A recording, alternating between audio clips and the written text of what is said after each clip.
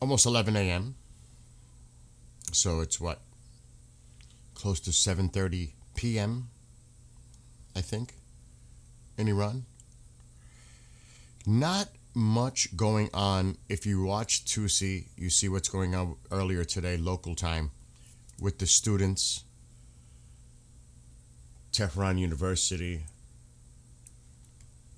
There is actually something going on elsewhere, and I'm going to get into it because the reports are not good. What's coming out? It seems like they're actually using lethal force again. Again. I'm going to get into that in a second. All right, let me just get these pop-outs done. Hope everybody's having a great weekend. I had a rough night, to say the least. And you can see that this is a live feed that comes in related to Iran here. And I was just putting that in the title. It just came up. And the description. Let me just get this pop out done. This way, I'm all set here. But other than a few things, it's actually quiet.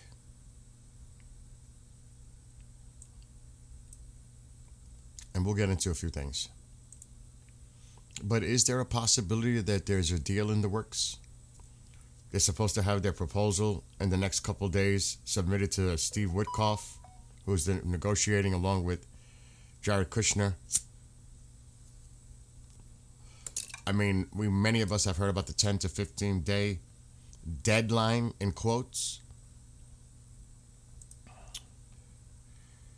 This could all, remember, anything you see, hear, read, etc. is all part of it. You don't necessarily believe everything that you hear or see, read, see on social media posts, whatever, because that's on purpose. Just remember that. It's being put out there for a reason. Doesn't necessarily mean that's going to be what happens here, but they throw it out there. All right.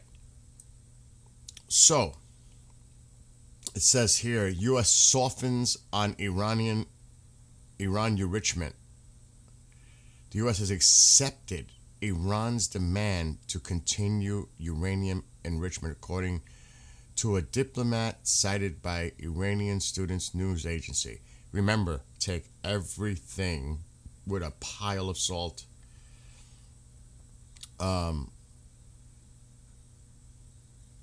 Technical limits such as where enrichment happens, at what level, and how many centrifuges Iran can use. We're going down the same path. It's like a revolving door. I mean, this is absolutely absurd. They can't be trusted on any possible.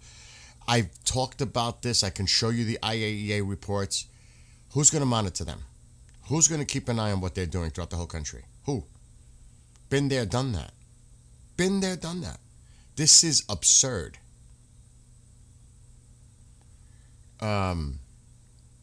Trump, the discussions come as Donald Trump increases military pressure and considers possible strikes if no agreement is reached soon. Both sides say progress has been made, but no date is set for the next round because they got to submit their proposal. The United States has to look it over, and then who knows where it goes from there. Will there be another meeting? This is like a drawn-out process. It could take weeks. It could take whatever. I don't know if that's what is going to happen here. It's going to take weeks. But, and there's multiple. You know, this is just feeds coming in from Telegram, X, whatever. This is a feed. It is opinionated. Some of it is referring to actual reports from, say, Axios or... But that's out there. That's out there.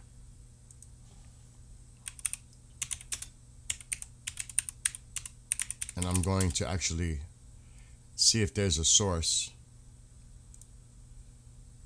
Now, this is not updated. This was updated yesterday. So you have to figure this has definitely moved closer into the Mediterranean Sea here. There are a lot of assets in place. If you were to go and look up how many aircraft are in Jordan alone, it's unbelievable how much has been moved there. So Bloomberg, 20 minutes ago, this is coming from Bloomberg. Iran says U.S. officials have accepted their red line of continuing to enrich uranium. And both sides are now seeking a fast deal. This is a major shift. If true, it means Trump's team, this is coming from the other side now, Trump's team backed off the full zero enrichment demand. Talks suddenly look alive again after dead end reports. See, this is out there. This is out there. Yeah, trust, like Ulysses is saying in chat, there is no trust. Jude says no chance. I don't think you'll see a strike Friday. It's possible. Like, we could all sit here and be armchair quarterbacks and make predictions, and we know that deal. All I'm saying is, this is out there. Now, there's another thing that's out there that said he could do limited strikes. And if they respond, which they would, then they would go all out on them. Almost like a bait and trap situation. I don't know if that's necessarily a great idea. A limited strike? But limited is very generic. What does limited mean? 3? 30? 100? What is limited? So, exactly, they don't trust each other, Ulysses. They don't. I don't see, and like I said, they can put out the narrative. The Russians are putting out the narrative saying, oh, they complied. They were transparent when it came to their nuclear program. That's lies. And the Russians are following toe in line with Iran. And Lavrov is putting it out there. Exactly. Limited could mean so many things, Candace. So many. What's up, Red Bull? So many. So many. So, again, when you see these things coming out in social media, because it's not on the news, it's the top of the hour. I want to do an experiment. It's the top of the hour. I guarantee all the news are talking about probably the Supreme Court yesterday. If I was to leave that on, I'm not even going to do it because it's a waste of time. How much time would they give to Iran? Probably, if anything, in an hour's time, 2 minutes? On any of them. They're probably, because it's the top of the hour, I'm going to go to Fox. I just want to see what Fox. I guarantee money it's about the tariffs. Anybody would come to that conclusion from a logical point of view. There's just no doubt. You know it's going to be about the tariffs. Because that's the big thing here domestically. I'm going to play Fox now. You're not going to see it because I'll get hit. I got hit yesterday for a music video last night when I was hanging out. All right, Fox is on a commercial break. That's the top of the hour. It is 11 a.m. here. So, like I've been saying, anything you see, hear, read, take it with a big pile of salt. Like if we might have a snowstorm here in the next day or so. It's as big as their supply of salt for snow. We're talking a pile. You have to really take everything with a big time pile of salt. So we just got to see how this all plays. Did you see the time?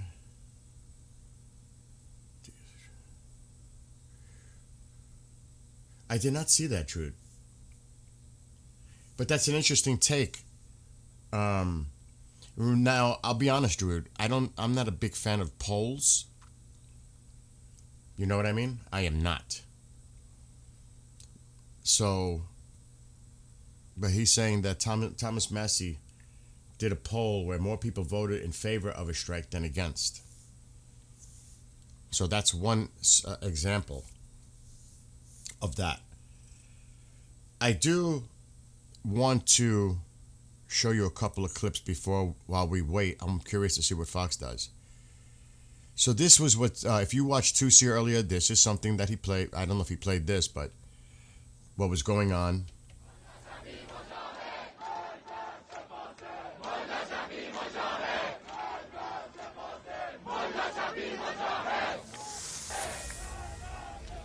Fox News alert, Saturday in America continuing to dig into the fraud allegations popping up across the country.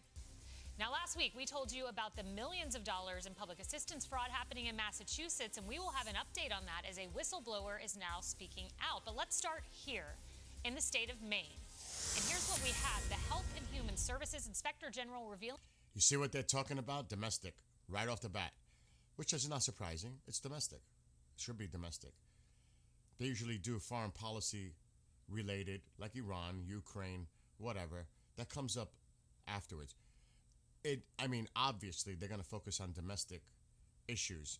Whatever news organization you tune into, of course it's going to be that. So that's to be expected. But I'm going to watch it while I'm muted. And I'm not going to put the volume on, but I'm going to keep an eye on it and just see. This is Fox News. Just see if they mention it even once in the next hour. Because I can monitor. We might have another Minnesota on our hands. Health and Human Services investigators released a report. So they're talking about domestic. I'm not surprised.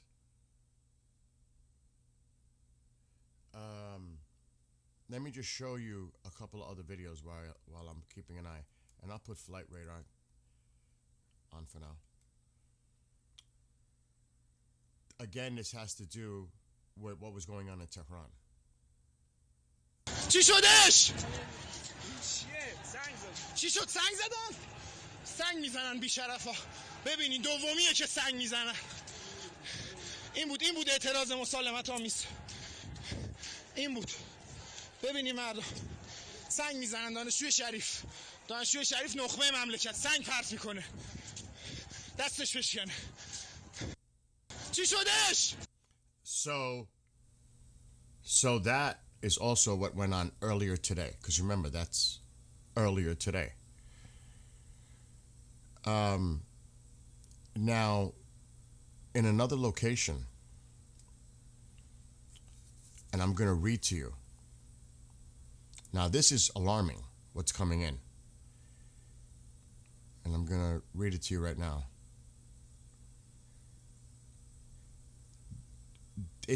There's reports, and I'm not saying this is vetted. Well, the sound is the sound based on the video. If it's bad sound, it's not on my end. It's the video.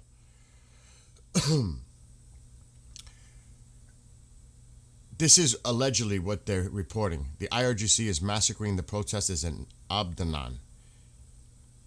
And here's a video coming from there.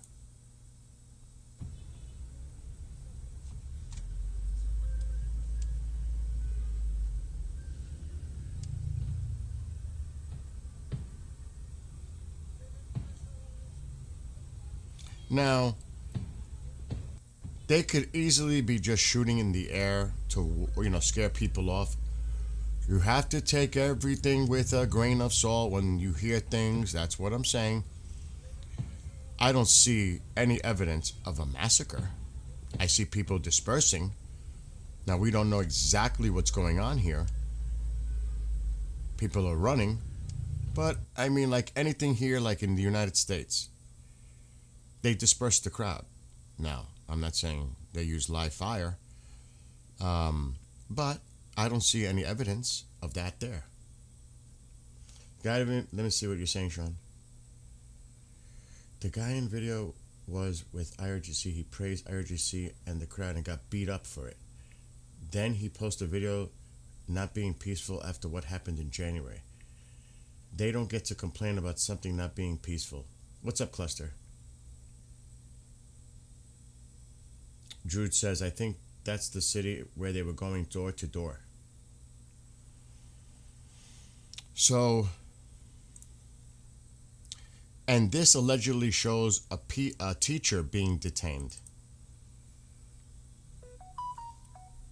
No audio.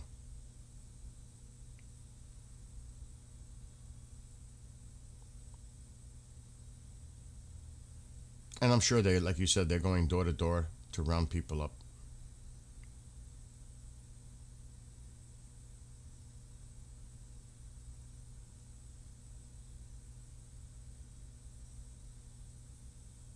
Look.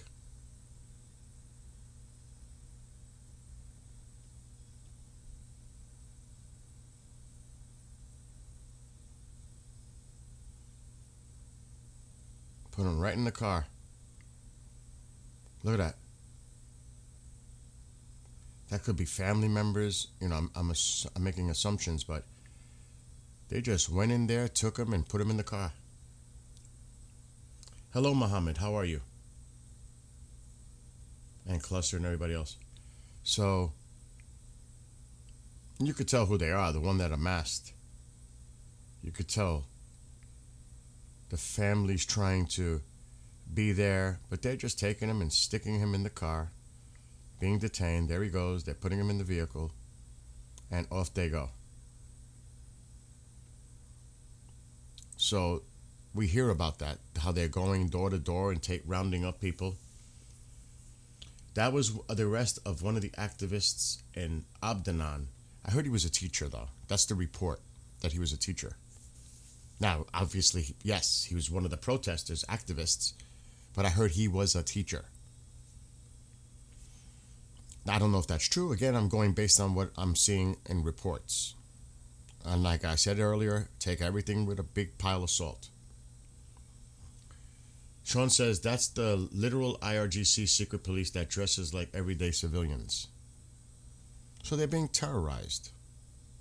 Terrorized. Right now. Always terrorized. It is so sad. It really is. It is sad.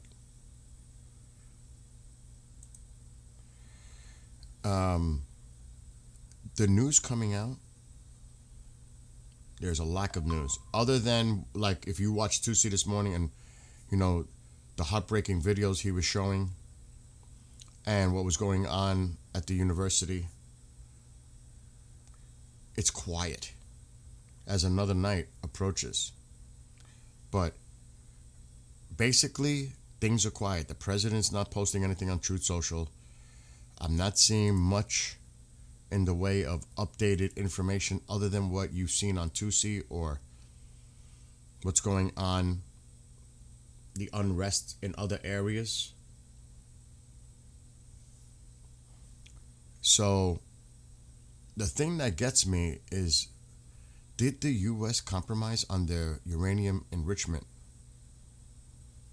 I guess we'll have to see how this plays out. They may have, and again, I'm going based on what people are reporting, but the information could be fed to them on purpose to mislead them. I mean, the media can be used for those purposes. Do you think the president and the people that are really close in his circle, inner circle, is going to be one of those sources to go to Axios or the New York Times or any Bloomberg and reveal to them anything? The president would lose his shit. Leaks have to be prevented. So when I read these stories, I'm like, what official? Or a person close to the matter? Or a source? Who are they? They're not in that inner circle, most likely. That's why I doubt a lot of what I see. Period. So, like I said, who knows? Okay.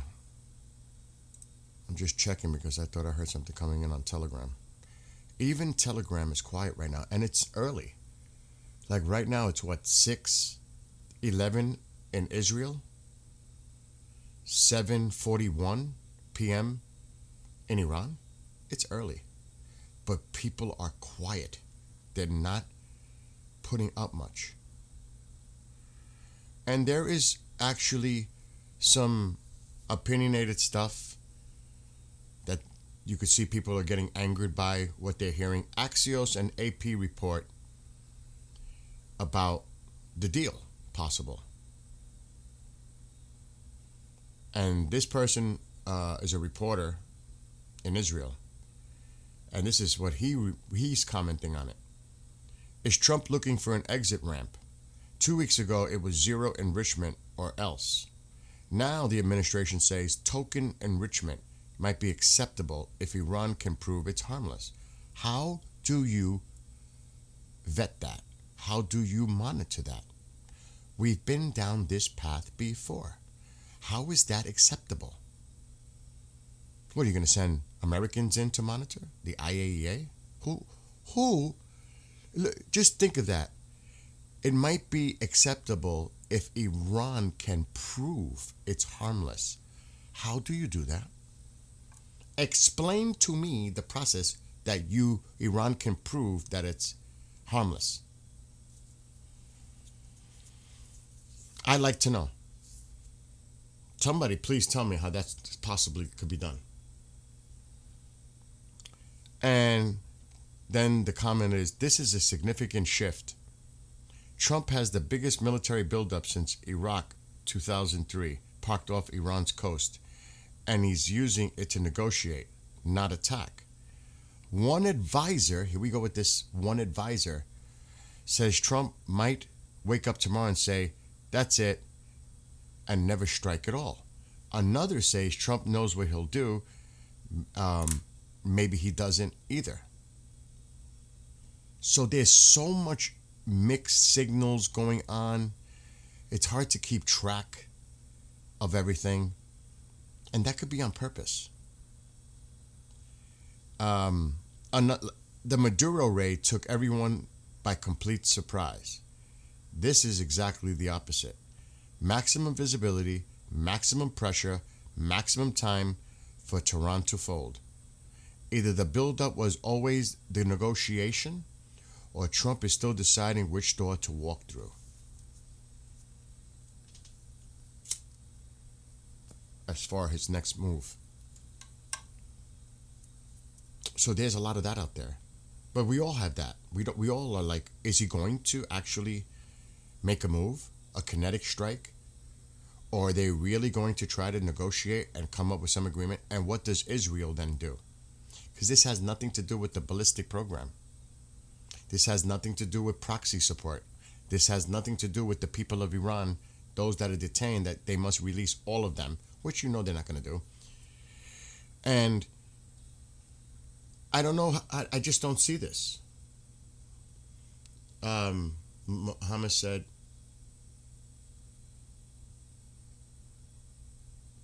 Teeth says, I feel in there something is close, but a lot of people are sensing that as well. I'm one of them. I think something is about to go down. But then you hear about this. But remember, the president can still do something and say, you better make this deal. He could do a limited strike. I don't know what a limited strike would look like. And then say, look, if you don't make a deal, then we're going all in on you. This is a warning. But they're not going to just take it. They're going to respond. And maybe that's part of the strategy. I don't know. Iran issued a no-time for 6 areas, main borders and north sites. There is a lot of uprising again. You're right. And I mean, how much time now? Because the carrier's got to be close now. It's got to be getting closer. The carrier's got to be getting closer now. Is it going to be tomorrow that it gets into the position? Monday? Is it next week?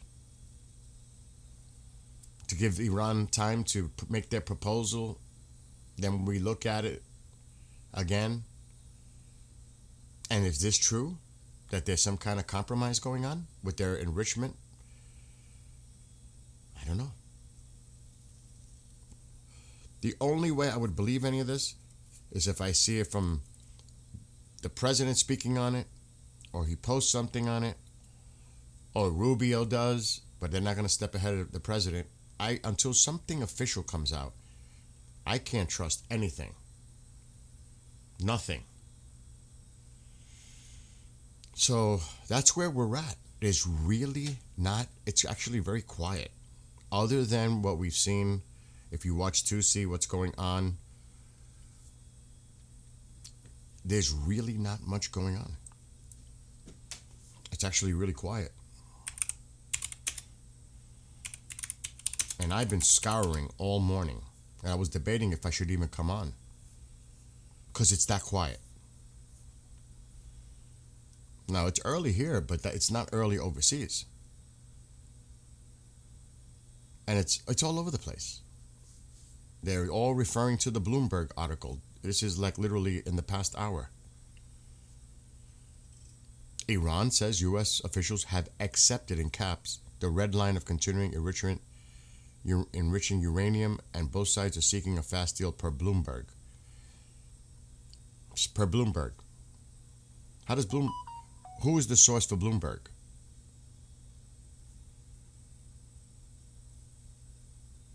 It's bizarre.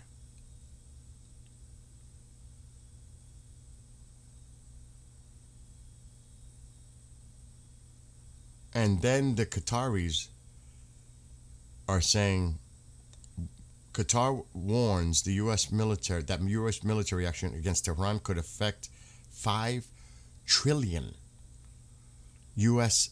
Arab investment deals in the U.S. or Europe.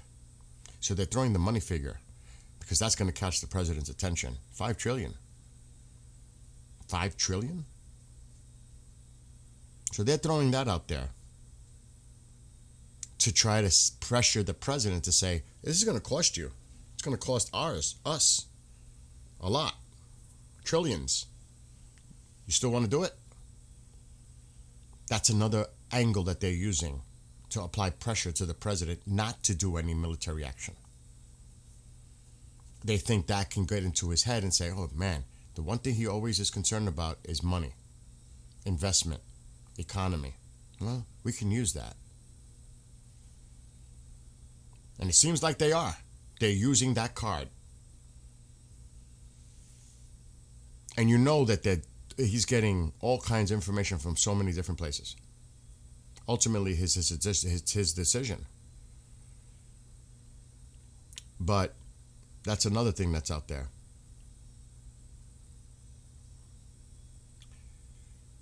U.S. has deployed more than 60 fighter jets to its air base in Jordan, including F-35s, F-22s, and F-15s, and 67 transport planes have also landed there.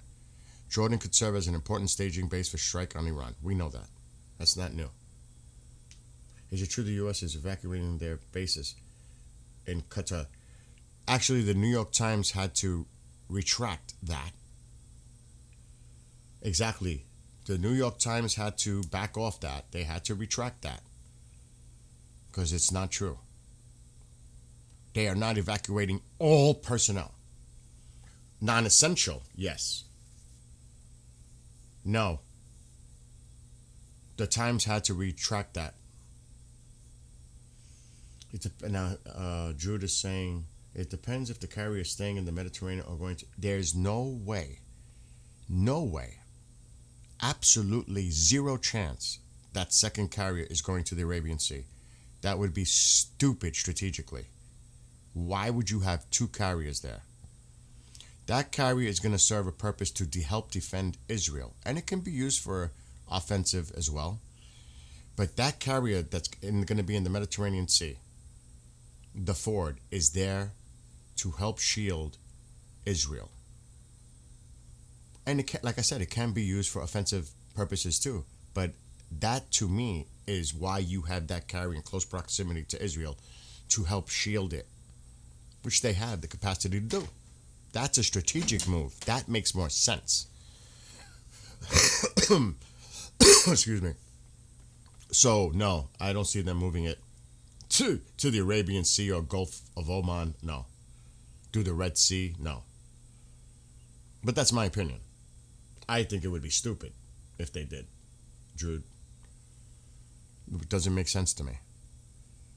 But, we don't know. I don't know. And it's all over the place.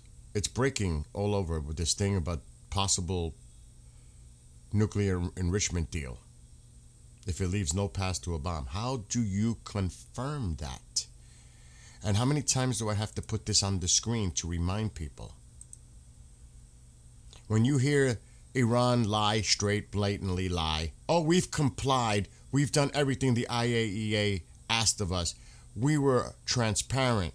Bullshit. It's a lie. It's a freaking blatant lie. I mean, I can't be more clear than that. I'm going to see if I can... Oh, this may not open properly. We'll see. Oh, maybe it will. If you go to the summary, and I know it's hard to see.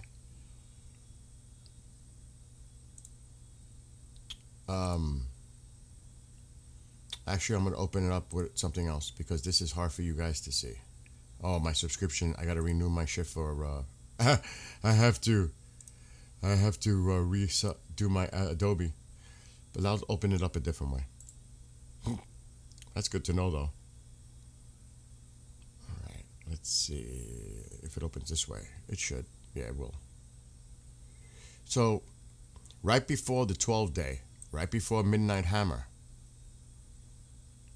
okay, they put out this report. They put out this report, and I feel I have to put this on to remind people how they cannot be trusted. They cannot be trusted. How do you go into a deal with them when you can't trust them? Oh, wait a minute. Fox. Shit. Here we go. Option. What's it about? Ooh, that one is my modern interpretation of Have Gun Will Travel, which was a 1950s, 1960s Western, and really the stranger comes to town narrative, like the High Plains Fox drifter, News. Pale Rider, but in a modern context. So I'm super excited to get that one out there. It's coming in May 12th, coming in hot. Well, I can tell you my husband will be listening to it in his truck on the drive to one of his long hunting trips. So Jack Carr, thanks so much. Thank you. Take care. All right. Well, next up, Nick Shirley, the independent... Oh my God, they must have gave it a few seconds. I don't know if I can rewind the live stream on Fox. But briefly, they touched on it. But I don't know if I'll be able to go back. Because it's a live stream. It's a little different on the Fox website. It doesn't allow me to go back. But they did just now briefly bring it up. Anyway, let me get rid of that right now. So, getting back to this. This is very important. This is very important for people to see. How the IAEA and the Non-Proliferation Treaty Agreements, they have not abided by that either. Both. And look at the date. May 31st, 2025, right before the 12th day, right before Midnight Hammer. They knew, the United States, Israel, everybody knew about this report. Iran has violated in so many ways. So how do you trust them? How in the heck do you trust them? And this has to do, excuse me, this right here is actually the non-proliferation part. See, NPT? There are 4 sites in the past. This has been going on for decades. This is not about the sites we hit, Fordow. No, this has nothing even to do with those. This has to do with other sites that we have no idea what the hell happened to the stuff. Yeah, I'll put the volume up. We have no idea where this stuff went. The equipment, what they were doing, none. 4 locations. 4 locations. Yeah, see, comprehensive evaluation of the 4 locations. Here's one. This goes back to June 20, 2004. Alleged nuclear-related activities and the possibility of a concealment effort through the demolition of the building at the locations. They tried to get rid of the evidence. And then they moved the stuff. We don't even know what the hell happened here.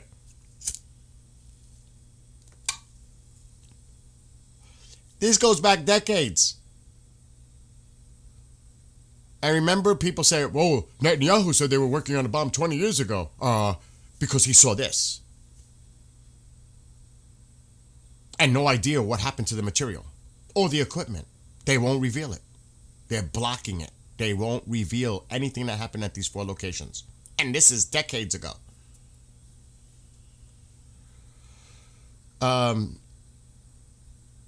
Iran had stated that no nuclear material declarable in accordance with the agency's safeguards was present and that no nuclear material or nuclear activities related to fuel cycle were carried out at this location. More recently, in 2019, the agency had indications of a possible presence in Iran of natural uranium in the form of a metal disc and of it having undergone drilling and possessing it at an unidentified location in Iran in 2003, which may not have been included in Iran's declarations. Subsequently, through continued analysis of all available safeguard-related relevant information, the agency identified the location as Lavisan Shan, however you pronounce it. In July 2019, the agency asked Iran a number of questions pursuant to the NPT safeguards and agreement related to this possible undeclared nuclear material and nuclear-related activities. No response was received from Iran. In January 2022, the agency provided Iran with an assessment of the issues related to it. So, I don't want to get into this whole report. Things were processed and used in the production of explosively driven neutron sources. So they're saying that these EDNS use small quantities of natural depleted uranium and are designed to initiate a nuclear device by producing neutrons in response to the imploding shock wave. The agency's evaluation indicates that the EDNS produced at this location were small scale and designed for testing and were integrated into scaled implosion systems and explosively tested on at least 2 occasions. But we know nothing about the material. We know nothing about anything at 4 locations. Oh, they're transparent. They've been transparent, compliant. No, they have not. And this is just the MPT. This is just the MPT. Because there's more.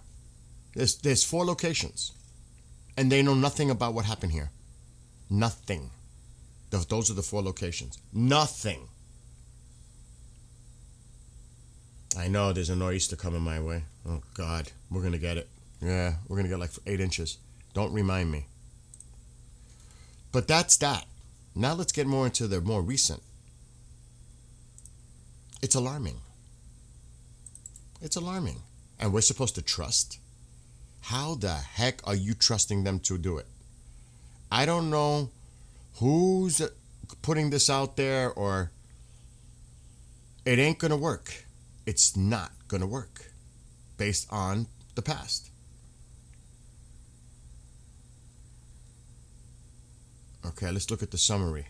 Look at the summary. This is, again, May 31st. The agency's JCPOA-related verification and monitoring has been seriously affected by the cessation of implementation by Iran of its nuclear-related commitments under the JCPOA.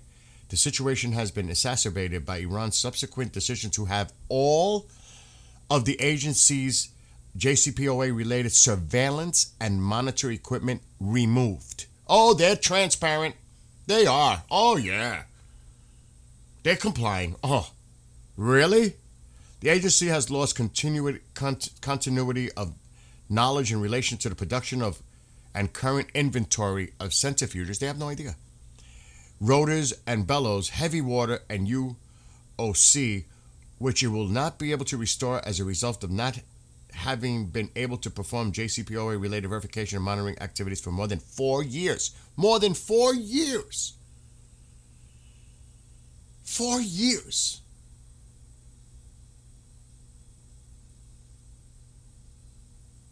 This is beyond. So they've been compliant, they've been transparent, and we're supposed to believe that?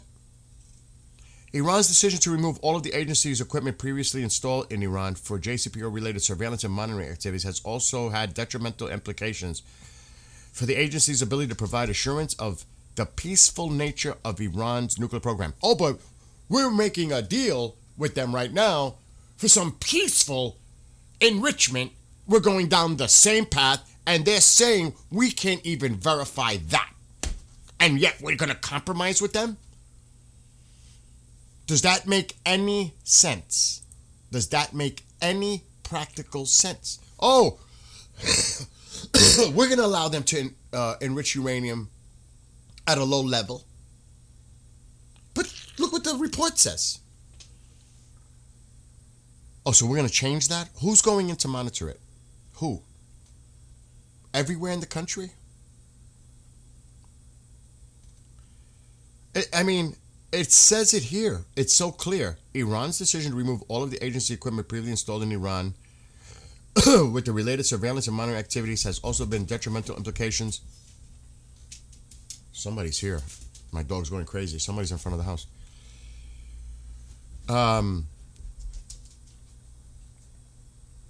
For the agency's ability to provide assurance of the peaceful nature of Iran's nuclear program. Unless they're going to all of a sudden allow all this to go back in, then we're going to go down this road again and delay, push it, just keep pushing it. Are we going down this, are we going to go in circles?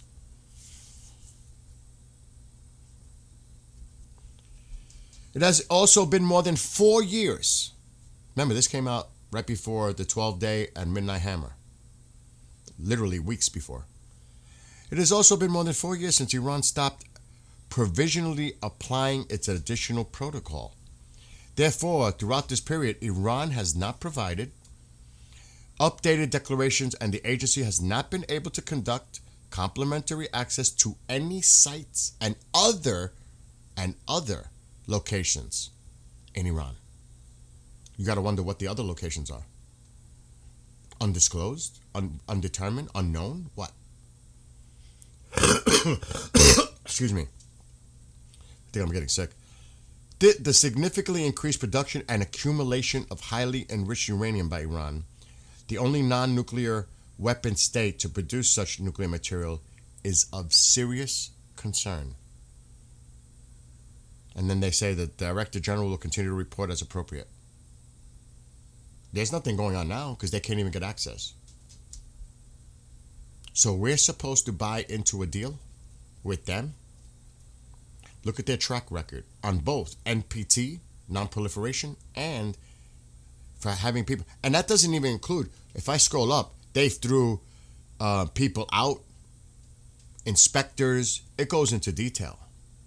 This goes into detail. I'm just getting the summary.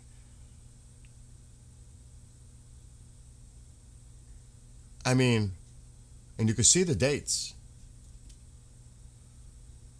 There is no way they can be trusted.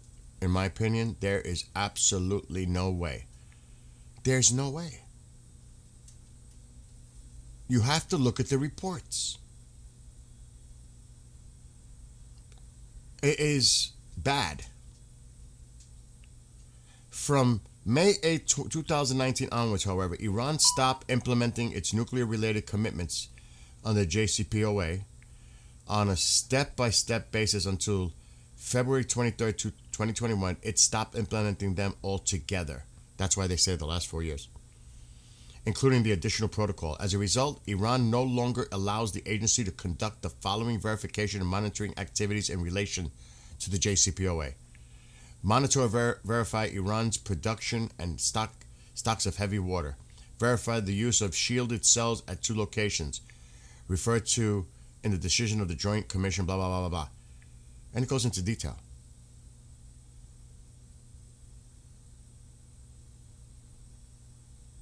I mean, it is not good.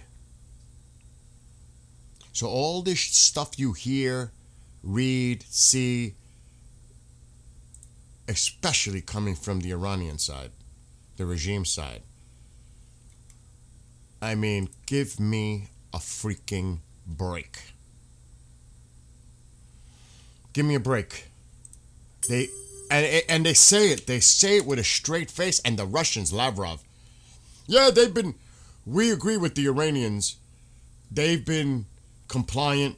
And no, they haven't. Of course they're gonna follow the same narrative. Of course they are.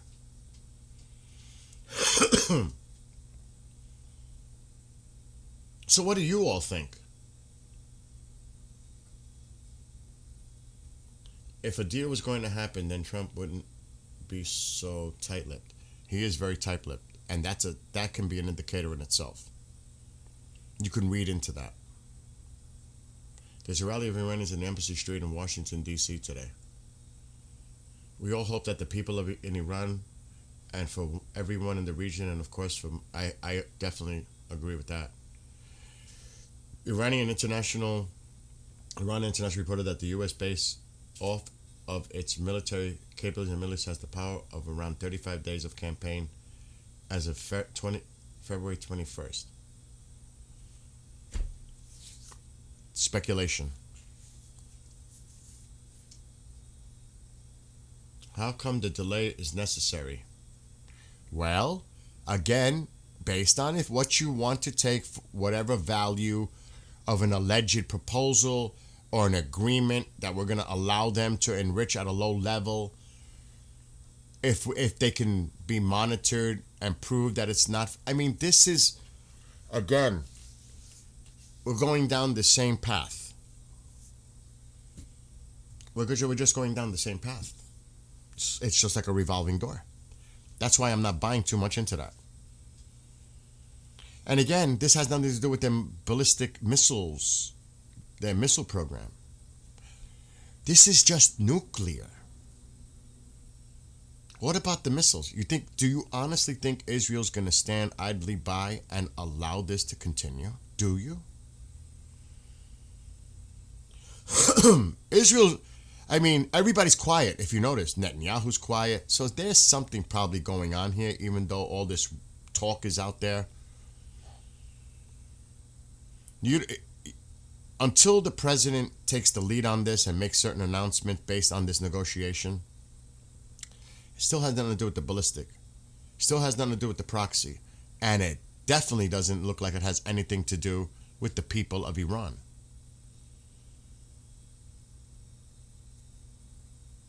Really. So that's why I'm not buying into it. I think something is going to go down. I think a lot of that is put out there on purpose. We're on DOCON 4. Yeah, do not buy into that Starmer not allowing United States to use bases. Don't buy into that. Because they will use those bases. You can bet on that. Don't feed into that narrative. If we're going to use those bases. And I'm not even joking. The president would say, you know what, if we don't use those bases, because they're leasing it out, they already agreed, and it's China linked, by the way. No, we're going to take the island. You're not even have the ability to lease it out, whatever. We're going to just take that island, Starmer, and then what are you going to do? I see the president coming out privately, maybe, with some kind of posture like that. What do you mean you're leasing it out? What is wrong with you? Maybe you need to go. Could you imagine President making a statement? And a lot of people in UK want him out. I think it's time for Starmer to resign. I could hear the president. He's weak and he's corrupted.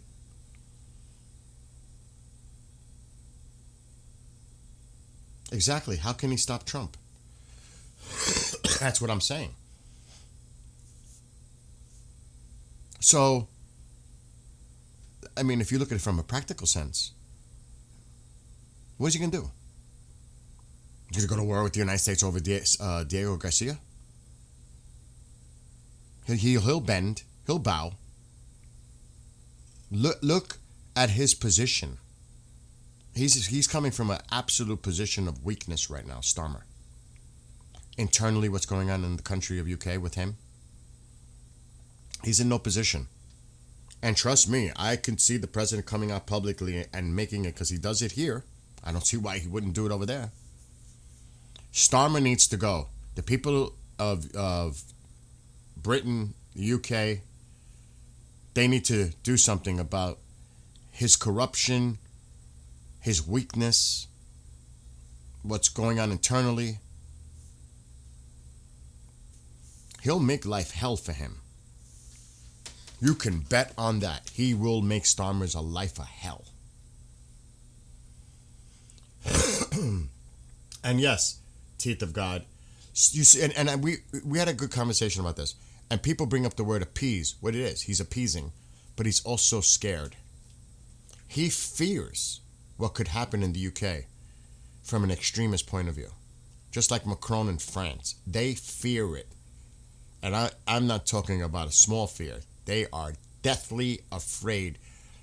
When Frankie was on Discord and she's telling me that people in UK can't even say Happy Christmas, like it offends people, or hang their flag because it could offend people. Are you nuts? That is insane. That alone makes me like, this can't be possible. What the hell is going on in the UK? And yeah, we have pockets here in the United States that similar things going on. At least they're trying. That is crazy. What the hell is going on in the UK? And I don't live there, but I hear the stories come from people that are there. How could you? I mean, that is your country. How can you do that? Appease to a populace. And this is your country. Are you serious? The UK has arrested far more than any other country for online comments? Freedom of speech is in trouble. We don't have our leader feeding into it. Yeah, I seen the C5s and the C. I was watching it earlier. There were two. One was leaving, one was coming in the Mediterranean. I was watching it. But we've been watching that traffic, military traffic, for weeks. It is at the point where it's go time soon. Where is the carrier right now? It's got to be at least south of Italy. At least, I would assume. If not closer, I would think. I would think it went in through here like over 24 hours ago through the Strait. I would think by now it would be somewhere here. At least. It must have, because it was sighted over a day ago now. Local time. Local. Through here. So if you do the math, how many kilometers or miles it is from here, but there is a lot of traffic here. It's not like they can go full speed. There's a lot of traffic in there. Gotta take that into consideration. How long they can maneuver through here to get here somewhere. But I think it could be somewhere here by now. That would be pushing it even. It could be. And sometimes you can get an idea because people say, oh, they don't close the airspace around carriers. Oh, yes, they can. Under certain conditions, they can close their airspace if they're in a combat situation, combat ready. Go look it up. People saying, oh, they can't close the airspace around a carrier. Oh, yes, they can. Especially if they got planes in the air. Oh, yes, they can. So I'm not going to sit here and predict tonight, next week. Who knows? Because there's so much mixed signals out there. I don't think any of us, only the president and his inner circle, and maybe Netanyahu, because the Arab countries are not going to be informed. Because you can't trust them. Because they'll communicate with Iran. You're not going to tip your hand to them. I would say Israel will know. Jordan will know. And of course the UK and other allies that are in the region. But as far as telling the Saudis or the Qataris or no, you're not Turkey, no, you're not telling anything to any of them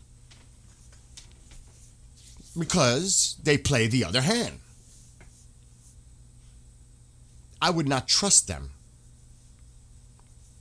You have to keep this as close as you can in a circle with the least amount of people that it's a need to know basis. I would never let them know. I wouldn't. Screw that. I would definitely let Jordan know, Israel know, the UK, Italy, the other partners, the Germans, because they're all in this too. In a supportive logistical perspective, they're not going to be the ones doing any direct attacks or strikes. They're there for support, defense, and logistical support. But I'm not trusting any of the Arab countries and telling them a thing. Absolutely not. That's just, again, I'm just speaking from my personal opinion. So Saturday Night Fever is not going to happen. How do we know that? We don't know that. We just don't. See, I sometimes, because in Venezuela, when the carrier was there off of Caracas to the north, believe it or not, it was easier. You can actually see the bubble where the civilian traffic was curving around and avoiding a certain area because that's where the carrier was. In this case, it is not so easy. Not so easy. I mean, I'm thinking maybe here, but I'm just guessing. I'm assuming. I have no evidence. But, and if you look at marine traffic, oh my God, in that area, it's crazy. I mean, there's so, and I have the filters on. Let's just see, because I got a lot of the stuff off. Special, what was that? Oh, that's tugboat. I mean, I don't think we're going to see anything.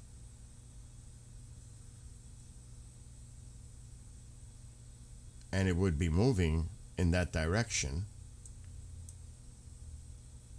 There's Malta. So even here, but if I put the filters on and you see the amount of traffic going on in here, that's going to slow down the movement of the carrier. It's got to navigate through that. I mean, look at all that traffic in there. That tankers, recreation, you name it, is in there. Look at that. So it's not like open ocean. You got to navigate through that. It takes time. There's a lot of traffic out there. So when people say, oh, it's moving at full speed, not so fast. When you got to consider that. Not so fast. It's moving. But due to that amount of traffic, not so fast. Now, this is so tight. This is tight. It starts to loosen up a little bit in here. So, yeah, there's a lot going on there. And I don't think anything is going to go moving through there anytime like fast. There's no way. Even when it was moving, when it was where you could monitor the Lincoln and you could see the movement of it until they turned it off. You could see how slow it was going through. And it was the strait over here because I was monitoring it. Right, India. Right through here. You had to see the traffic. Now this is, I'm not using marine traffic. I'm going to take this filter off for a second. It took time for it to go through here because of all the marine traffic. It took time to get it through here to make that turn and head west. But it got log jammed in here because of all the marine traffic. It slowed it down. This is narrow, much more narrow, but you get the idea. So timing, where is the carrier? I think it might be another day, maybe even 2. I'm not sure. Some people say they think it's already there. I don't know. I mean, we're all guessing.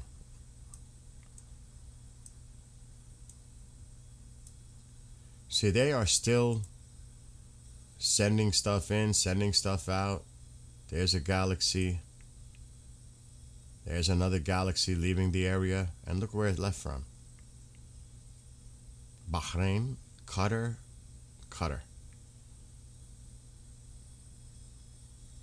So, and then we got more coming in.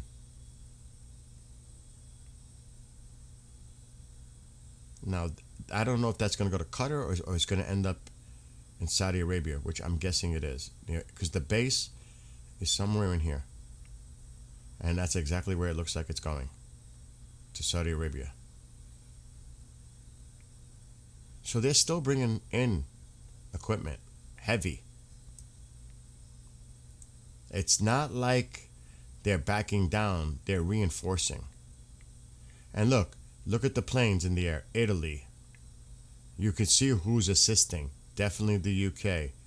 UK. That's a tanker probably. Voyager. Yeah.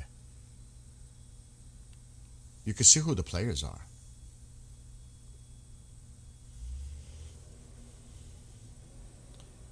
So it's like not so fast. Not so fast. Oh, they got their drone out. Yeah, they got their drone out.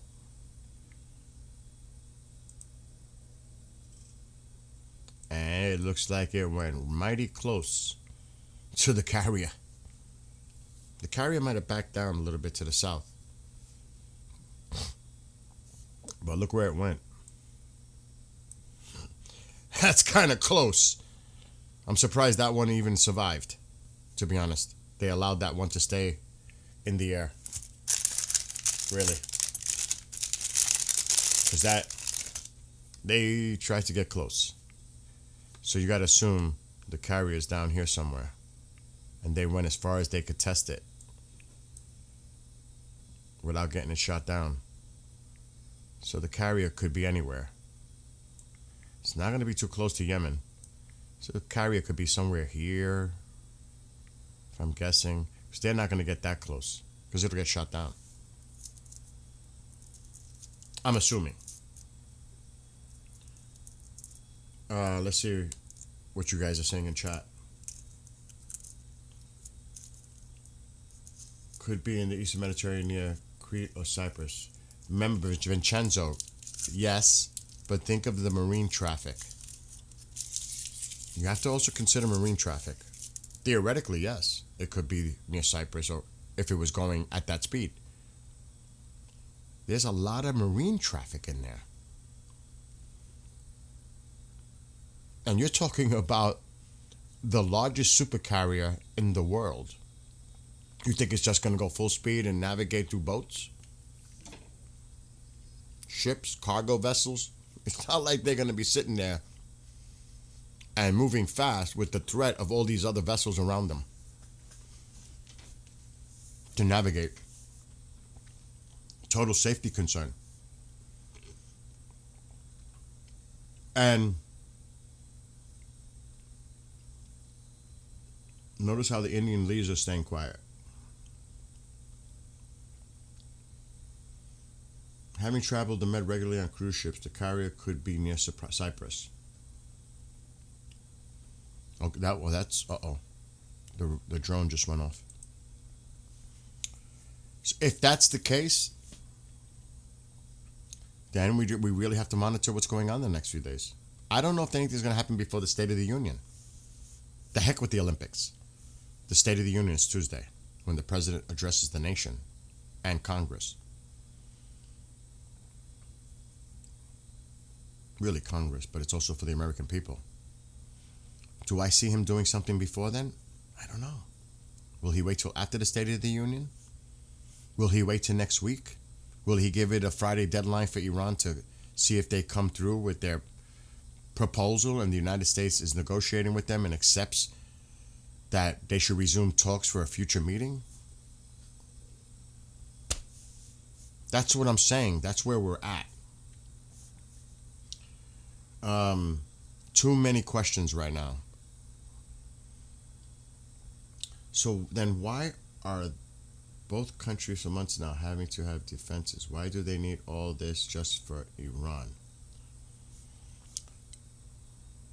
I don't get what you're trying to say. You don't think they're going to put all these countermeasures in the event that Iran launches missiles at our bases and in the region, Israel? A lot of the offensive capability is there already. A lot of what you've been seeing in the movement logistically of equipment is for defense. THAAD missiles, Patriots. That's what they're doing. Because Iran is not just threatening Israel, and they're threatening the region. There are a lot of U.S. military bases there in all these different countries. And they have to protect those bases. And there's a lot involved here. It takes months. This usually takes months to get set up and organized. It's actually incredible what they've done in say a month or 3 weeks. It is absolutely unbelievable what they've been doing, getting things in place in this area. It's the amount of C-17, Super Galaxies, tankers, aircraft. I mean, it is unbelievable the amount that's coming in here. What are you seeing now? The carrier is around Tunis and Italy. See, that's what I'm thinking. Hunter, that's exactly what I'm thinking. It could be south of Italy right now. That makes more sense to me, but you never know. You never know. That's the thing. If we strike before State of the Union, Trump will have to talk about it. Does he really want to wait till after the address so he doesn't have to talk about it? It's a good point. That's why I raised it up. That's a valid point. Iran may not be the strongest, but you don't want to take any chances. See the 12-day war when a few missiles going through to Israel. But the same way, they used quite a bit. Iran's airspace was completely vulnerable. Israel had air superiority within hours. I mean, they can't even get a plane up in the air. And when they do, it malfunctions and crashes. They don't have an air force worthy. That air force, if they put planes in the air, that's suicide. They're no match. They are absolutely no match to a 35 or even an F-15. No match. You're talking about a Vietnam-era plane. Now, could they have maybe more capacity? Maybe. They have no chance. So, yes, you have to worry about the threat of their missiles. But beyond their missiles, because that's where they put all their chips in missiles, they have no air defense. They have no defense in that country. They will be targeted at will at so many locations. And yes, you have to take their missiles as a major serious concern. But at the same time, they are completely exposed internally in the country. At least Israel has the capacity to defend. And yes, you have to consider just the law of averages. Some are going to get through. Is the system perfect? No. Is any system perfect? Tell me which one is. But as far as Iran, they don't have any defense at all. They are completely exposed. Completely. So yeah, they can get their missiles off, but they know they better get off as many as they can, when they can, because after that, they're obliterated. They have no air defenses. None. Zero. What do you think? They're going to put planes up in the air? You think their tracer fire is going to reach altitudes to get to these planes that can target from hundreds of miles away and hit targets with precision? They have no chance in hell. They will get decimated. And that's why I'm concerned about a first strike, because that gives them the ability to launch everything at once. But they know they're about to get smacked. Do you honestly think Iran has a defense against what's coming at them right now? No way. They will be in chaos. Chaos. They won't even know what the hell's going on. It's going to be happening all over the place. It'll be chaotic for them. But you have to consider the missile threat to our bases, to our personnel, and Israel, and even Jordan. Yes, that is a legitimate, definite legitimate concern.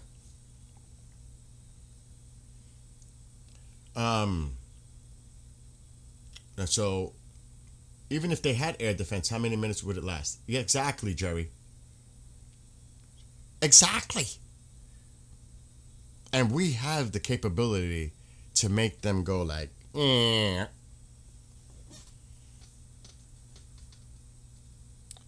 It ain't gonna last long. And they know this. I think even USA can't attack. What? Can't attack F-35s? What? I don't get that question.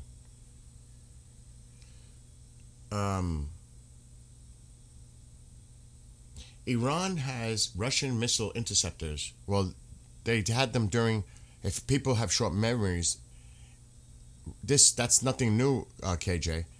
The Russians were giving them interceptors and equipment before the 12-day. They had received stuff from Russia before the 12-day. How'd that go for them? Didn't go well. Go look it up. Go do your research. Russia did send defensive systems before the 12-day. How did that go? How's it going with them in Ukraine?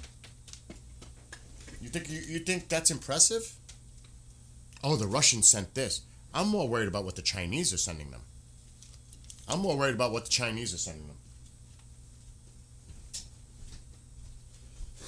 I have to grab something.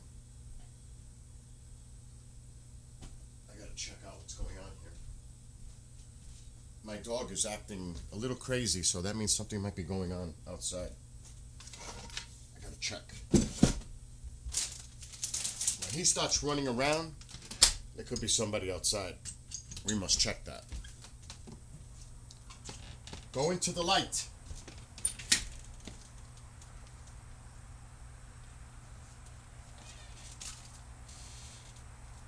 I don't see anything. I'm not seeing anything. He might have picked up the scent of an animal. He's going crazy in the house. He's running around like a lunatic. Anyway, he kind of lets me know when things are going on. You know how the dogs can do that. They can sense it. Anyway, where were we? Now he's here. Excuse me.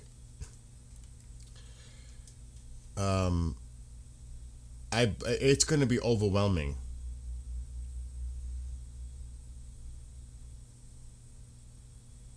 Russian systems are no chance for F-35 and F-22. I don't see it as a threat, to be honest.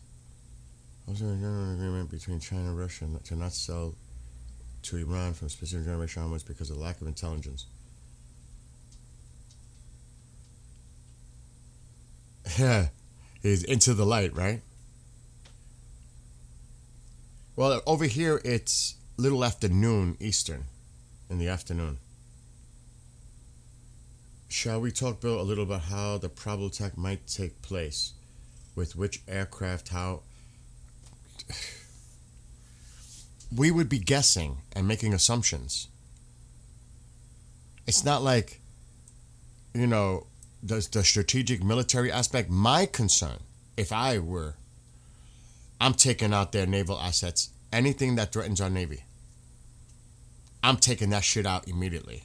I'm taking out. I am going deep with a lot of force right in here. I'm gonna wipe them out, wipe out their fast boats. And yes, they have those little mini fast subs. Well, I'm cutting that off here. They ain't getting out. They're not getting out. I'm gonna take out any missile drones systems they have here. because they're going to be launching unholy hell, not just to the countries, but they're going to try to take out our Navy. They would love to. They would love to. I am overwhelming them with force here that they won't know what the fuck is going on. But the problem is, think how congested that is with marine traffic to target. If you thought other areas, just think amount of traffic that goes through there. The ships, even moored or docked. That is difficult. But a lot of it, because they're going to mix in. They're going to mix in. It's not like they're just going to stay on their territorial. They're going to mix in to make it really difficult. They're going to put others at risk. They're not going to care. Their goal is to close the strait. They're not going to care. So I would be watching and monitoring, especially at night, the intelligence to see how much stuff they have at sea, how much they have at port, especially here. I'm nailing them before they can even blink. I'm nailing them, and I'm hitting them really hard. I'm taking out that makeshift cargo ship drone carrier thing. I'm hitting them hard. Oh, we're in these islands. Oh, I'm taking everything out. That's just me, though. That is mine. With the Lincoln and other assets from the West, you have that capability as well. So a lot of these planes that they're going to be concentrating on taking that shit out, because that is it's also a direct threat to Saudi Arabia, Qatar, Bahrain, UAE. It goes on. So it's going to be twofold. But you definitely want to, because another thing too is you actually want to prevent them from actually closing that strait. If I saw any hints that they were laying mines right now, or doing anything that's indicating to me that they're going to try to close the strait, I'm hitting them. I'm not even giving them the chance. I'm hitting them. I'm not even letting them have the opportunity to even attempt that. I'm going after them. That's just me, though. Go to the light, Caroline.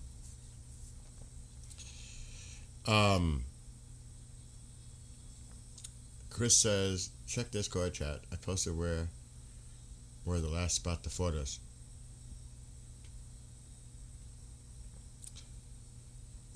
Yes. Yes, Jeever. 30%. So, like I said, right now, it's pretty much anyone can guess, speculate. The ultimate mission, and he's been mum, and that's for a reason. You know, he's not going to tip anything that he's going to do, which is the right thing to do. We're really at the point where we have to go minute by minute, hour by hour, day to day to see how this all plays out. It literally is at that point. Speculation, I mean, I actually get tired of me speculating about what's going to happen or go on or what's not going to happen. I'm actually to that point too. I mean, you could speculate all day long, all night long. But until we have any indicators, then it might be different. Okay, Huckabee. I'm just checking. And I hate when they put it like this. This was just put out 2 minutes ago. I don't like when they do this. It drives me nuts. Western source. Iran has concluded that the only way to stop this cycle of war is to cause losses and inflict significant damage on the U.S. and Israel, even if it comes at a very high cost to itself. I mean, my God. Western source. Who is the Western source? Please tell me who the Western source is.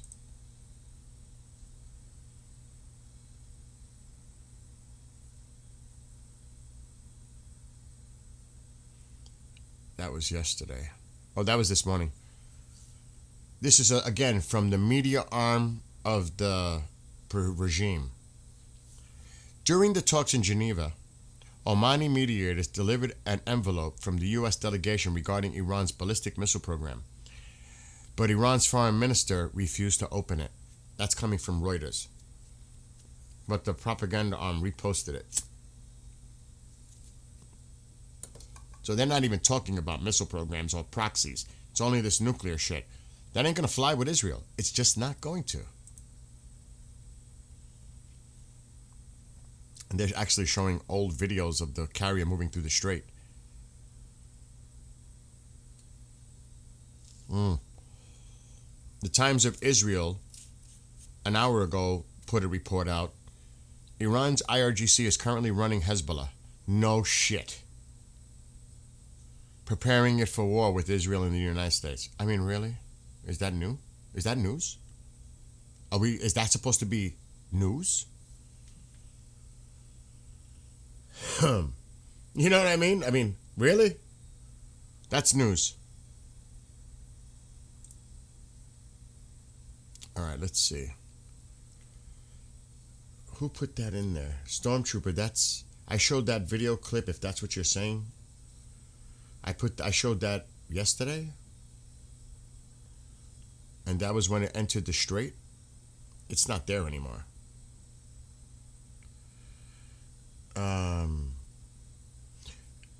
And Hungary, you can speak. Nobody's going to silence you. You can speak. Don't hold. Everybody has a right to their opinion. Today is Saturday. Did he say Saturday? I never heard anyone say Saturday. That's speculation. They're not going to announce, you know what I mean? They're not going to say, Saturday's the day when we hit Iran. You ain't going to hear that from any credible sourcing. It's going to be Saturday. It's going to be tomorrow night. It's going to be next weekend. You know what I mean? From just a common sense. Yeah, we already covered he covered that. I showed one video regarding the university students.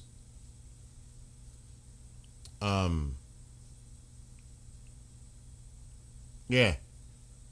Look, the president knows, the military is informing him, Mr. President, we're just waiting for your call on this. We are on standby.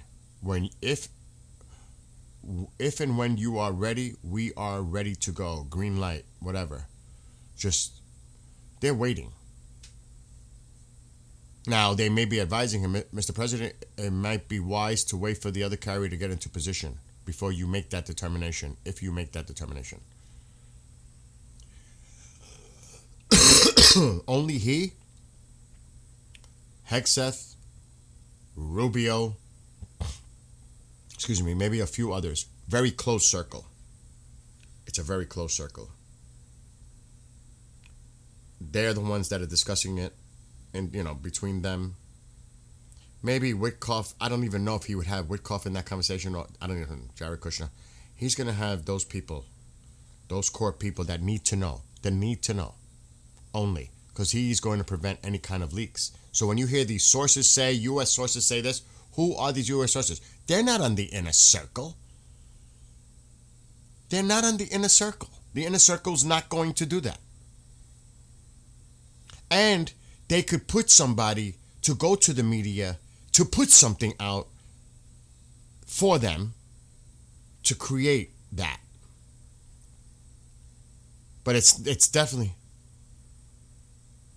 Oh, now they're reporting about the same thing I just said. Western source again. Oh my God. It's annoying. Now they're repeating it, the Western source. I already showed that video. What's happening in Abdanan, Ilan province. You could see it. I showed that video earlier. They're just showing it now. They're spreading it all over now like it's new. It's new. Reuters report. During indirect talks, it was reported that Omani mediators delivered an envelope from the U.S. containing proposals related to the missile program. Iranian foreign minister refused to open it and sent it back. Reuters. Now they're all jumping on that Reuters thing. Obviously, why? Because it focuses on the ballistic missile program. and that is not something that is negotiable from Iran's point of view. But is that part of the president's agenda to put that on the table? Or is he just talking nuclear? We can go around in circles on this. In circles. Iran is only talking about this nuclear. They don't want to talk about the ballistic. They don't want to talk about the proxies. They don't want to talk about the detaining and imprisonment of people in Iran. And again, if you are in Israel's position, and this is only about nuclear, Israel is going to act unilaterally to address this missile issue. They've been wanting to for months. They've been holding back, probably because of the president. But they're not going to wait forever. They're going to have to take action. If we don't, they are. Bottom line, you may not agree with that, but high probability that Israel will take unilateral action in that case.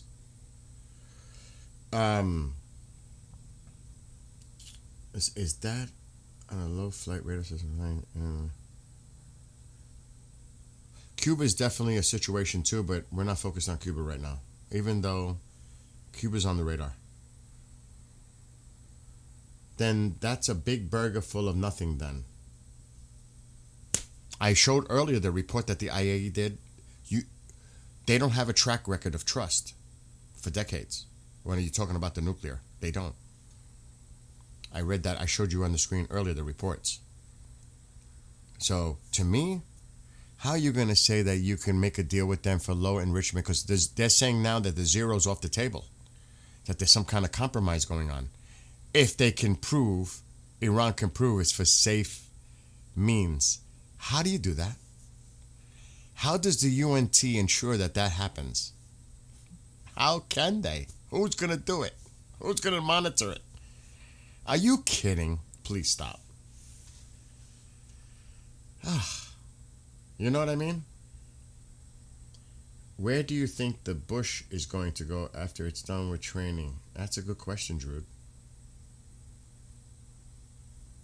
And Drew also says State of the Union would be a great time to address it to the nation. It could happen. For all we know, it could happen.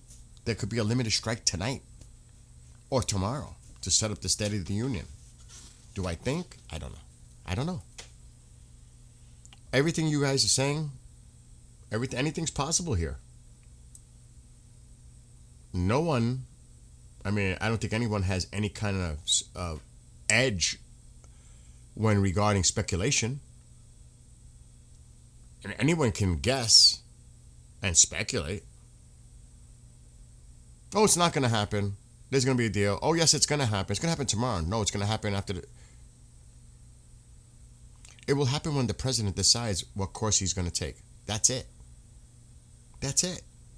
Whether he thinks there is a possibility of them caving to the demands, his demands, but when you hear there's some kind of compromise going on, that makes me say, whoa.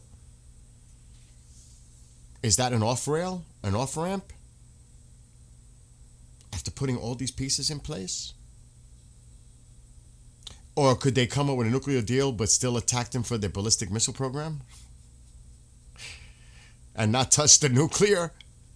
I mean, really? Come on. I don't see how this doesn't have some type of kinetic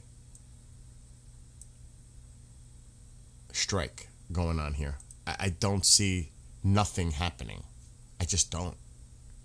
I could be wrong.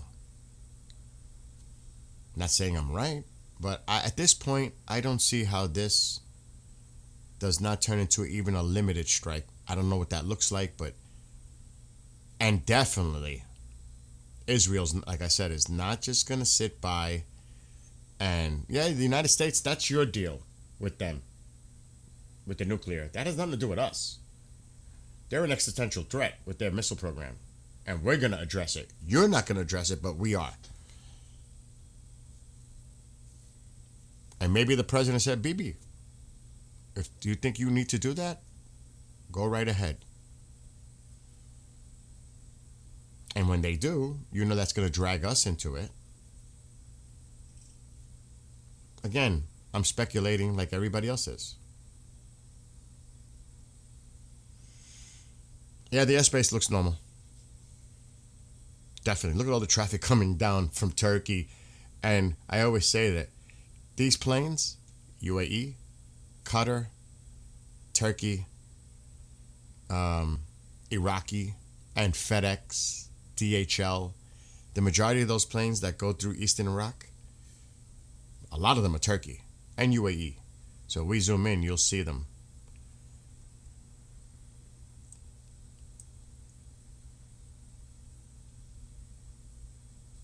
Turkey, UAE is everywhere coming down. This one, I'm not so sure what that is. Who is that? Is that Iraq? Romania. But UAE is a US. That's part of the military. But Qatar, Romania, this is Iranian, but they're coming in. Civilian. But if you look at it, look at all the UAE flights. A ton of them. A ton. And Turkey. And Qatar. It's the typical airlines that come down in here. And you'll have scattered others, but that's the predominant airlines that are coming through here. Qatar, UAE, Turkey.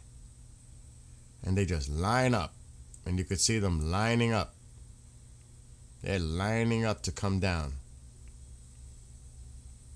And like I always say, when you start to see a possible diversion and it stops, then you might be seeing something. Because the air traffic flow changes. Sometimes you'll see them both going up and down. Sometimes it's coming from the south. Sometimes it's only coming from the north. You see the established flight paths. But right now, there's a lot of air traffic out there. There's a lot going on in Tehran, in the two airports.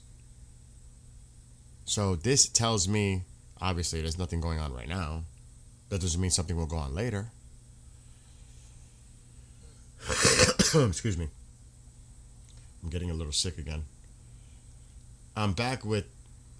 What's up, Ada? Yeah, there's too much air traffic out there. You know something, Jason? That is a great point. That is a great point. That's actually an excellent observation, what you just said. I was thinking the Bush will go to replace the fort to give those guys a break. They need a break. They are overdue. Overdue. That is a great point. I'm with that. I'm not saying that's the case, but that is a great, valid point. Bill, when am I going to hear you say airspace is clear? Here we go. Oh my God.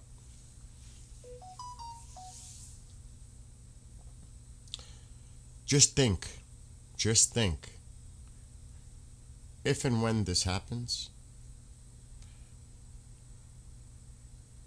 there's going to be so much shit going down at once. All over. Like I said, my two main area of concerns, and yes, you got it, the bases, a lot of the non-essential personnel have been removed. Yeah, I'm worried about the bases. I'm worried about this area here. I'm really worried because it's close proximity to hit, short range, medium range, the bases. Not only that, I'm really worried about the fleet, protecting the fleet from them, and closing the Strait of Hormuz, because that's going to affect global economic. That has the repercussions for that is insane. We definitely have to address this. This is on the top of my list for so many reasons. And of course, what they're going to do, because you know they want the utter destruction of Israel, what they're going to launch toward Israel. Because that's their main goal, is to destroy Israel. Erase Israel. If we're going to go down and take a pounding, we're going to inflict as much damage as we can to Israel. You know that. You know that's on top of their list. That is what, and Jordan's right in the freaking front line of it.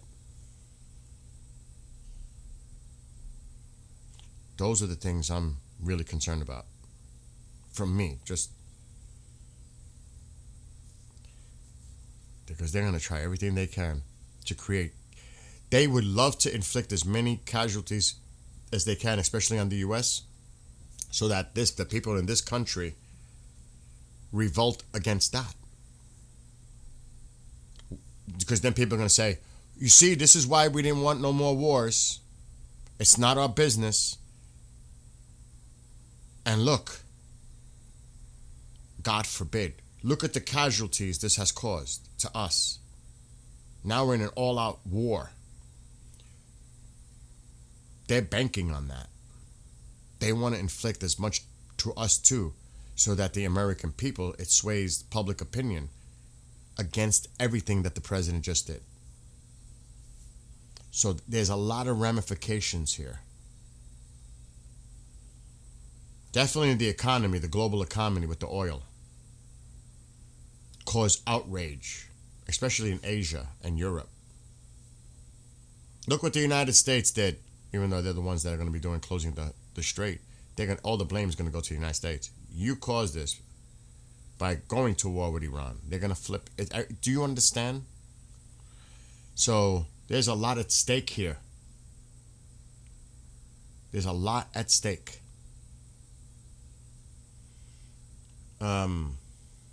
I think the carriers will be fine with all the technology and other boats around them. My concern, like you said, the basis and like the surrounding area. Yeah. Let's hope. Matt, I hope you're right. I truly do. I can't. Okay, I'm sorry, Bill. Those waiting is killing me. I'm trying to stay strong for my husband, but the worrying and stress grows a little more each day. How can it not? That makes total sense. But you are not alone. Think of all the other spouses, family members, loved ones that are thinking and feeling the same thing as you are. I mean,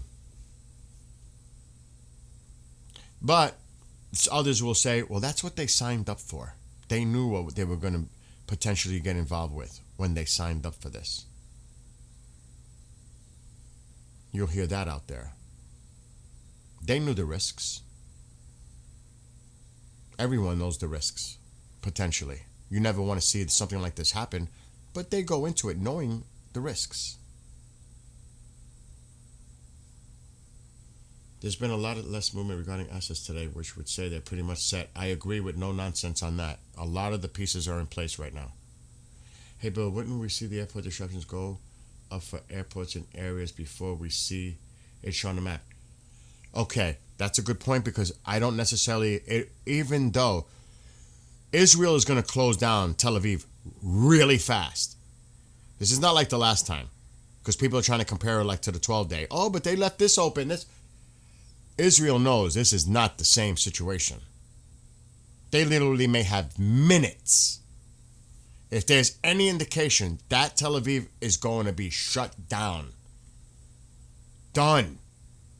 It's not going to take like, oh, but there was attacks going on. Missiles were flying in the air and the airport was still open. Not this time.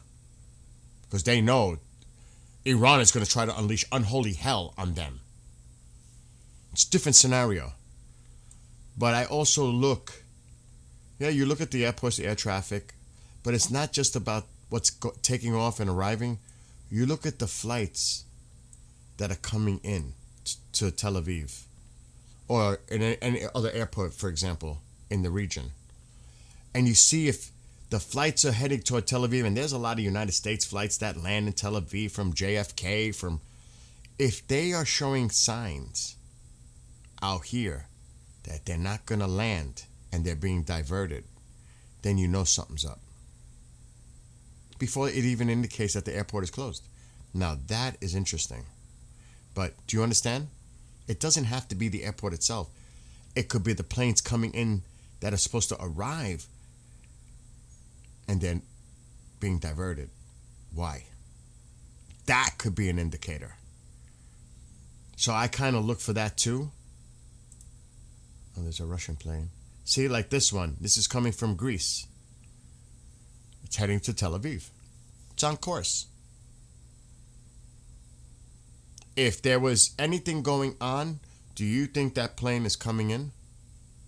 If Israel is going to close their airspace down? Hell no. That plane will be diverted. You think it's going to land in the middle of a closed airspace situation? No way. You don't want to risk civilian lives. I don't think the Iranians would care. Look what they do to their own people. You think they care about lives? They don't even care about their own. So you kind of get an idea, like on stuff like this.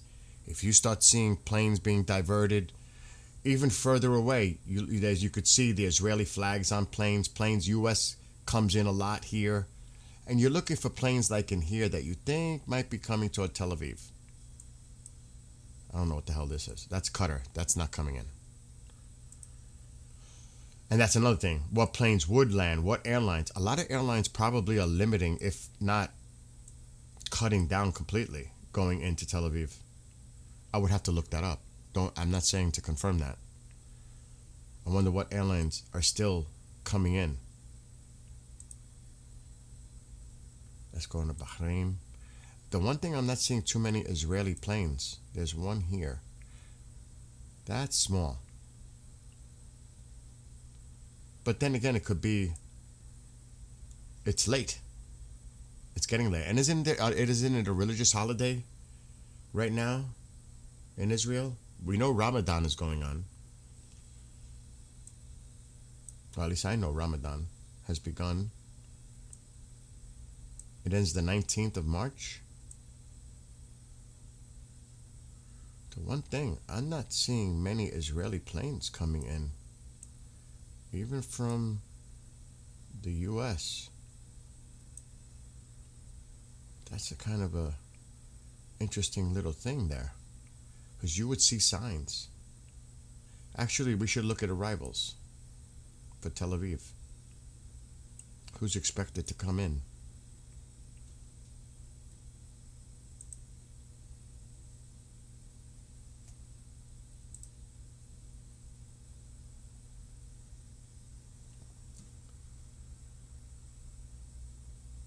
It's coming from down south. There's the Greek. A lot of them coming from the other direction. Hungary, Dubai, Moscow will come from the north. Spain.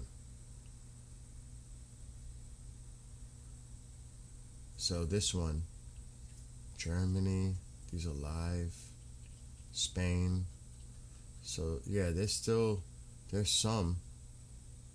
Like the Madrid one, that's coming from Spain.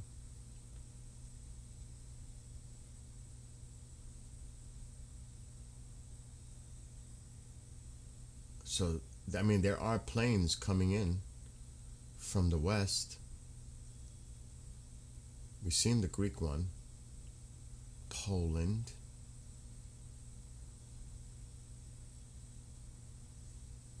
So, yeah, I mean, there's no indication.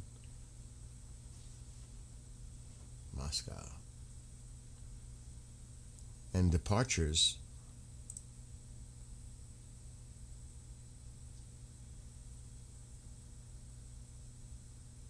Now, if we start seeing delays here, grounded, that would be interesting.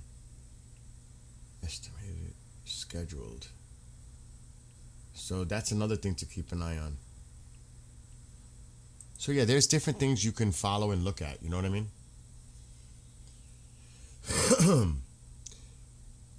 Petros Sophia is open 23, 24 nights and will close for 2 to 3 hours at night for the airspace. That's true. Closing the Strait of Hormuz also hurts Iran. That a lot of the money is supplying the IRGC.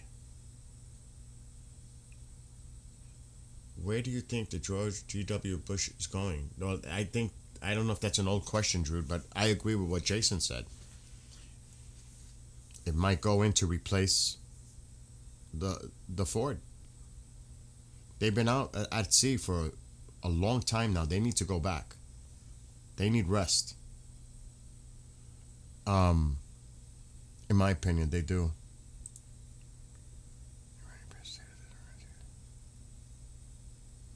Oh shit. I don't know what you could believe out of this on Telegram. Because this is constantly updated.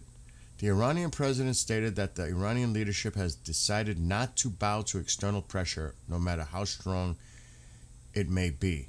The IRGC and the army are actively preparing to repel aggression and take countermeasures, which will affect a large part of the Middle East region. See? You don't even want to know about this dude. I'm not even going to say a word about that. He is so pro-regime. I watched that dude and I get like, wow, you're a hater of the United States, boy. Definitely a hater of Israel. I've tried to watch just to see what they say. It makes my stomach turn. So I'm not going there. See, this wasn't updated since yesterday.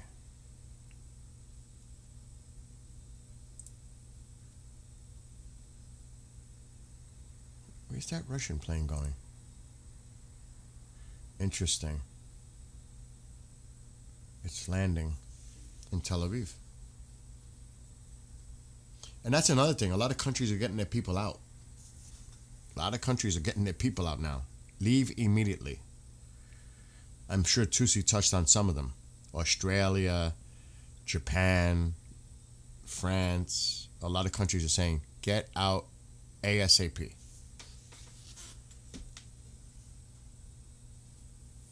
If a group of people who are sleeping with IRGC, I would think twice before I speak up. To show me one proof of war crimes, and I mean real ones. I agree with you. I tried to watch those guys. I can't for more than 5 minutes. Dude, I don't even want people to see it on the screen because I'm not pushing the propaganda. Screw that. It's a younger person. And I don't know where he's located, but he is a cringy fuck. In my opinion. It's like I guess he's doing it for clicking people to watch, and I try to see that the guy that talks all the time, can't think of his name, the one that Goldie toasted on I think it was Piers Morgan, but you know, Morandi, whatever his name is, he's always a guest on with that guy.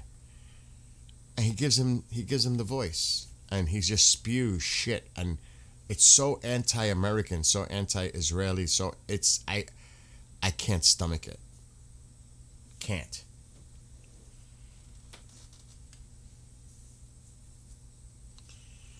The world's leading association of genocide scholars has declared that Israel is committing genocide in Gaza. Of course.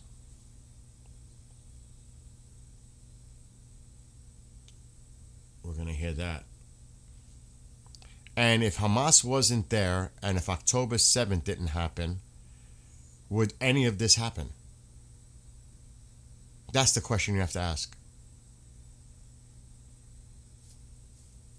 Who's responsible for what goes on there? Fucking Hamas. Because I know those people would be living in peace if they didn't have that element there that causes all this pain. I mean, you think about it. The proxies are a main cause of everything that goes on, the violence. Remove that. What if Hamas wasn't there? You think that would have been the case? Do you? Okay. Trump is... I know. I seen that report. Miranda, thank you, Jason. That's the reports out there. Don't believe so much in those reports. Who's the source? Did the president say that? Did Rubio say that? Did Steve Witkoff say that? Did Jared Kushner say that? Or are they putting that out there on purpose to say, oh, the United States has agreed to our demands to negotiate and compromise on enriching uranium? Give me a break. Because they could say that they said that. It's a posture. It's to put it out there. I wonder who's paying the critics to say that Israel is committing genocide. Well, again, that's based on however you view the situation. You know? All I know is I don't know I can't verify any numbers by any means anywhere. But in over 2 years, it's horrific what's happened in Gaza. What are the numbers of the people that they claim have lost their lives? 70,000? I'm just coming out with a number. And do not get me wrong, the innocent people, I always say this, innocent people always suffer from war. Look at World War II. Look at any war. The casualty amounts. It is disgusting, it's sad. But in over 2 years, let's just try to, you can't even compare. In over 2 years, and like I said, one life is unthinkable, unimaginable. So let's say the number is 70,000 in Gaza. In 2 nights, and I'll just put out the numbers that have been reported out there, and I can't confirm either one. 30,000 people in 2 nights are killed, massacred in Iran in 2 nights. Compared to over 2 years of 70,000. I mean, really? You're going to try to compare those numbers? Or compare genocide? Well, what the hell happened in Iran? The mass slaughter of people. Their own people. Their own people. And still going on to this day. Not maybe in those extreme numbers. So we can't, people would love to make comparisons because that's their way of using that as a detraction, a deflection. Yeah, this ain't Afghanistan. This ain't Iraq. This is this. Because that's all they can do is spin it. They got to put that spin on it. Because that's all they can do. Well, what about that? Oh, what about this? Because that's all they can do is spin.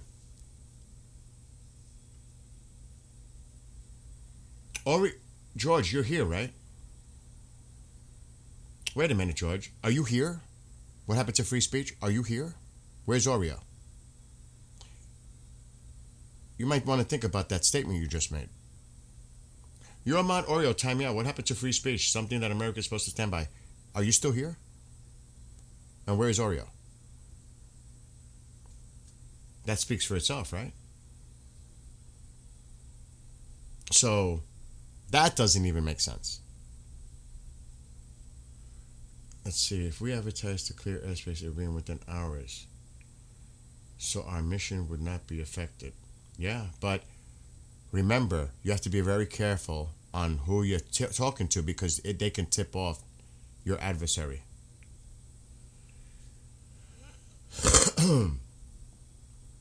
Yeah, Florida, I hear you. Totally. I'm in upstate New York. I feel you.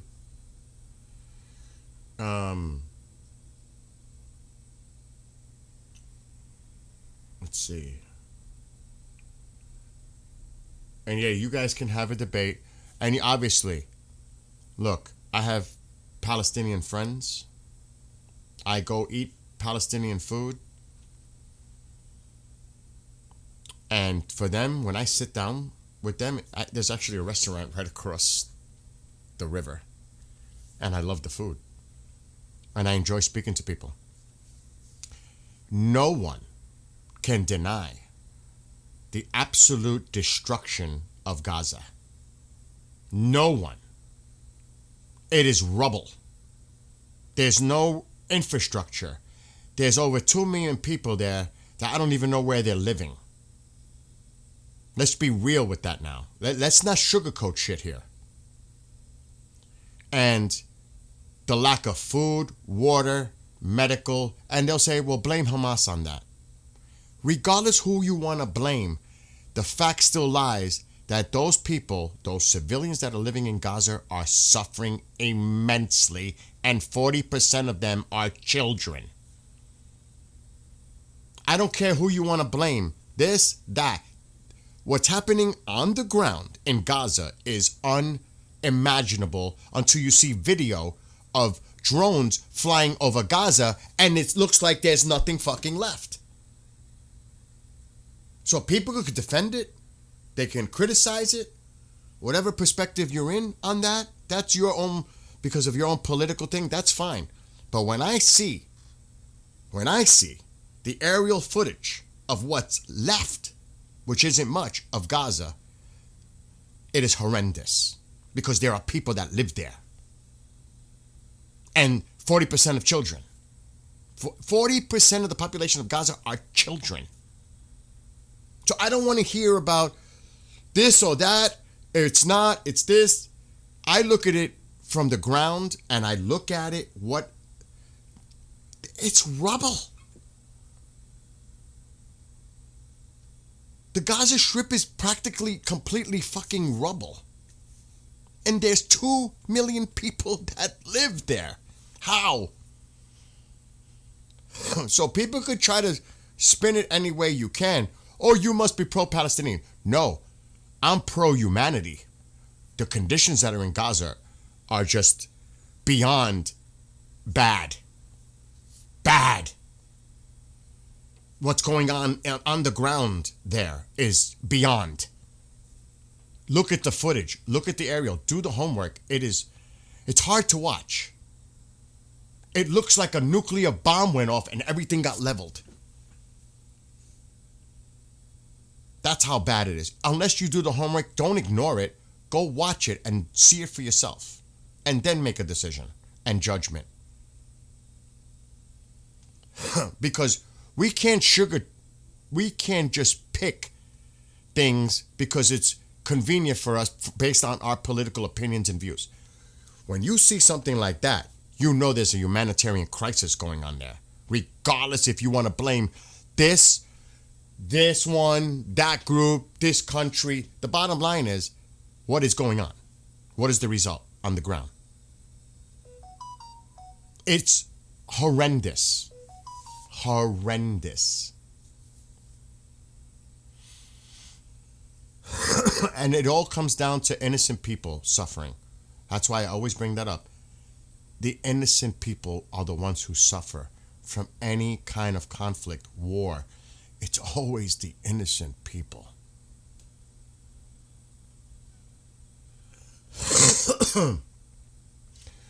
I'm a supporter of Israel, but there's no way in hell Gaza could have been done better. And that's a definite opinion. But look at the result. Regardless, I understand what your point is, and that's why I'm saying, but you can't ignore what's going on in real time. Regardless if you think that it was necessary to do what they did in order to do it. But again, people live there. I'm not even going to show you the aerial. It's hard to watch. It really is hard to watch. It really is. And yet, that's right. They are indoctrinated from a very young age to hold AK-47s. Yes. And this is why you have to cut the head of the snake off. Otherwise, this cycle will never end. It starts with Iran. Or this is just going to keep going on indefinitely. You have to eliminate that. You have to cut the head of the snake off. Because they're the ones responsible for fueling this. They're the ones. Their money. Qatar too. With Hamas. Yes. there's no black and white. There's a lot of gray. There's a lot involved here. There's no easy answer here. But that's why I said when that person mentioned about genocide, what if Hamas didn't exist? What if Hezbollah didn't exist? What if Lebanon was a country, Gaza, the people of the Palestinians that lived there in peace, side by side with Israelis? But because of Hamas and in the past other organizations, it's never been peaceful. Remove that element, and what do you think life could be like? Living side by side. I mean, I'm not going to show you on the map. I have a Hasidic community not far from me, and they completely are closed off. They have the whole town. I don't see people going after them. And it's a big one. They own the whole town here in New York. And there are pockets like that throughout the city. I don't see people wanting to eliminate them. There's populations here, condensed areas of population from all diversity, ethnicity, religion. I don't see that. But it's all about the 1947, 1948. This goes deeper. It's the resistance.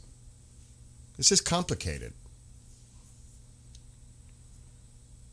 Because they're like, who do they think they are designated this land officially as a country of Israel? Who makes these decisions?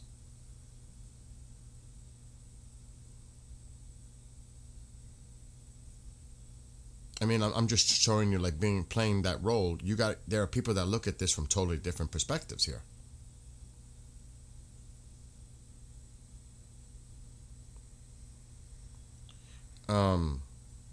And of course, the people that are in the region are very sensitive to this because they live there.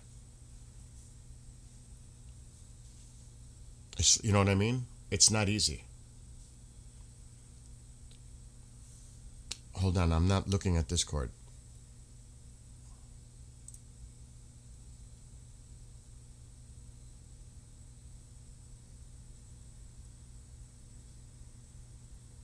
There's another message coming in. I'm not looking at Discord yet.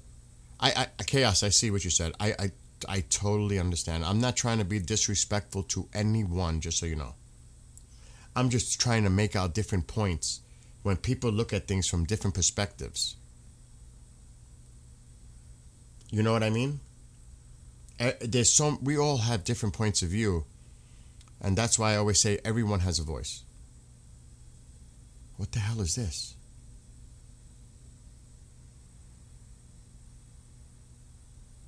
Okay, so they're saying the same thing. Al Arabiya says the U.S. President Donald Trump suddenly changed his plans to spend the weekend in Florida and decided to stay in the Oval Office at the White House for meetings.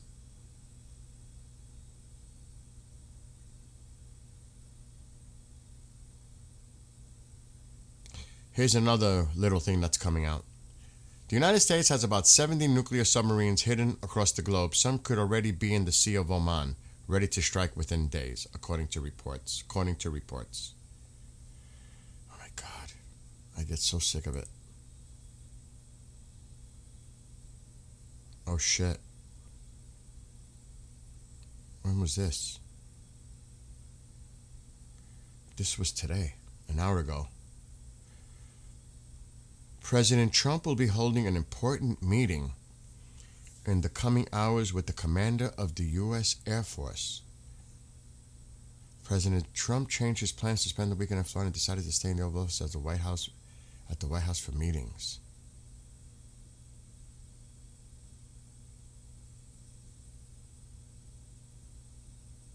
Holy shit. I don't know if that's true, but this is what they're reporting out there.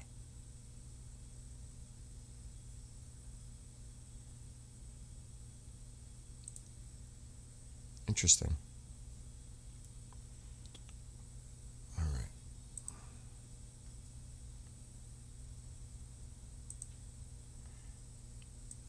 I'm just checking. I'm going to open up another window.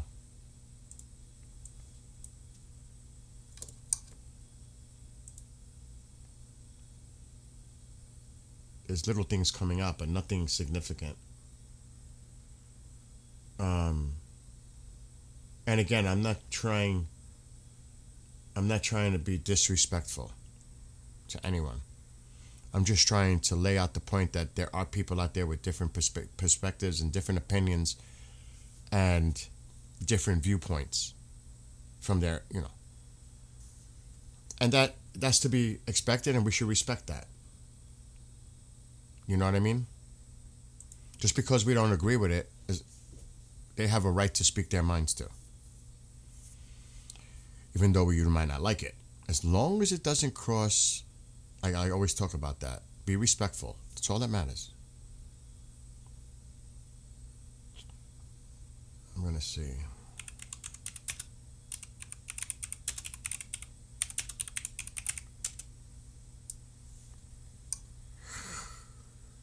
Oh my God.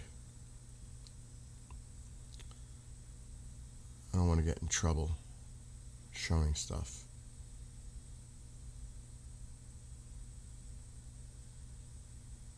I mean, I can't show it because it's going to have the watermark. Yeah, it does have the watermark. They all have the watermark.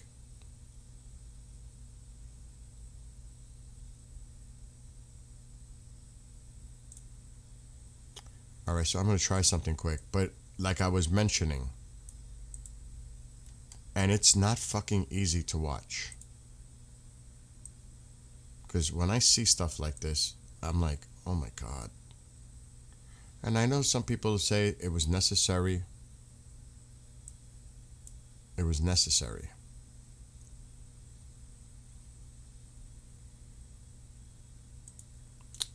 I guess this was necessary.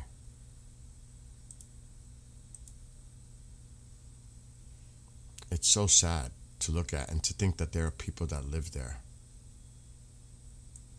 But, I mean, necessary.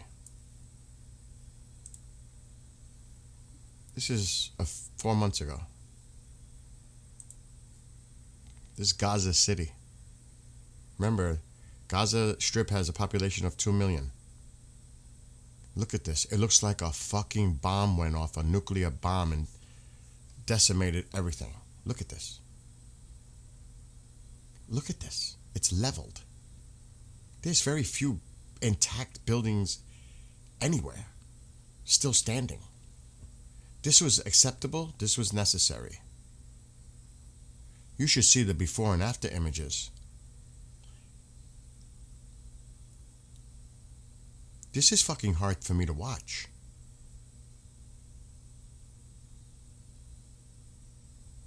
And remember, 2 million people live.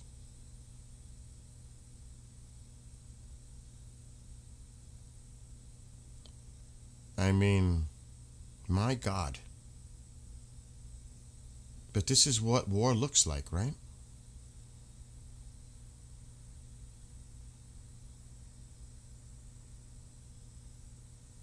Yes, the AP. I don't want to play no more. I'm going to get in trouble. But you can do your own research. Don't take, like I say, don't take my word for it. You have to see the extensive videos. It is gut-wrenching to look at. It's going to take a fucking long time to rebuild Gaza. It's going to take a long time. A long time. Meanwhile, people are living there. Alexa, how many children make up the population of Gaza?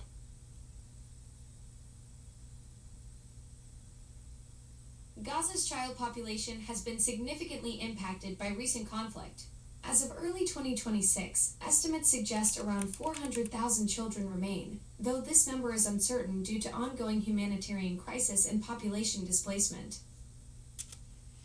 Normally, what would be the population of Gaza in regards to children? Alexa,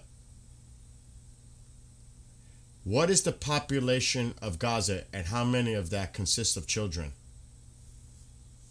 This is what people... Gaza's population is approximately 2.1 million people. About 47% of that population, or around 1 million, are children under 18. I mean, really. You can justify it. It might be justified. But you have to look at how it affects people. You can judge them as being this or that. They're still human beings.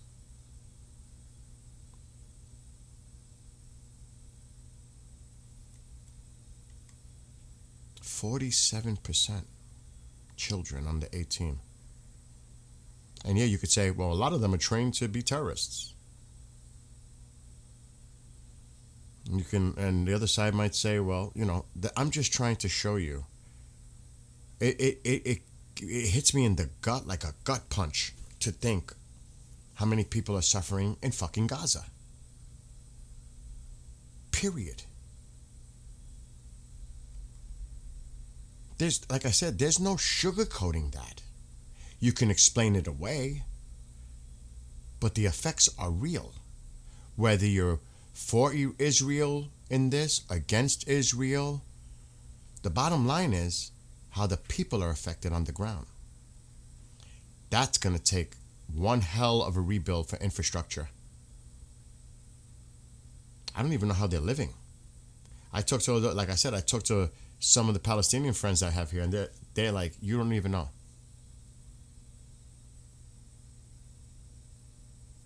And I hear that what they tell me, and I'm like, oh my God. The same way. When they tell me the stories. Same way. Because I hear them too. It's gut-wrenching. The medical care, starvation, famine. God, dude, I mean, they're trying to find water. They collect puddles. Oh my God, it is bad, and it's so sad. You know, that's all I'm saying. How would you have done it? I am not sitting here and saying how would I have done it. I'm looking at the result of how it was done. Like I said, whether you think it's justified or not, this is not about that. It's the ramifications of the people there living there as a result of. Like I just said, I'm not saying it's justifiable, not justifiable. I'm not into the political aspect here. Is that what you have done or not have done? I'm talking about how it affects people. War in general, how it affects people, innocent civilians who suffer. And in some kind of thing going on now, we don't know what the results of this one's going to bring. What are people going to say if things look as bad as that? What if you saw a scene like that caused by Iran to Israel? Then what? War. Innocent people. That's what I think.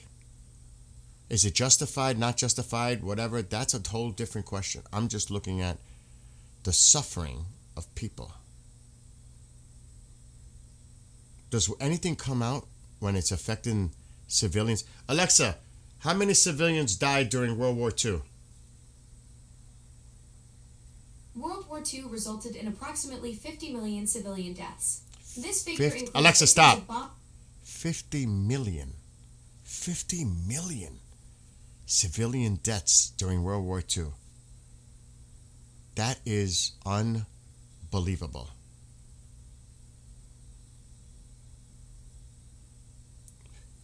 It's sad. And I'll put it to you this way. And I'm just going to throw another angle in there. When you put in assets, use people as human shields, and you put it in every building, you're wiring buildings to explode. You have armaments loaded in hospitals, schools, mosques. Like somebody said, how would you have done it differently? Because that's tunnel systems in homes, coming in a fucking nursery of a school or something. I mean, how do you deal with that? How do you, and that's a valid point. Unfortunately, to reduce risk, you just got to take the whole fucking thing out. As sad as that is. And you would hope you evacuate all the people and tell them, listen, you need to get out. I'm sure that's what they did. So on the flip side, you have to think of it that way too. Because they purposely did it that way so that the people could suffer. You think they care about the people? You think Hamas cared about the people of the Palestinians? Really? No. They booby-trapped, they did this, they did that. They put them in harm's way. They used them. How much did they care about the Palestinian people? They put them in fucking harm's way.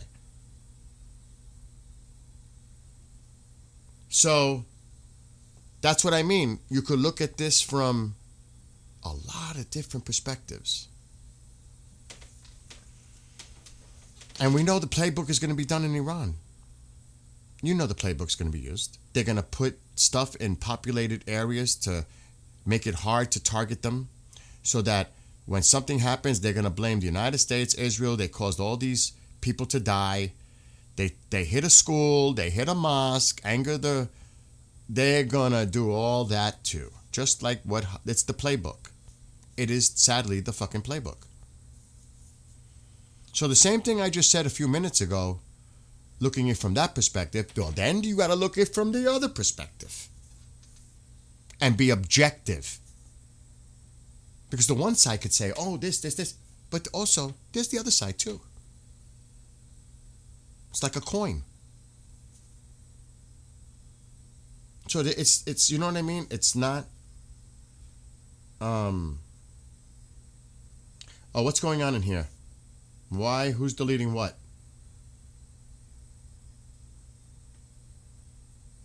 All right, what's going on in here? Let's go easy on the... I'm not paying... Let's go easy here. I don't want nobody removed because they're making comments. As long as they're not disrespectful.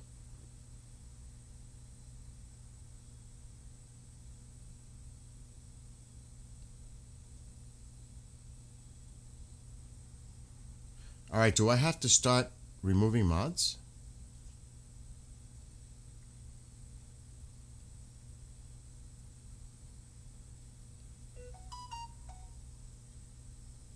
I mean, let's not go to that right now. I know people have certain personal connections to things, but maybe I just might have to clean up the mods and just do my own modding. Because if this is going to happen, I'm not going to allow people because it's a personal connection to lash out at other people because they don't like what they're saying. I'm not paying attention, but I'm starting to pay attention to what you guys are saying in chat. I may remove all mods. I'm not going to pick and choose. I just remove all. Without even looking what's going on, I just might remove all the mods. Because I'm not going to tolerate that. And it's not personal. That's why I'm not looking to see who you guys are talking about. I'm just going to remove all the mods. Simple. And I'm going to do it right now. I don't ban anybody. You don't see me delete people's comments unless it's like fucking. So if I don't do it, no one else should do it either. I'm just trying to figure out. I got to go into YouTube Studio.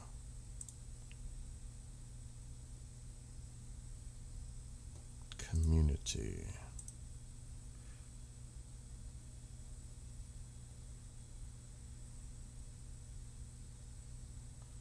I just got to figure out where to do it. Community moderation.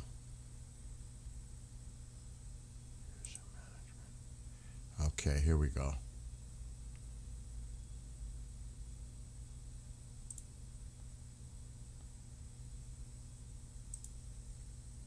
And like I said, so it's not being specific to any one individual. I'm doing it across the board to everyone that identify coming into here from that. And that's what's going to happen. Because I don't want to say that, oh, you picked on me. No, I'm just cleaning house.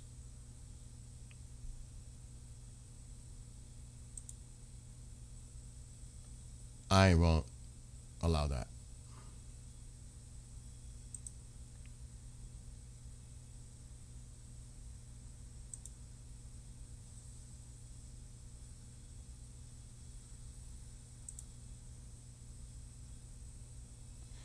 I have a lot of mods, actually. It's too many.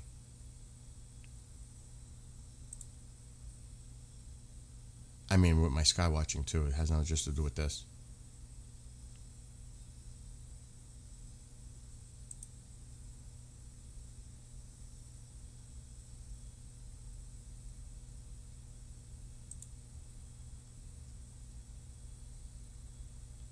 Damn, this is a big list.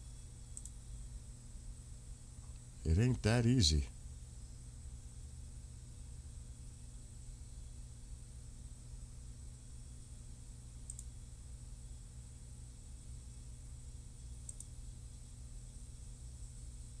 All right, let me go over it one more time.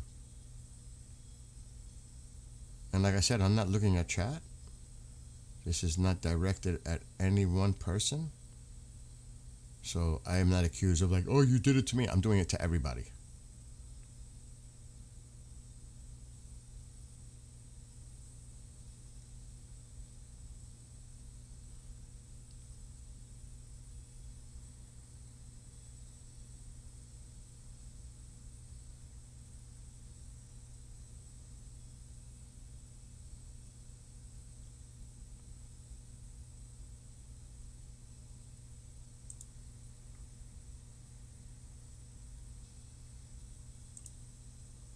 Okay, saved.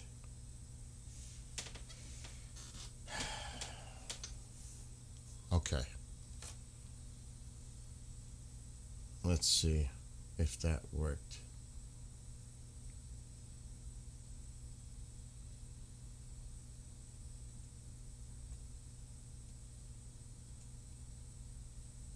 Okay.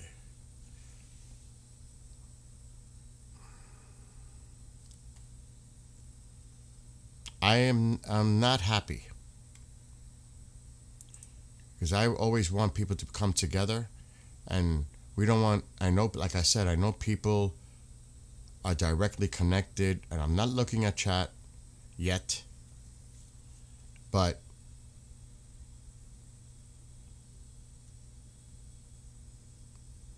it's not something that is gonna go over well with me.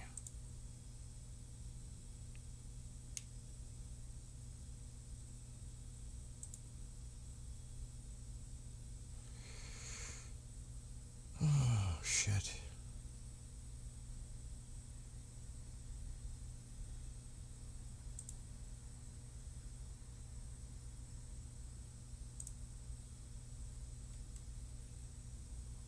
And I really need a stove.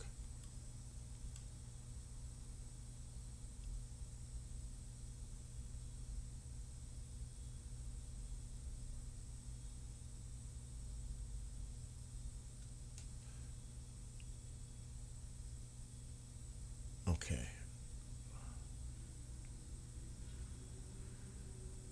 So this is, I did it. I'm just going to, now the people that have been here for like a decade, I didn't touch any of them because they're here for sky watching. But everything related with this Iran thing, so that no one is blaming the other, I just removed every mod.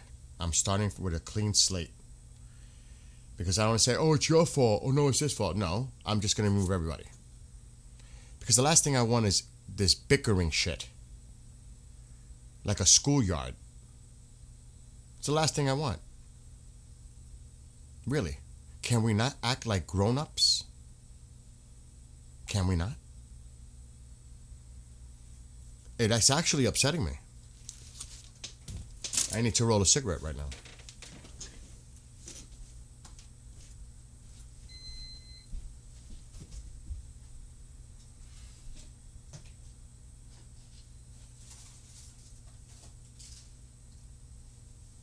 Oh my God. I just lost the urge to stream.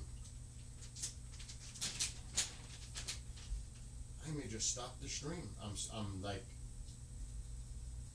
disgusted.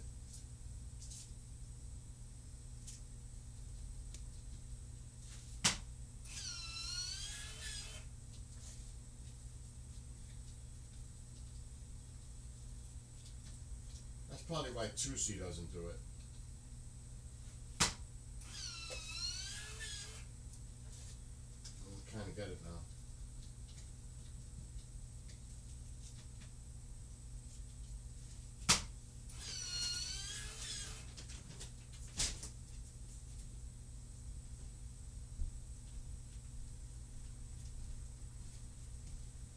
Now, I will have to definitely focus more attention on the chat now.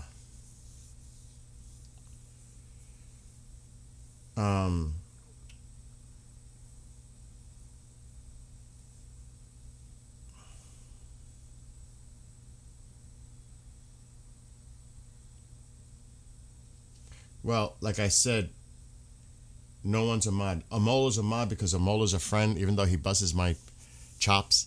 I've known him for like 12 years, but he's been here for Sky Watches. I know him a long time. He stays a mod. Amol stays a mod. Everybody else is clean slate. Clean slate.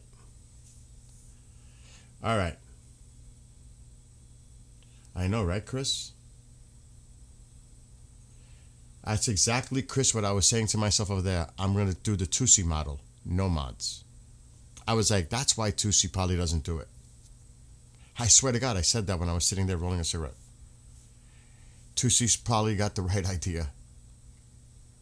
And like I said, this is not against anyone. I just like, this has been going on for a few days.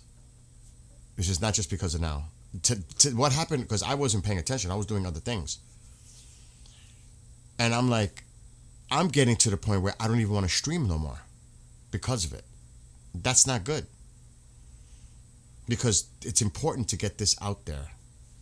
Because it's not being, a lot of the media is definitely not covering it. But it makes me like, why bother? Why bother? Whether it's in here or Discord and people are arguing and fighting and all this, I'm like, trying to build a community ends up being where people are arguing anyway. I guess that's how difficult it is. It's really difficult. And I get it, because I lose my temper. Oh, I definitely can be impulsive too and lose my temper, and then I regret it afterwards. Because once you do something, you can't take it back.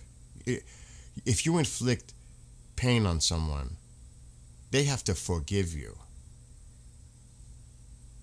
You can forgive yourself, but,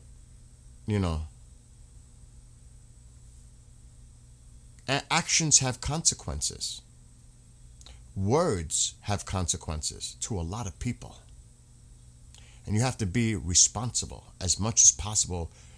It is very hard to contain yourself and restrain yourself, and don't allow, because I always say this, don't allow your emotions to overtake you. Because if you do, usually when you get overly emotional, which direction does it go down? The positive path or the negative path? It usually goes down to the negative, because people then become overreactive, anger. You know what I mean? Usually it doesn't lead to a good thing.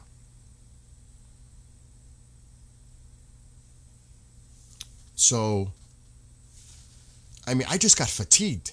I just got fatigued. I don't know if I want more coffee at this point. So, we need, like I mean, and who just said that? Malfunction. Let us please, and this is my fault. I shouldn't have brought up fucking Gaza. This is my fault. Because that is such a very sensitive situation. That is so sensitive for so many people. I should have known better. But what I was trying to tie it to is innocent people losing life. That is my fault. I shouldn't have opened my fucking mouth. But I'm not afraid to talk either. Because then I'm holding back. What I'm saying is we have to be cautious here about what could happen in Iran, in the Arab nations, in Israel, of course, our personnel, men and women in the military. I just think about that.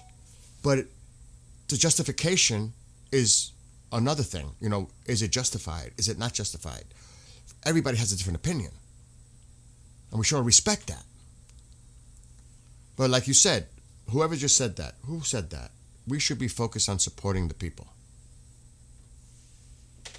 That's what we should be doing. That's what I should be doing. So it's actually my fault. 2C notifications? 2C's going live?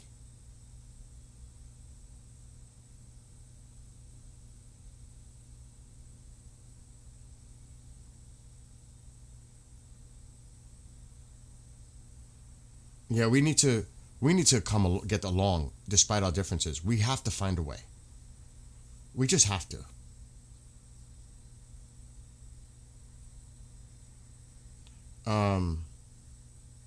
And like I said, what's going on? Is Tusi going live or something?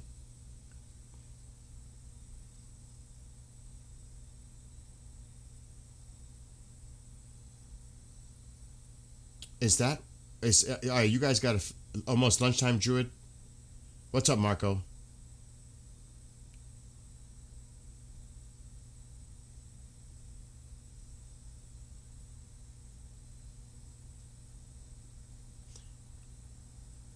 Oh, no Tusi, okay.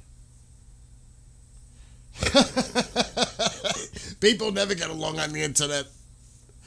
Oh my gosh. It's like right now, because I'm watching, you can see there's not much going on.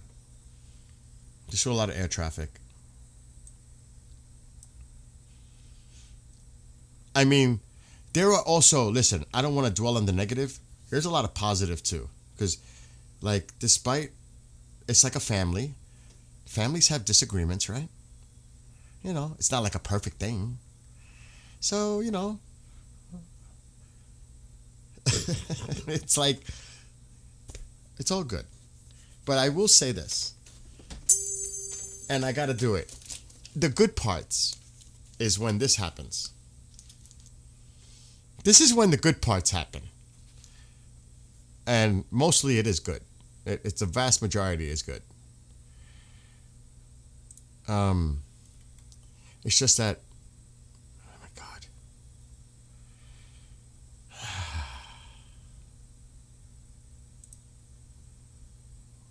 Anyway, let me show you.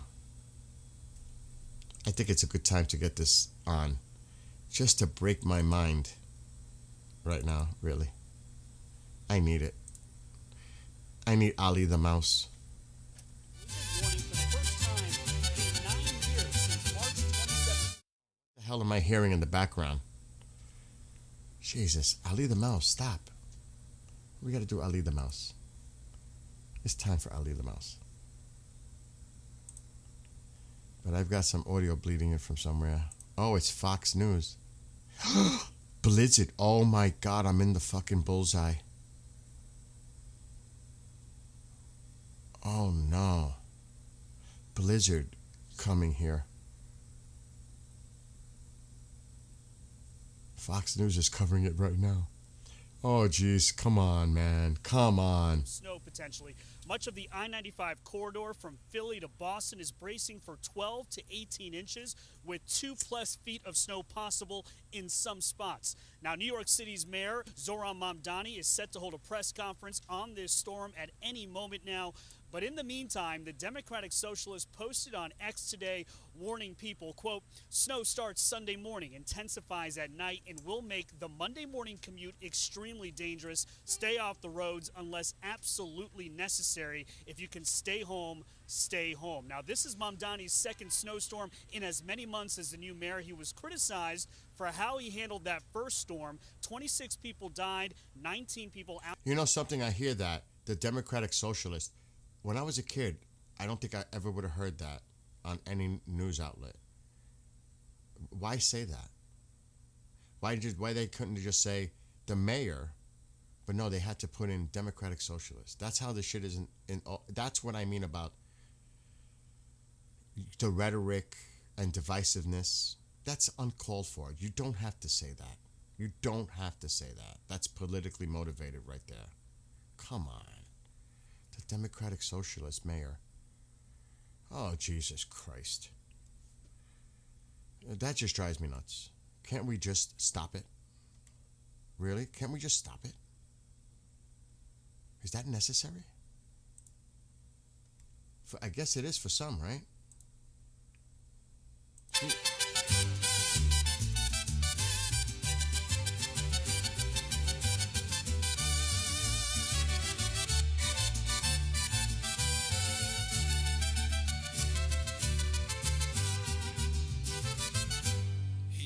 Out of his hole, slowly as he moves. When he thinks it's safe, he does the alley groove. Shuffling through the maze, I squint and he looks around, checking if it's safe, not trying to make a sound. Fitted with his turban, he squeals with his tiny voice, looking sickly and weak, his fellow mice quickly rejoice. Look at our supreme leader, he smells as bad as he looks. Does he ever bathe? Don't talk or we are cooked. Ali the mouse comes out the hole, spewing his words of hate. Prayers obscure his evil intent, his followers take the bait. Ali the mouse, you foul creature, go run and hide. Rebel is mice at your heels, wow. Quickly go run inside. The good mice defeat the bad ones, Ali is scared to die. They all perish for him, believing all his lies. His final day approaches, he starts to lose his hair, starting to smell like rot, the stench no mouse could bear. The sounds of thunder scare him, the walls start to collapse. The mouse trap would have been quicker, uh-oh, I think he crapped. The end of his reign is now inside. He utters his final breath, I knew I would die this night. Ali the mouse comes out the hole, spewing his words of hate. Prayers obscure his evil intent, his followers take the bait. Ali the mouse, you foul creature, go run and hide. Rebellious mice at your heels, quickly go run inside.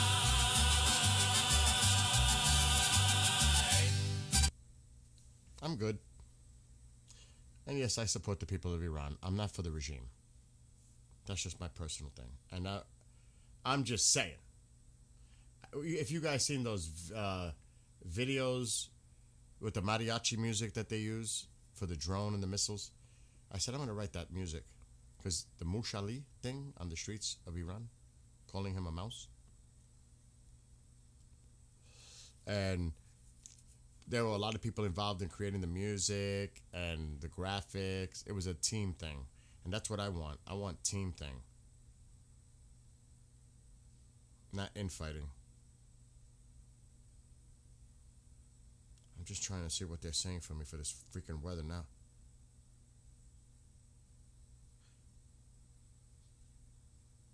Oh, Jesus Christ. It is not going to be good here. Winter storm warning. Oh my God. I got to prepare my shit for that. I got to go outside. I got to get firewood. I got to get the snowblower prepped. It's from 1 p.m. tomorrow to 6 p.m. Monday. 10 to 14 inches with higher totals expected. Wind gusts as high as 40 miles per hour.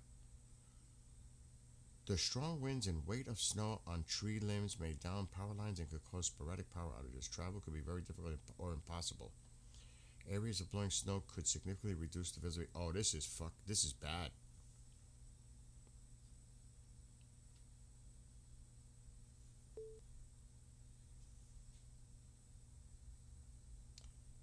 I could do it in the morning.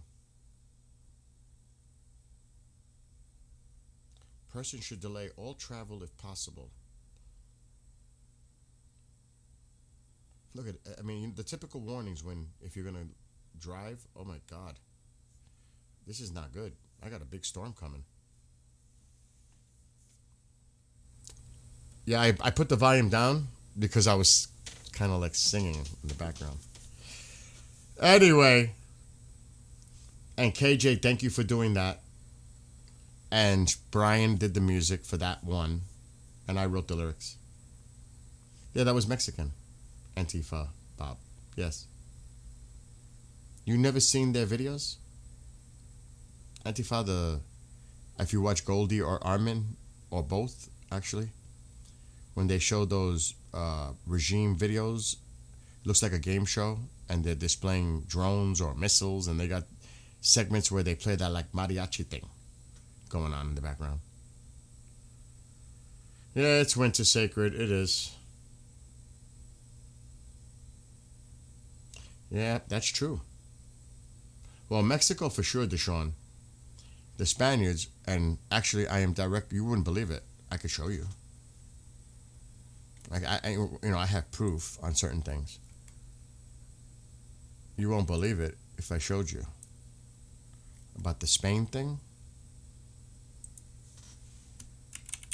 Because I am Spaniard descent. But I'm going to show you something. It's kind of crazy. I just hope this is... Oh, I knew it. I don't know what my email... This is crazy. I'm going to show you something. This is a little off the track. About the influence thing. And Portugal, too. It's Spain and Portugal. I just hope my password is right. I'm in. Holy shit, I'm in. Check this out. It took me months to do this. Months.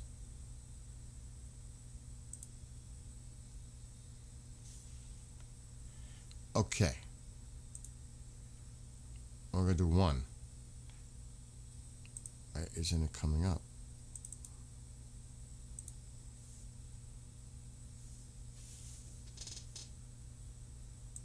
And I have the whole... Well, I don't have the whole thing.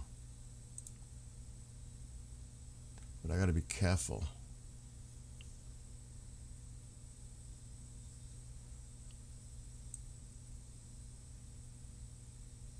So...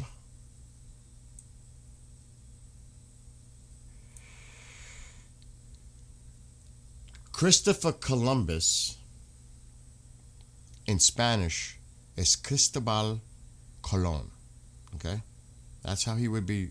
That's his name in Spanish. But the Spaniards, Cristobal Colon. He had sons. One of his sons was Diego Colon.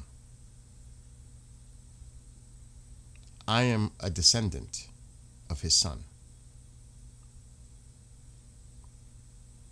This is my tree. I just hope it. Capitan Don Diego Ramos Colon, and he was of the Spanish Royal Army.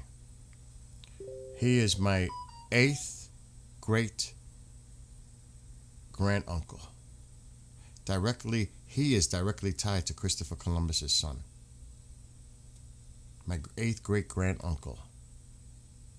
That's one. Wait till you see the next one. It's in my bloodline.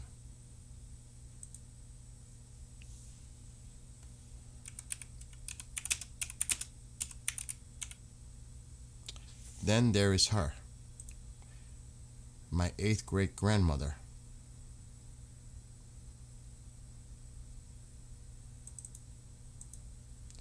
Where is she? It should be highlighted.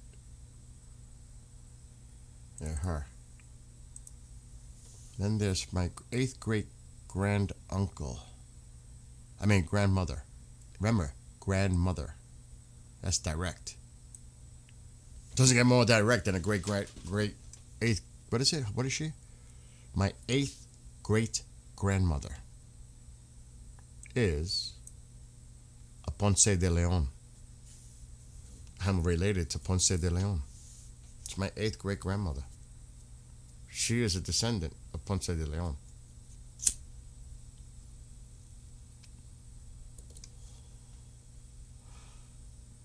So when you brought that up, it made me think of my ancestors coming across.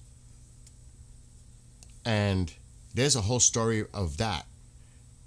My ancestors were brutal. Fact. They actually did commit genocide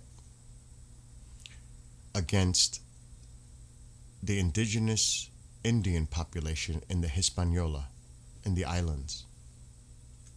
They pretty much made the Taino Indians extinct.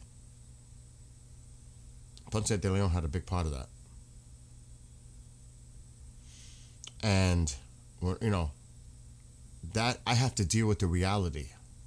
I'm also almost 20% Native American because in my bloodline there is the Taino Indians from Puerto Rico. Because that's who was on the island of Puerto Rico at the time, the Taino Indians. They pretty much wiped them out, the Spaniards. And yes, the Spaniards, think of the names in the United States, Florida. It was the Spaniards. They spread, they went west, and then they went into Mexico, South America, and that's why that Spanish language is there. Plus, the Portuguese, because they're right next door, they went to the south, and that's why you have people that speak Portuguese down there. It was Portugal and Spain that was the major influence in the United States. Before the Europeans, it was the Spaniards. Do you know what I mean? And that is my ancestry. So I have to deal with the reality of that myself, you know? And I'm just being brutally honest. So the same way, I can be critical of what my ancestors did and how brutal they were. Brutal. You know what I mean? Hi, Navy Mom. It does. And in my family, the Spaniard royal, because it's royal. It's it's the Spanish royal line. They married into, this is a long time ago, like hundreds of years, they actually married into the English noblemen to make that connection. And I guess that was maybe part of the relationships that they had to build on. By marrying into each other, caused them to integrate and have relations. I'm 6% in the chart, English. I am all over the place. Italian, like European, it's all over the place. All over the place. But I did my due diligence and homework in getting documents. I contacted Spain. I contacted Puerto Rico. It took me months and months and months to get what you just seen a small little piece of. To get all the way back to the 1400s. Because the Spaniards were great at keeping documents. You know? Uh-oh. Hold on. There's more stuff coming in. So I just want to put that in perspective. It's not like I'm critical of others. I can be critical of myself and my family, the lineage. Honestly. honestly. To be fair, that's about objectivity and being honest with oneself and dealing with the reality. I can try to twist that into another reality. I would be lying to myself.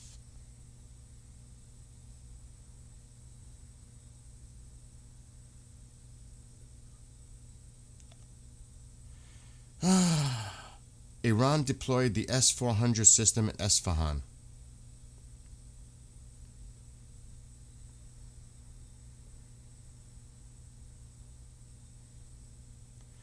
The main radars are still missing, suggesting that systems are likely damaged or that they are dummy launchers. So there's some other stuff going on.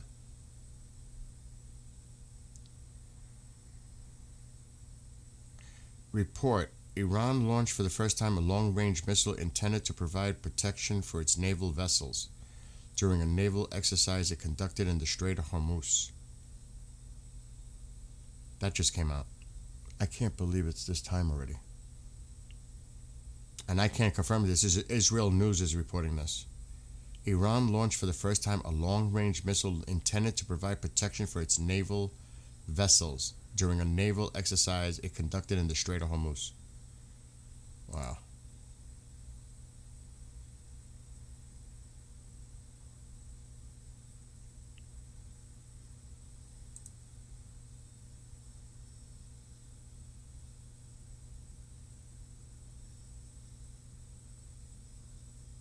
What?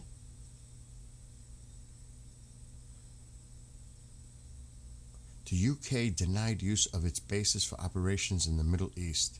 Greece opened up Chania Airport in Crete.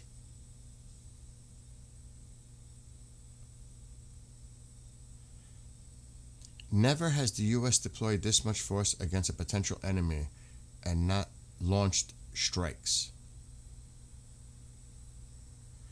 And here's pictures of that launch, the long range, by the Iranian Navy. This is new.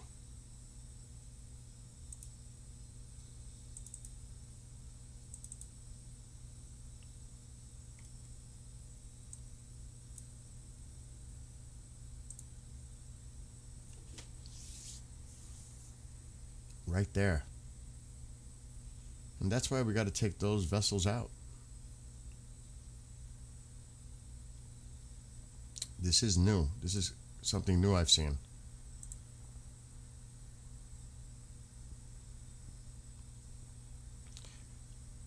Iranian state media released footage of the IRGC Navy warship Shahid Sayad Shirazi launching a vertical launch Sayad 3 variant during drills in the Strait of Hormuz. The test signals Tehran's move to field long-range naval air defense on its newest missile corvettes in one of the world's most strategically sensitive waterways. Wow. Shit is ramping up. And it's being reported on other outlets now. On Telegram. I wonder if there's a video. We will have to find out.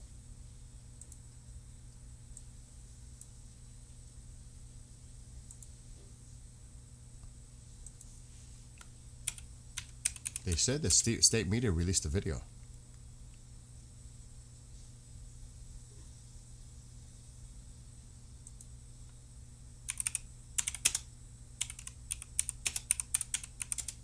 Let me see.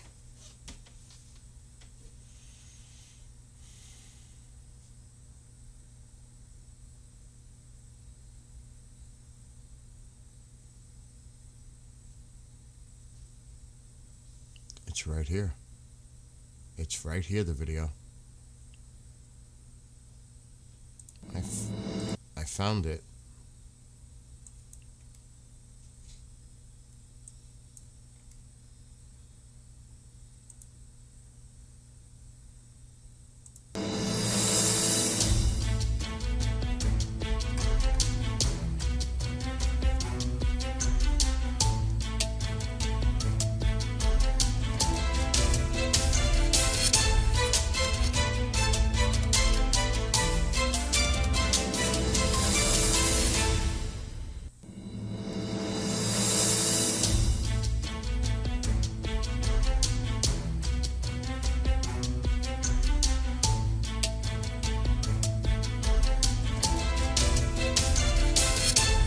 That's why we got to hit them first.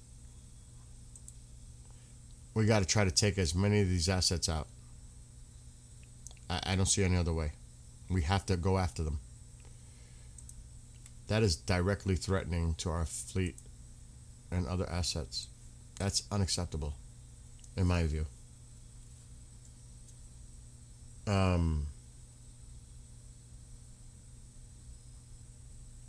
Let's see what you guys are writing. Yes, I saw that. Vincenzo, I read that earlier too. This is for a military exercise 3 days ago. It's the point that it happened. That missile launch. Okay. Multiple C-17s and B-52s active over Turkey and the Middle East.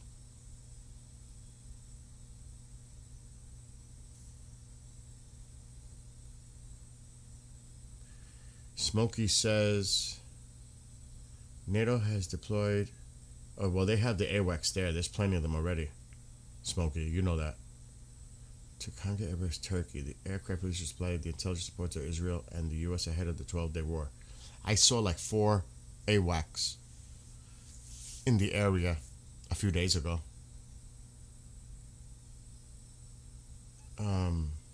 Trump is not taking anything serious. He should be. Yeah, that's the thing, Navy Mom. Reality is different. It's unfortunate, but it is what it is. Iran needs to make the first move now. Well, that's what a lot of people are saying. Use it or lose it. I've been saying that for like 2 weeks. They have the option. Use it or they lose it. Or they lose most of it. And then it would be a limited response. I see no other way. Either they just say, screw that, we're launching everything we got all at once, done. Most of it toward Israel. Because regardless if you hear the rhetoric, oh, we're going to hit the U.S. bases, you know who they want to target. They want to hit Israel. I mean, that is the main focus. Destroy Israel. Erase Israel. So, you know, that is a concern. I thought it was 10%, Steppa, that Trump raised the tariffs. I thought it was 10%. I didn't know about 15. I had heard 10. You might be right. I just haven't checked. But I thought it was 10.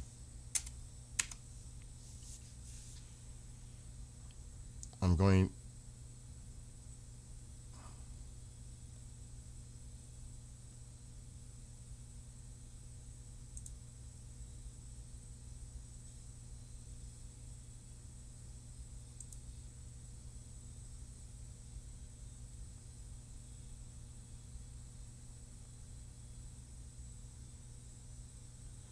Am I not logged in?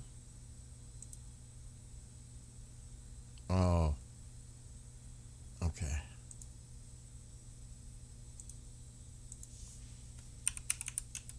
I'm gonna look into that. I could have swore I thought it was 10%. You may be right. Yeah, 10%.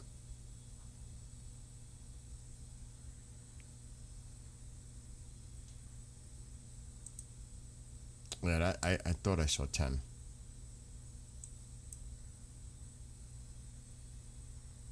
10.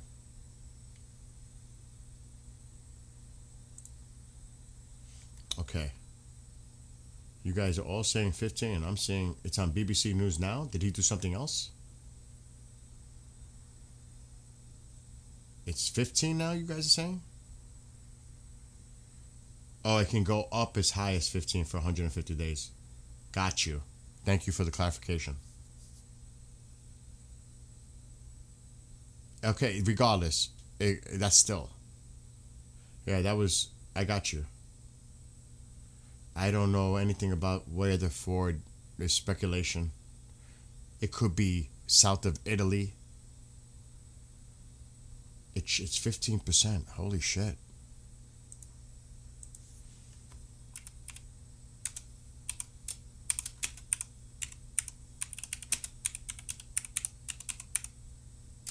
I'm looking it up now to get the latest.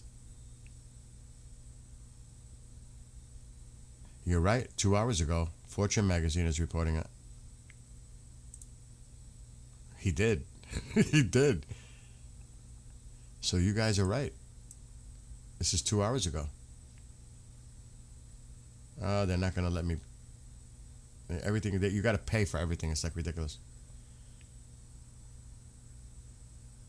See, I ain't doing that shit. You're right though, guys. That, like you said, that just recently, because last night it was different. Now,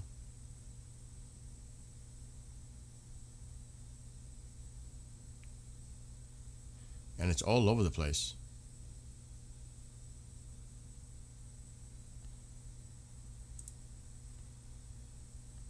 It is all over the media here.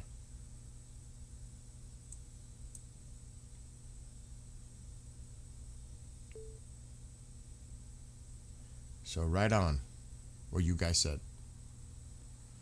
Yep. Thank you for that.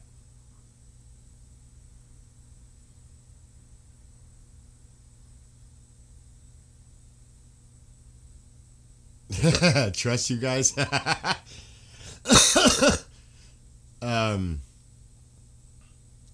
Listen, and I just speak from my personal experience, despite what everybody else. I cannot tell you how much more I'm paying a fucking month now to survive. I can't even tell you.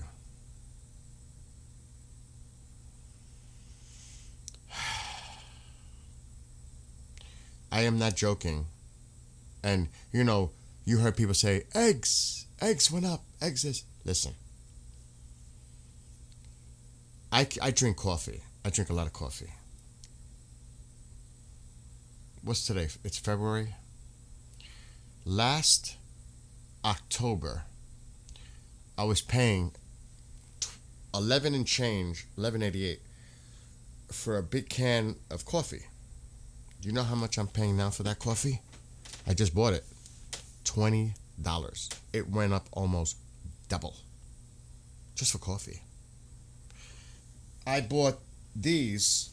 Forget about these. They come from fucking China. I just bought these Crocs on Amazon. I paid $25 a year ago. They're fucking over $40 now. And that goes across the board. I'll give you another crazy example. You want to see a crazy example?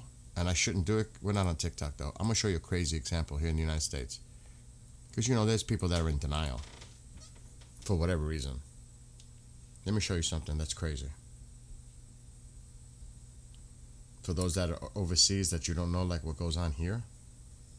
Let me show you something. Even though I don't eat this food. Because I don't eat fast food.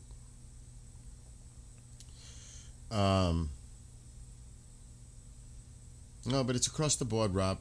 Rob, all of them are charging higher prices. They gouge. They do that. They do. And they don't like to lower their prices once it hits a certain point. It's harder for them to bring their prices down than to increase. They don't like that. They think everybody's happy. You know, it's fucking ridiculous. It really is. And they gouge. But let me show you something. This has me like baffled. You want to see something crazy?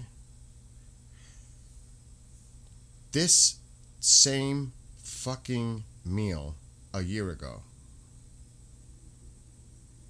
Yeah, a year ago. Well, no, more than a year ago. Before the president took office and the tariffs went going into effect. Let me get their regular. Yeah.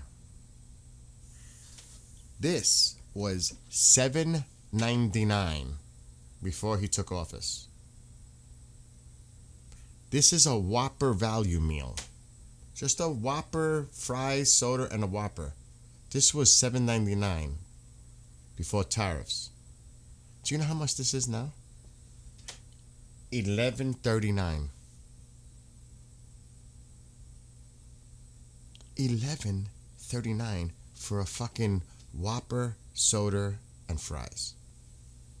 That's insane. And that's not the only fast food chain. They all raised their prices. Every one of them. That's just an example. I can show you many more. Prices haven't come down. They've gone up.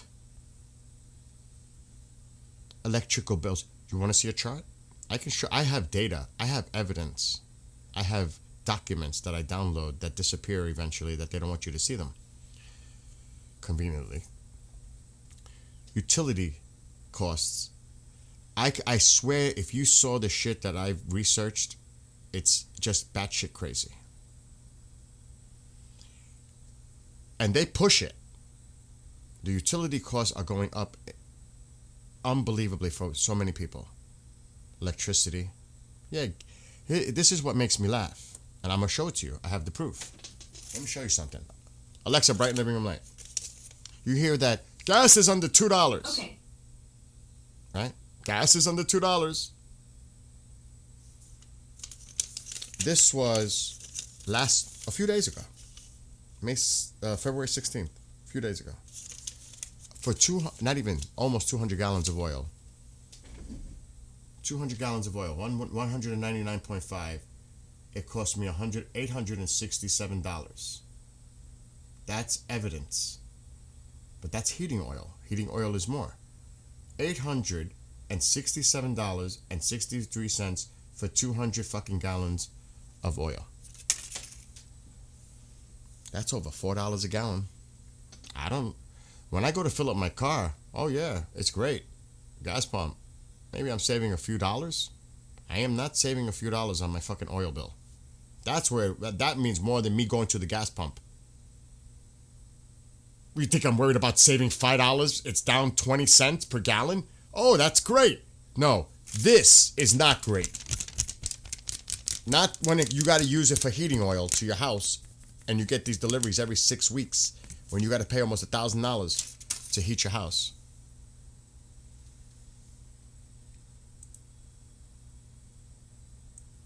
That's the reality. So a lot of people might hear the rhetoric, but it's affecting their pockets directly, and they're like, who's shoveling this shit now? You know what I mean? Mark. Yeah, that's real. That's real. When I moved to Texas, yeah, you guys got the oil right next to you. That's why things are cheaper. It's right there. The refineries, everything else. Costs money to bring it up north.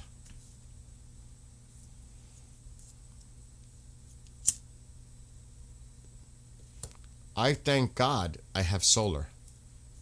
I thank God. But it doesn't help much in the winter. Then I got to depend on these fuckers to supply me power. Because the panels don't produce that kind of energy because the sun is at a lower angle. I can't wait till March when I start producing again. Till October. The winter months hurt me badly. Depending on them. I love my solar panels. Per year, I save $1,500, at least, with the solar, than I would have paid them. They get me back in the winter months. But soon, I'll get that off my back. And the heating bill, that oil will stop when it gets warm. That those deliveries will cease for a few months till next year.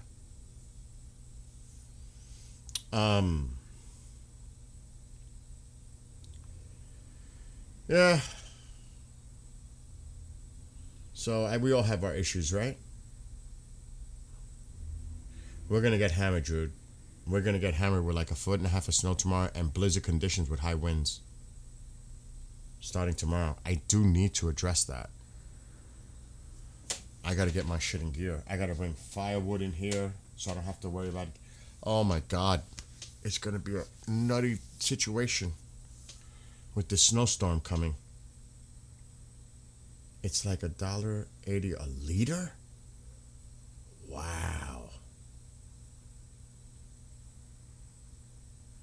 Okay, so my solar company is different in New York.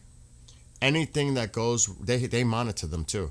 Anything that goes wrong with the panels, they replace at no cost to me. Zero.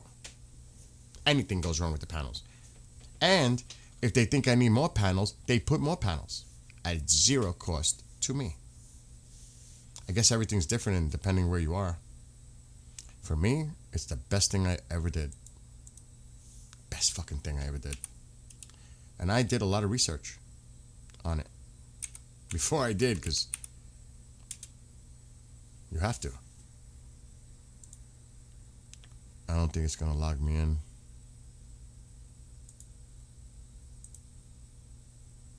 Oh fuck. I don't think I could do it here. I don't feel like logging in. It should be logged in on my phone, my solar. I hope, because then I'm gonna have to try to figure it out, and I'm not going through that right now. Because I can monitor my shit in real time. It's great. Like I said, for me, the best thing I ever did was put panels.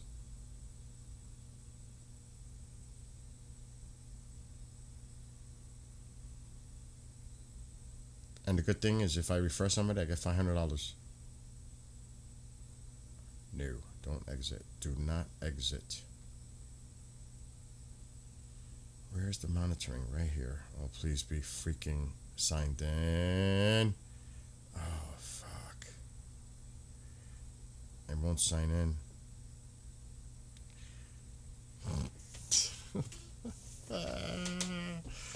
Oh my gosh. Let me do it this way. I'll just show you an example. Not everybody can get solar. Not everybody has the sunlight to get solar. So you could live a place where you don't have no access to solar. You might live in an apartment building or somewhere where it's cloudy all the time. Doesn't always work. I mean, for me, I cut all my trees around my property. So I get it all. Matter of fact, oh, I can't do that. I don't want to show my shit. What's going on? I hit the Burger thing. Now I hit the Burger King app. Now they're sending me messages to buy stuff. See how they track your shit? It's crazy. How they track just on my phone, going to the app. Now I'm getting messages for deals. It's crazy.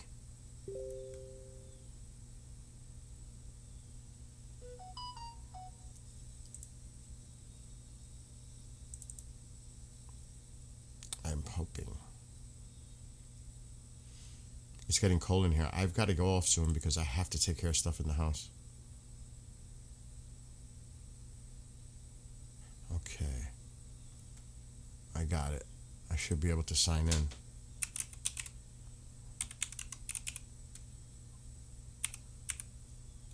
I have to unlock my vault.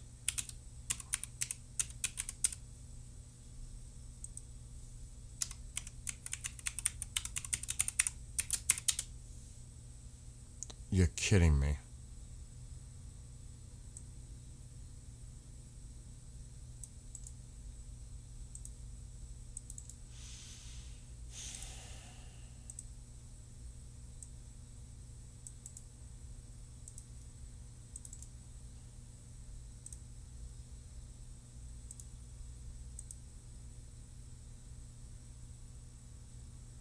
I think I'm in.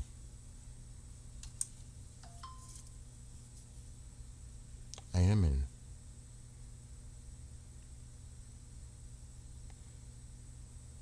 So today, I'm breaking fucking even.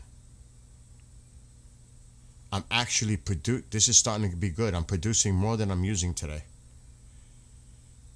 For today, and it's cloudy. That's crazy. On a cloudy day. This is live status. I'm gonna take a screenshot because it has other information. So this is like literally right now.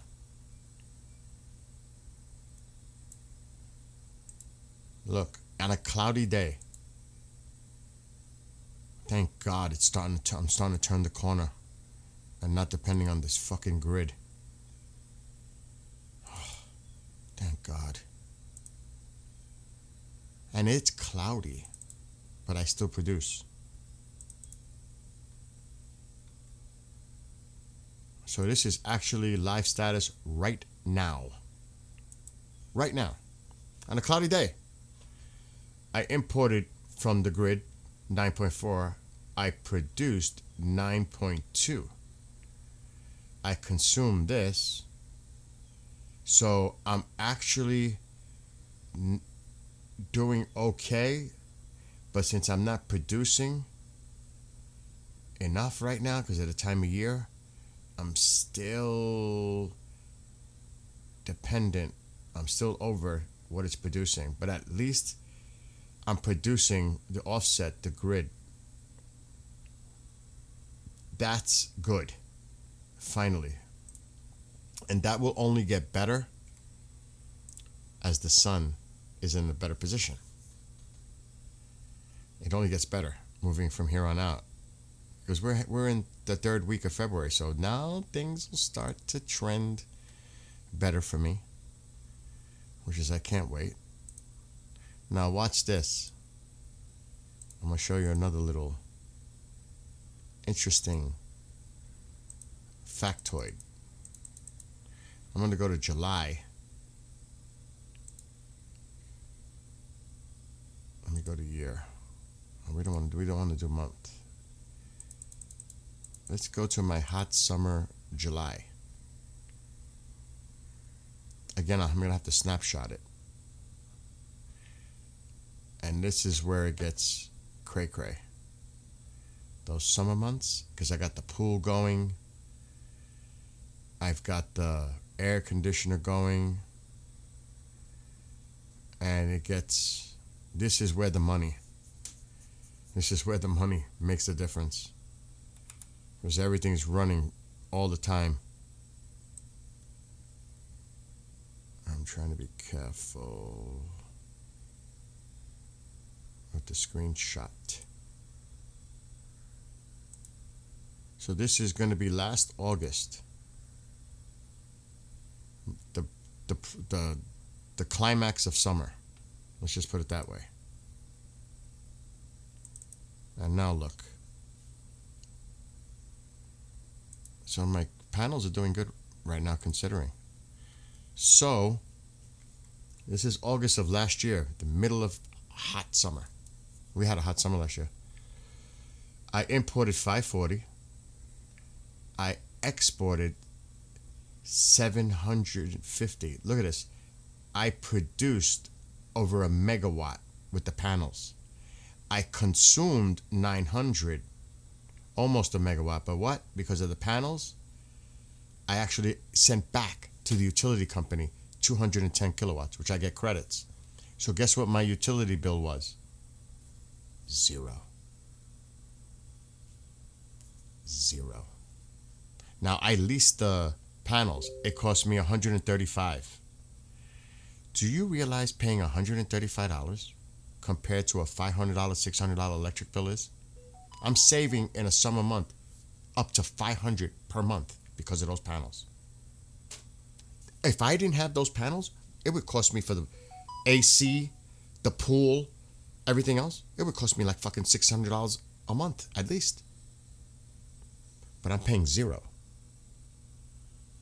to the utility company. I'm actually giving them energy credits. 210 exported.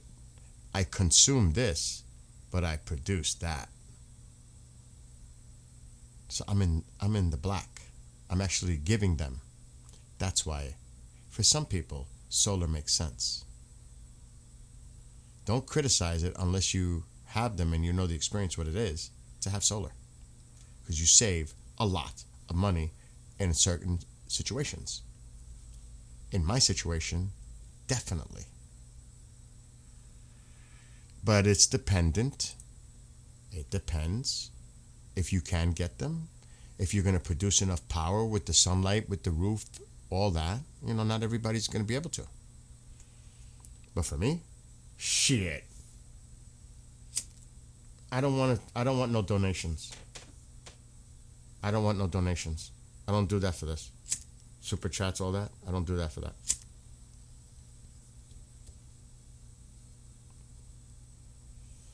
So, again, it depends on your situation.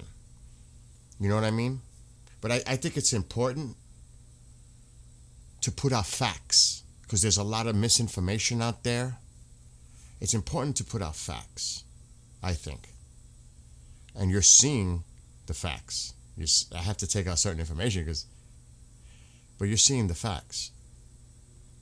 And like I said, the winter kills me, not just the oil, but the utility. Now, if God forbid, if the oil prices, because even though it does affect the global market, if something goes down, I don't want to get another oil delivery. That $800 or $900 oil delivery I just got can turn into $1,500. Same amount of oil. That bill could go crazy. I'm worried about that. Yeah, I'm worried about that. How it affects the market per barrel. That shit worries me because I have to literally pay for it from my house. So that concerns me. It's going to hit the pocket badly. And I only can supply so much freaking money. I mean, my God. My insurance for my car went up. New York is brutal. Brutal. My homeowner's insurance went up, which I have no explanation because we don't have storms like that. It doesn't impact. I think the insurance companies are doing this shit across the board because they want that money. I don't know how you people insurance for your homes are, but mine went up. I was like, what the hell is this? I got caught by surprise. I'm spending $2,000 now for car and home that went up by $2,000 for the year. For this calendar year, it went up by $2,000 combined. That is mental. Mental. Where am I going to pull the money from?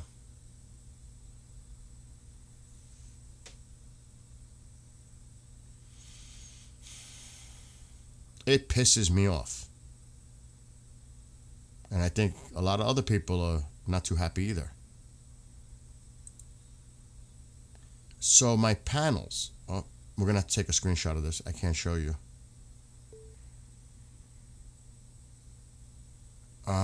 These are my panels right now on the house. It shows me real-time activity. And if they have it too, they monitor this at the same time. They have live monitoring. That's why when somebody says the neighbor complains about them being broken, I don't have to worry about that here. They immediately, and I keep an eye. If any of these panels malfunction, I call them, or they already know, they come out and fix it at no cost. Zero cost. Which is freaking phenomenal. Here's the panels. This is now real. So they're pretty much 50%. Remember, it's not sunny out. They're producing at like 50. And these are all my panels. Now this little spot here, they couldn't put panels. I didn't need them though. And I can always add more because I have more roof. This is the garage. This is the back side of where I'm sitting, and this is the front side of where I'm sitting, right above me. I have another whole big piece of the house on the other side. But this is where the fireplace, the chimney from the wood stove is. So obviously they can't put panels close to it. So they avoided that area. That's what this empty spot is. That's that stovepipe going up, and they have to keep away from the heat of it.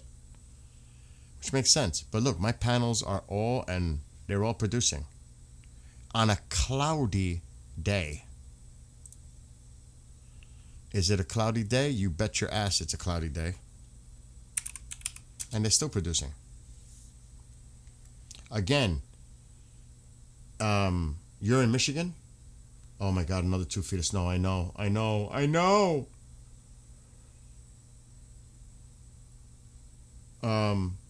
Yeah, me too. I'm with you, Marianne. Because of the lack of sun. It's killing me. Well, not literally, but in the pocket. It is. Uh-oh, my cameras are toast. My cameras have lost. I gotta charge my cameras, all 3 of them, the rings. Oh, we got one, but that's not gonna show us. Damn. This is what it looks like outside the front of my house. You can see the panels on the garage though here. And on top of that, we're gonna get 2 more feet of snow. My God. Painful.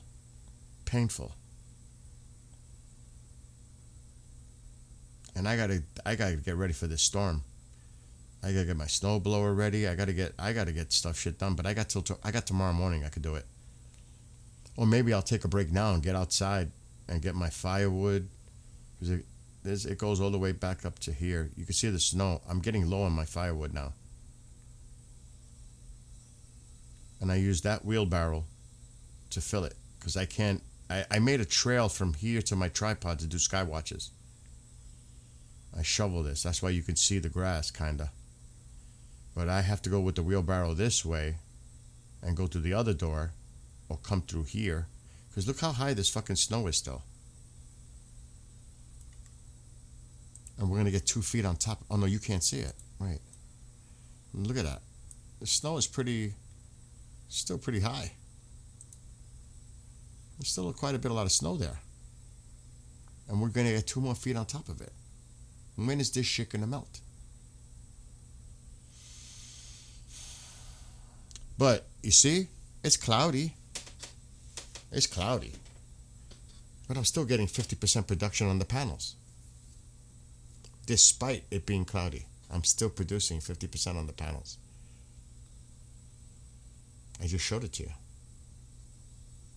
So there's a lot of, like I said, misinformation, misunderstanding when it comes to solar.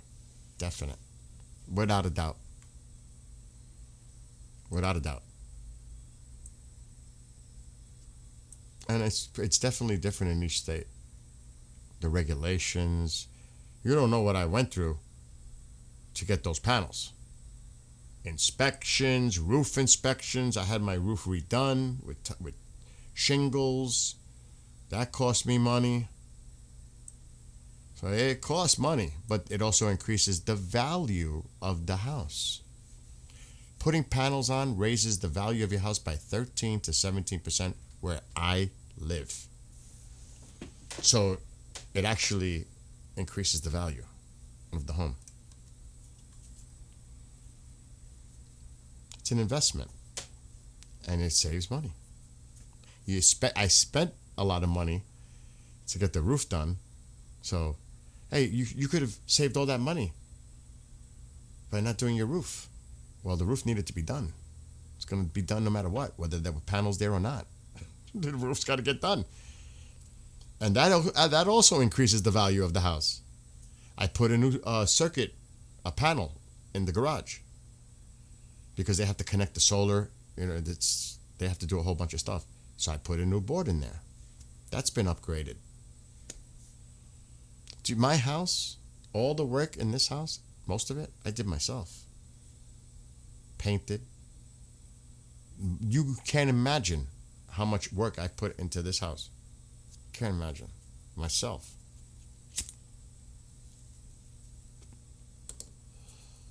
This house, when I bought it 20 years ago, was a fixer-upper. I paid $170. I can't even tell you. It's tripled in value now. Tripled. Not doubled. Tripled. This is a hot spot commodity in New York. Why? Because I'm in it's a nice, beautiful area. That's not, but it's also a convenient place for people to buy, to commute to New York City to work. They do that, a lot of them. They buy the homes up here, and then they take the park and ride, and then they commute to New York City by train. They do that. So it's a hot spot. This is the kind of property they want for that reason. And, you know, people that are retired, stuff like that. So it actually is definitely good. But I put a lot of work into this place, boy. A lot of work. Lot of work. Literally. I rebuilt this house, literally. And when you stand back and you admire your work and what you've done, it pays off. Oh, front door is offline. And the back door is offline. I got to charge those cameras. But even that one that I just showed you, I'm gonna explain, just showing this. See this deck behind me right here? It's outside this door. I built that deck by myself. And everything you build, you got to get permits. It has to be inspected. You got to go through the town, codes, all this bullshit. I built that deck by myself. You see the garage? You see this design? I did that. With mortar, brick, stain. You know how you see the pattern? I took a broken paintbrush handle. I put the mortar, not all at once, in sections. And then I just started to create my own pattern. I just started to make the lines on the mortar. Not when it was wet, you wait till it dries a little bit. And then when you make the lines, it creates like the debris coming from where you made the lines. I take a paintbrush and then I brush over the entire surface and smooth it out. Then you'll see that gray color, that's gray tint, stain for concrete, for mortar. The white lines, same thing. I had to paint every one of those white lines individually with a very small paintbrush. Do you know how long it took me to do that garage all the way around? A month. That's just painting and doing it to look like that. You see the shingles on that garage? I put them on that roof. See the grass in front of the house? That was not like that when I moved here.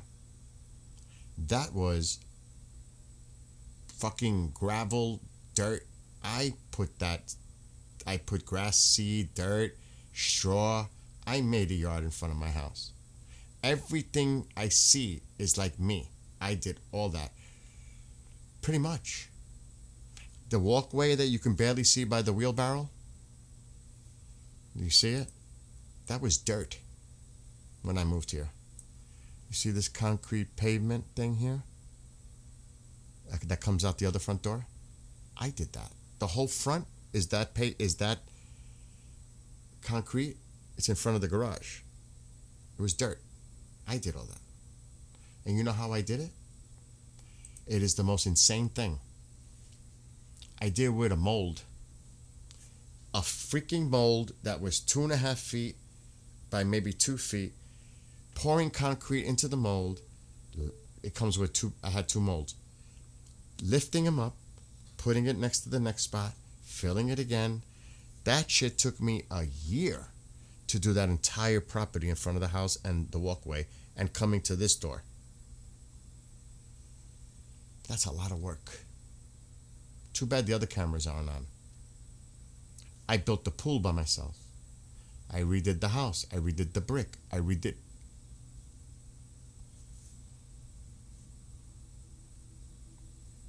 And they are so impressed, like my neighbors that have been here for when I moved in.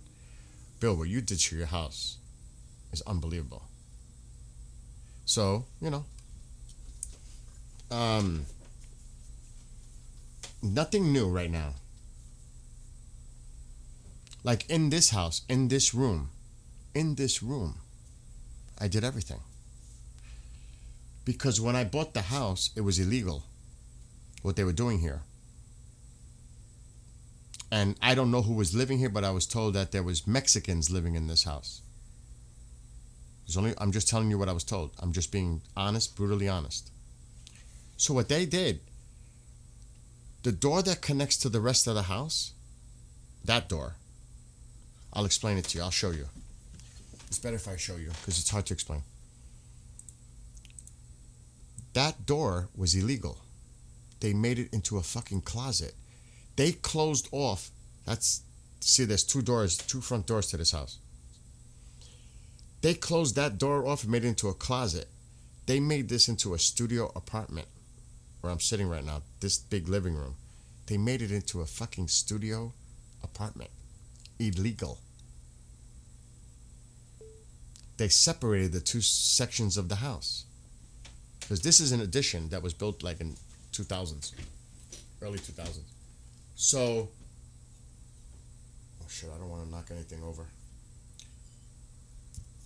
Over there, where the door goes to the other side of the house, that was a fucking closet. I had to, in order to buy the house, I had to take a sledgehammer and literally break through the closet wall that they had made to get into the other side of the house to make it legal. One family. They did some crazy shit here. I did the ceiling. I put that wood frame on the top. I, of course, painted. I put the shutters on the window. Now, where I'm sitting here, where you see all this equipment, there was a wall here. There was a wall.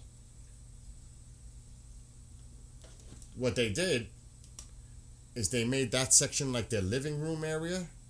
There was a wall that went across from here to there with a door. And they had a kitchen where I'm sitting. There's an actual kitchen over there, but I changed it. I made it into a laundry room. There was actually a full fucking kitchen right over there. There was a refrigerator. There was a gas stove. Everything. Of course, I got rid of it all. That's now the laundry room / pantry room. So I had to tear this wall out. I did that all by myself. And do you know what resulted from it? From the foundation of that wall?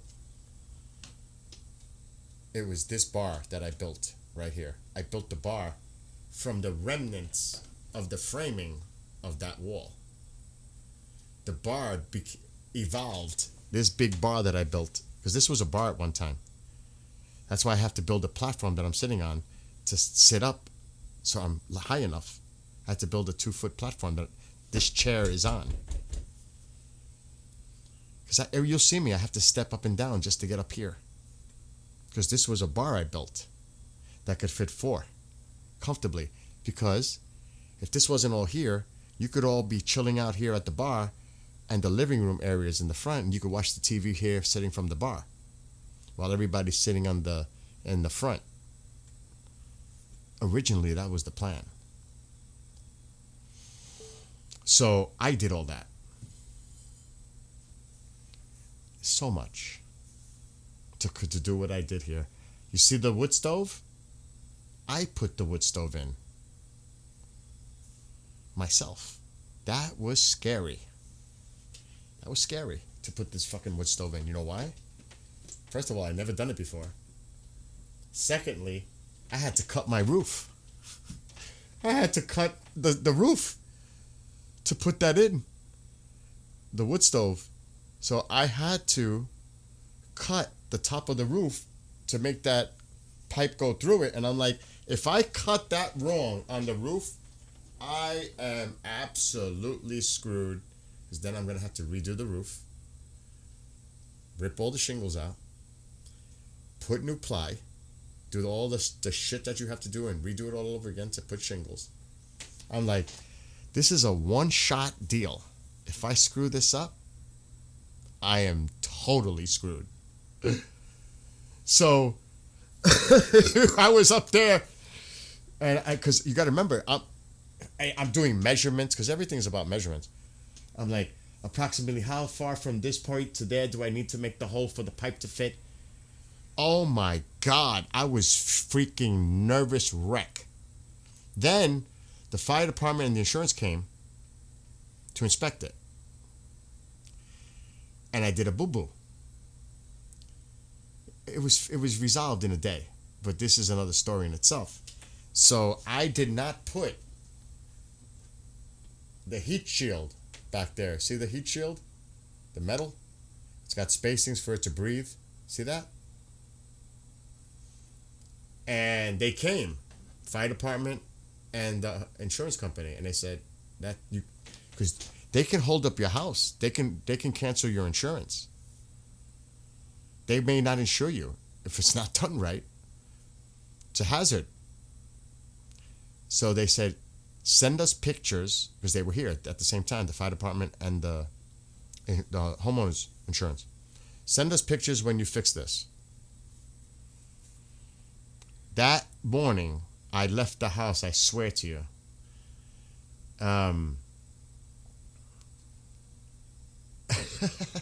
Actually, the door is, yeah, you're right. That's a good catch. But I went after they left because they came in the morning. I'm looking at flight radar. There's really nothing going on. I'm not seeing anything like. I'm not getting. And let me just check really quick before I continue my story. Let's see if anything new is coming. Nothing. It's quiet. Nothing. Just the main thing that they're talking about is this airport in Greece. Chania Airport in Crete, Greece. There's a lot of activity going on there with the United States with tankers and stuff. They're showing a video right now. I could show you guys. I'll download it. Let me download it. Oh shit, I was like, where's that coming from? It's the video. Somebody was in a plane. Yeah, it's somebody in the plane. Let me show you. Somebody took this video as they were landing or departing. Holy shit, look at all the fighters. Oh my God, this is revealing. They shouldn't even show this.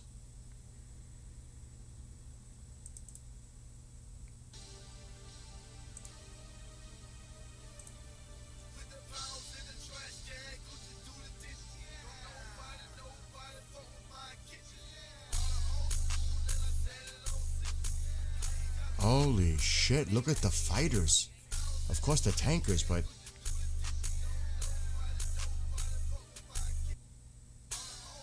oh shit.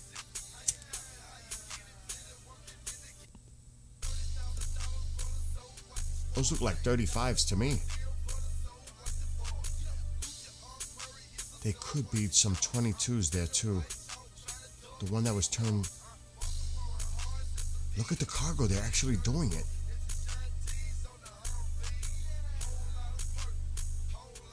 Holy shit, that is crazy. I gotta see that again.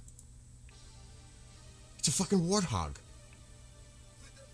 2 of them, at least.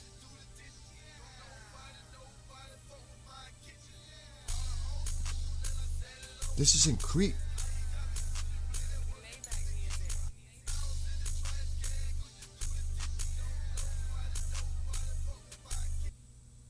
Wow.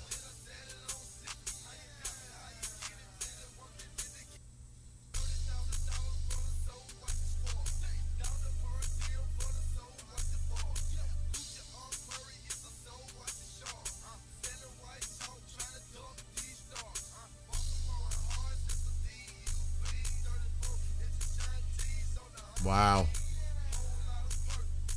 That's revealing. That's revealing. That video is making its way around right now.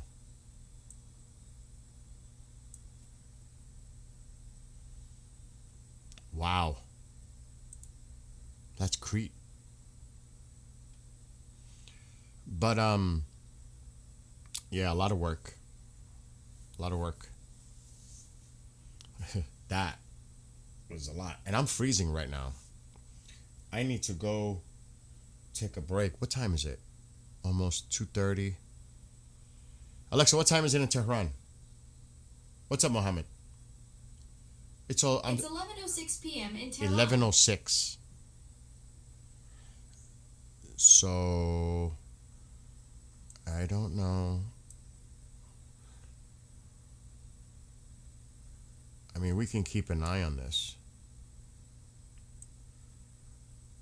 There's a lot of air traffic.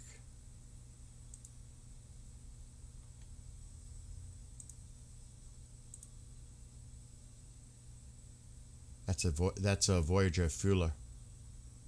RAF going back. Yep. It looks like even they are getting maybe their assets out of Qatar. The X, what is that? A Hercules.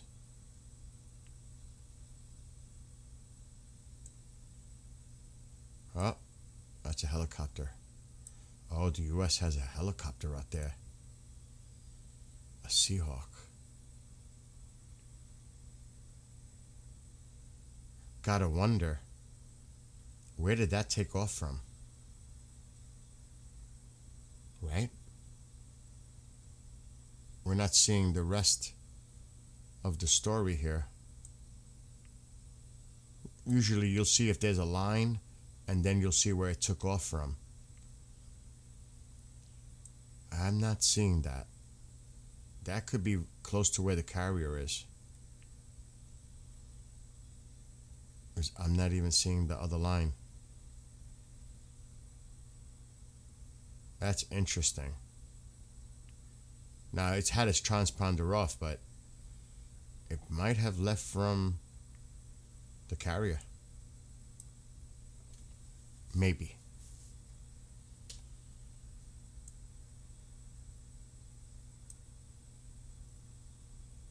There's more C-17s coming in. 2 more. 3 more. 4 more. They're still bringing stuff in. 5 more. Maybe 6. Oh, wait. Stop it. Stop. Okay, there's another one. That's 5. Don't know what that is. Not available. But there's another one here. Wow, they're still bringing them in.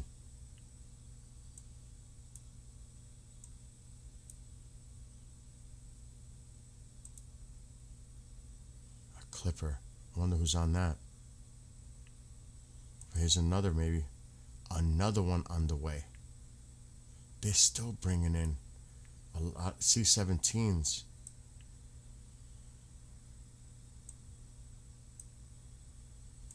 I mean, we have a lot of fuelers there right now. I'm not expecting to see many more going over there.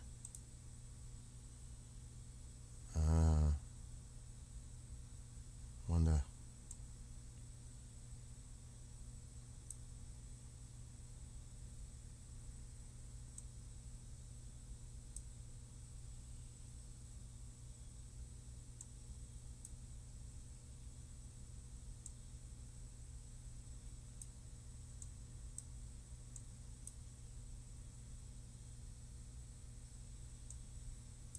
That's fucking ridiculously quiet.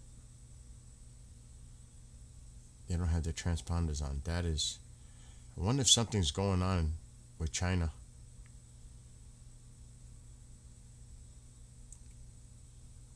I'm really curious about that.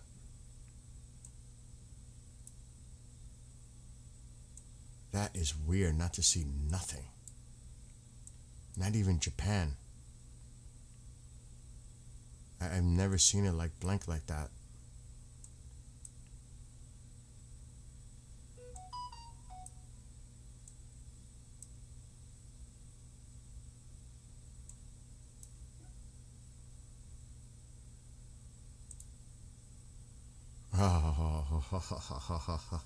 Where'd you go?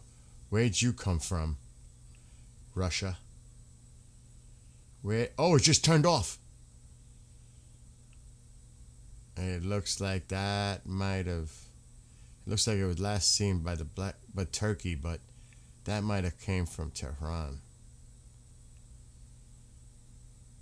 Where's this one going?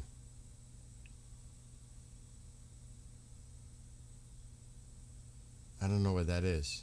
Kigali. I have no idea where the fuck that is. Alexa, where is Kigali located? Kigali is the capital city of Rwanda, located in the central part of the country. Wow. It's situated in a landscape of rolling hills, valleys, and ridges. I just learned something.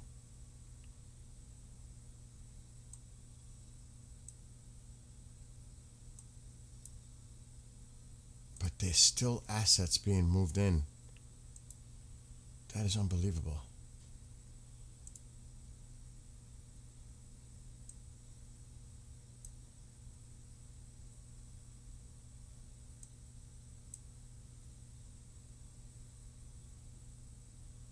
But there's a lot of traffic out there. You know what I mean? So, even though we hear all kinds of information out there, it doesn't look like they're pulling back. Like, they just keep bringing stuff in. And that video from Crete, that's interesting. Alexa, shut off living room light. What's up, Greg? You're door dashing?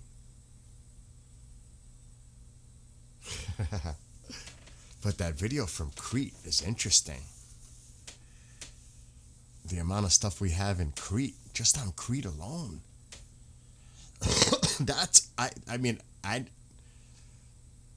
It's too bad Petros ain't here and John, some of our friends over there. That's an interesting...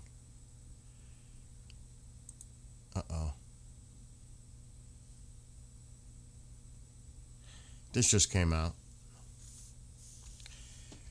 Iran Foreign Ministry. Tehran classifies the naval and air forces of European Union member states as terrorist organizations in response to the European decision to classify the IRGC as a terrorist organization. So the foreign ministry Tehran classifies the naval and air forces of European Union member states, so the EU, as terrorist organizations. They just labeled the EU, Navy and Air Force, terrorist organizations. No, don't apologize. I just had to, I didn't want, it wasn't like I was picking on any individual. So I just said, you know what? Maybe I should do what Tusi does and have no mods. Now, Marco's a mod because I know Marco for 12 years. Bro, based on other stuff. What? I'm taking the rest of that coffee. That's okay? Of course. Okay. I don't know if there's any in there. It's a little bit. Take it. Okay. He knows when it comes to coffee. So yeah, like you'll see Marco and a mole.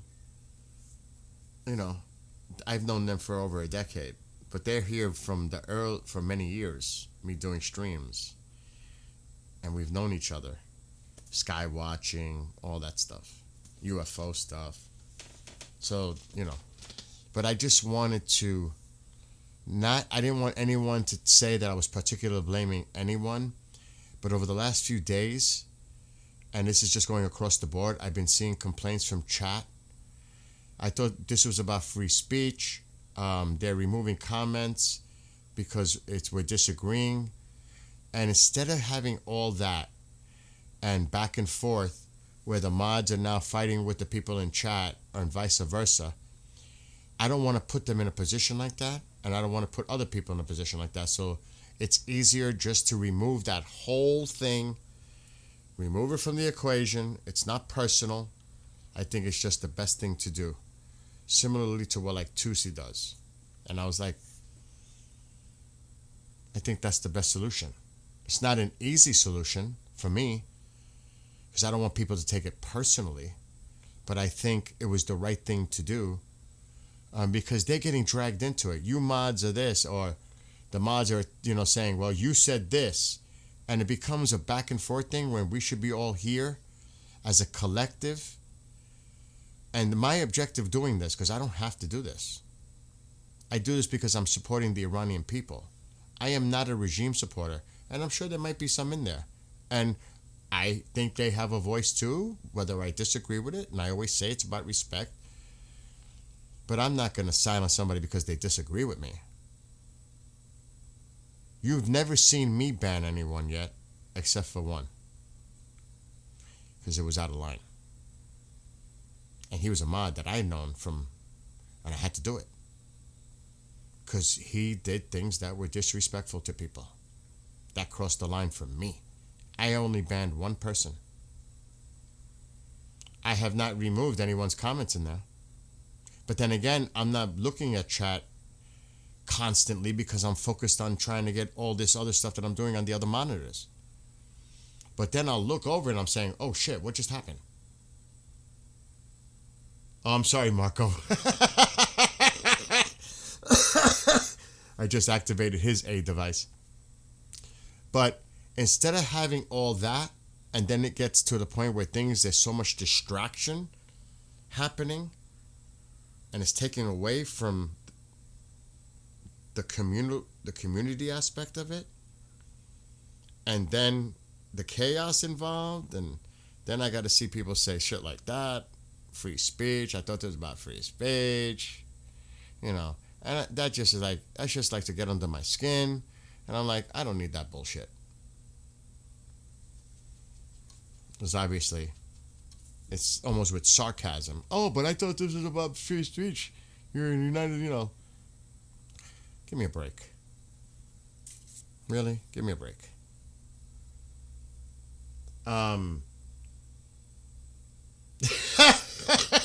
Like, see, but Rob, not for nothing. By saying that, you're going to trigger it. You know that, right? When you say those power tripping fascist mods, that's going to trip them off. You know you're going to set them off by that. You know what I'm saying? So, and then when you get it back from them, then it just escalates. Then it goes back and forth. You know what I mean? So I that's why I did it too. I don't want you guys fighting with each other.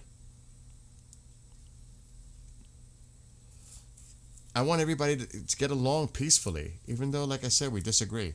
And I started the whole thing. Trump is meeting on the next time tonight. What? They're having a meeting with the Air Force commander. Now, what did Tusi post?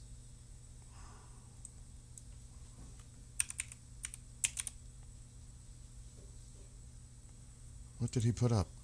And I am not here to criticize anybody else, or that I am not playing that game either. Shopping centers and petrol stations in Iran are packed. A civilian stock up on essentials. Some are taping windows. See, I saw that in the stream. Is that what you're talking about, his post? Which post are you talking about?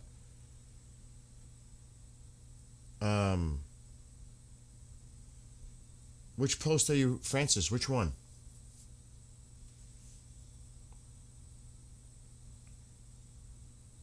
Because I'm looking at his thing.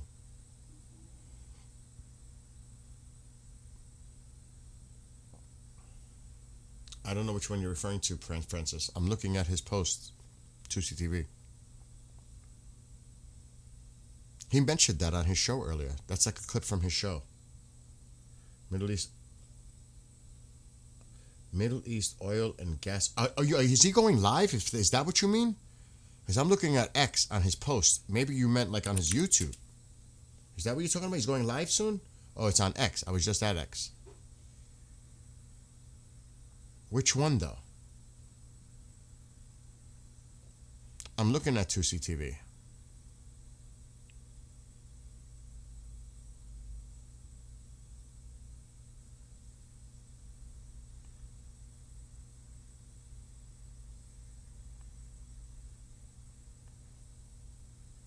I mean, I can show it on the screen, but I don't know which one we're supposed to be looking at.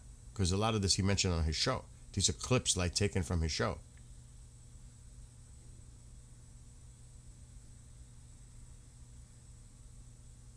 Now that is interesting. I would have to look at the Department of State. But these are clips that he took from his show. I'm going to have to look at the Department of State now. Department of War, Department of State. I follow them.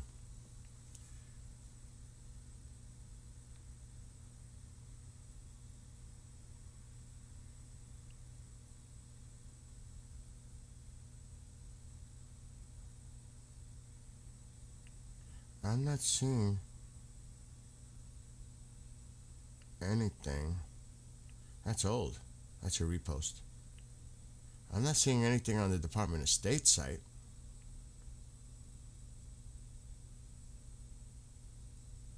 I'm not seeing anything.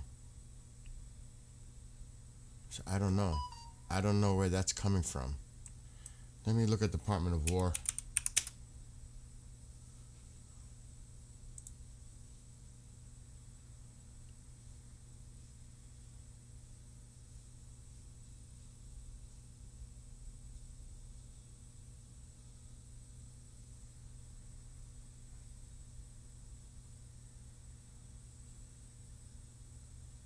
He's at Fort Campbell. I don't know if he's still there. I would think he's probably back at the White House near the Situation Room. I would not think he's still there. Yeah, that was this morning. Well, that was yesterday. Today I returned to my old unit. Yeah, that's when he arrived. He cannot still be there. I'm sure he's probably back in D.C. now. So I'm not seeing that. I'm not seeing anything that ties in with the post that Tusi put about this Department of War. That doesn't mean it's not, that they didn't do it somewhere. I'm just not seeing it. You know what I mean? Oh, yeah, no, I did see it earlier. Oh, he's posted that Trump has been... Yeah, that's actually probably happening right now. That was this morning that was out, that he was meeting with the Air Force. And that he wasn't going to go to Mar-a-Lago. He changed his plans to stay back to have that meeting. UK report is posting about Iran NOTAMs. That's been... People have been talking about that also. There were 6 of them today. Somebody said that earlier. Tusi posted an hour ago. 10-15 days, the next statement, but not Trump's actions. His patience has run out 1,000,000 times. Yeah, I mean... But you got to remember, there's talk out there that they're compromising on the zero enrichment. There's a rumor out there that's going around with that. But then again, you got to take, like I always say, you got to take it with a grain of salt because there's no way to really confirm from a source. Do you think that anybody in the inner circle around the president is going to leak something out like that unless somebody's purposely putting it out there to put it out there? It makes no sense unless they're doing it on purpose, but not somebody on the inner circle, but somebody else to throw that out there. Who the hell knows? You know? It's fatiguing. It can get you fatigued. See, like this one. Trump changed his mind to spend the weekend in Florida and decided to stay in the Oval Office at the White House for meetings. And we know what that meeting is. And this is the NOTAMs an hour ago. This is what the Daily Iran News is showing. Iranian Air Authority issues NOTAMs for 6 points across the country.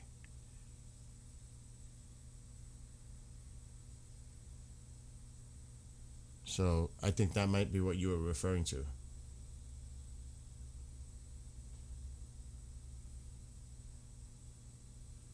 Mohammed. So that might have been what you were referring to with the NOTAMs.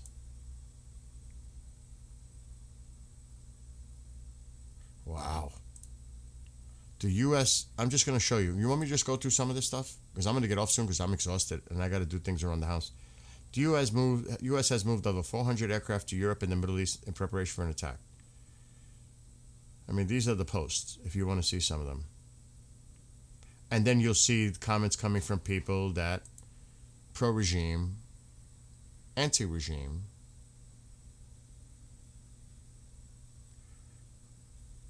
Yeah, this is what I just read about the foreign minister of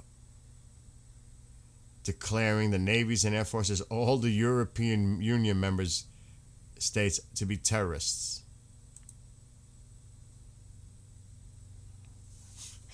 I just read that, but that's what it's referring to. So, and X is bombarded with propaganda. Oh my God, is it bombarded with propaganda? Oh my God. It's too much. And this is old. The Gerald Ford has arrived in the Middle East with at least 4 E-2D Hawkeye aircraft on deck. War appears increasingly inevitable. And this is what I was talking about earlier. This is the misleading stuff that's out there that's confusing. Iran says, I have heard nothing from U.S. people on this side, even though they're quoting U.S. officials. Iran says U.S. officials have accepted their red line of continuing to enrich uranium, and both sides are seeking a fast deal, per Bloomberg. This is what the hell was going on earlier. A lot of it. And that's why people are like, whoa, what happened? What do you mean the deal? The compromise? The United States is going to not go to zero enrichment anymore? What is this? We're going to allow them to? There's a deal in the works? That's what started all that.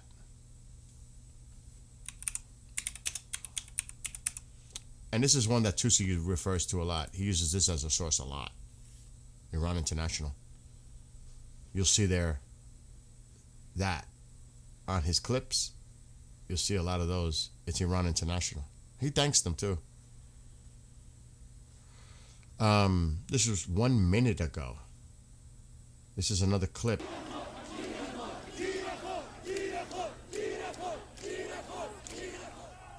It's a combination, actually.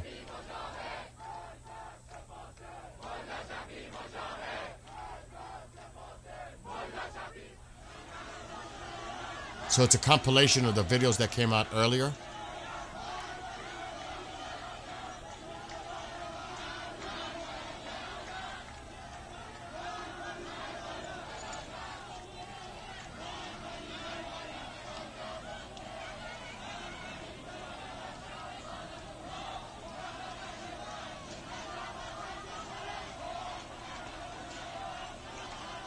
All these people have to be careful, man.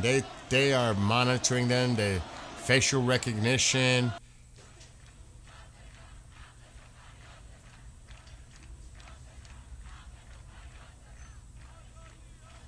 They are literally risking their lives. Literally risking their lives.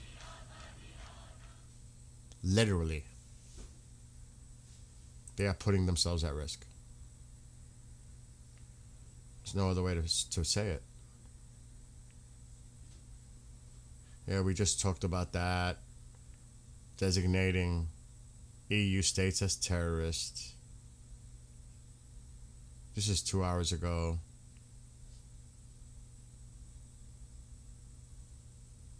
Look at this shit. Tehran's posture increasingly resembles that of an embattled state that sees greater odds of survival in confrontation rather than compromise. One that views a decisive clash not as a catastrophe, but as a potential turning point. Wow. But remember, this is opinionated. And that's why you got to be careful when you look at some of these things. Lebanon's... Oh, these are comments now. No, that's actually not. Lebanon's Hezbollah has been effectively taken over by officers from Iran's IRGC. And I think Tusi said something about that. That the IRGC is now in control of Hezbollah in Lebanon. As Tehran prepares for war with the United States and Israel. Al Arabiya reported citing sources close to the Lebanese group, the Revolutionary Guard officers, some of whom recently arrived in Lebanon from Iran, are tasked with rebuilding Hezbollah's military capabilities and have been personally briefing Hezbollah fighters across Lebanon. So, again, I hate when they cite sources or cite officials. Who? A secretary? Like, who is the source? I can't stand it. And I don't want to show anything graphic. I do not. So, you know what I mean? So you see a lot. This is old. This is old. Transited through the Strait of Gibraltar Friday. You know, this is kind of old news. So depending, there are many outlets, and I monitor, actually, seriously, I monitor the other side just to see what they're saying. The rhetoric coming from the other side.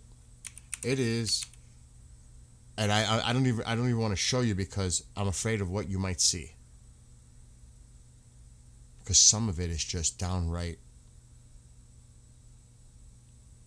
I mean, offensive to the core. There's two of these, though. This one, I think, is the more moderate one. Israel has detected massive movements of Hezbollah's rocket arsenal, which is preparing to participate in the regional war. Well, if Israel sees that, they're taking that shit out. We saw about that. You see how things make the rounds on numerous platforms? And some of this is getting old now. The Chinese satellites showing this. That's it. That's bullshit. It's probably some other source. So, you know what I mean? You got to take everything with a grain of salt when you look at this stuff. You have no idea some of the stuff that's out there that is, you do not want to share it because it's so graphic and it's bad.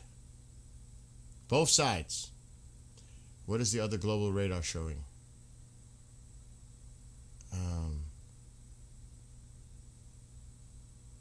How likely would it be kind of last minute deal offered to disturb the game plan? 1, 0, 0.1. Oh my gosh. I need a laugh too. Right? Yeah, Starmer. I talked about that earlier. That's so confusing. But you know what? Let's look at, because you mentioned it with Starmer. The president will say, I'm just making this up, you know. If he's on the phone with him, listen, either you get your shit right and you show some balls, I'm saying it, show a spine, or I'm going to go publicly and destroy you.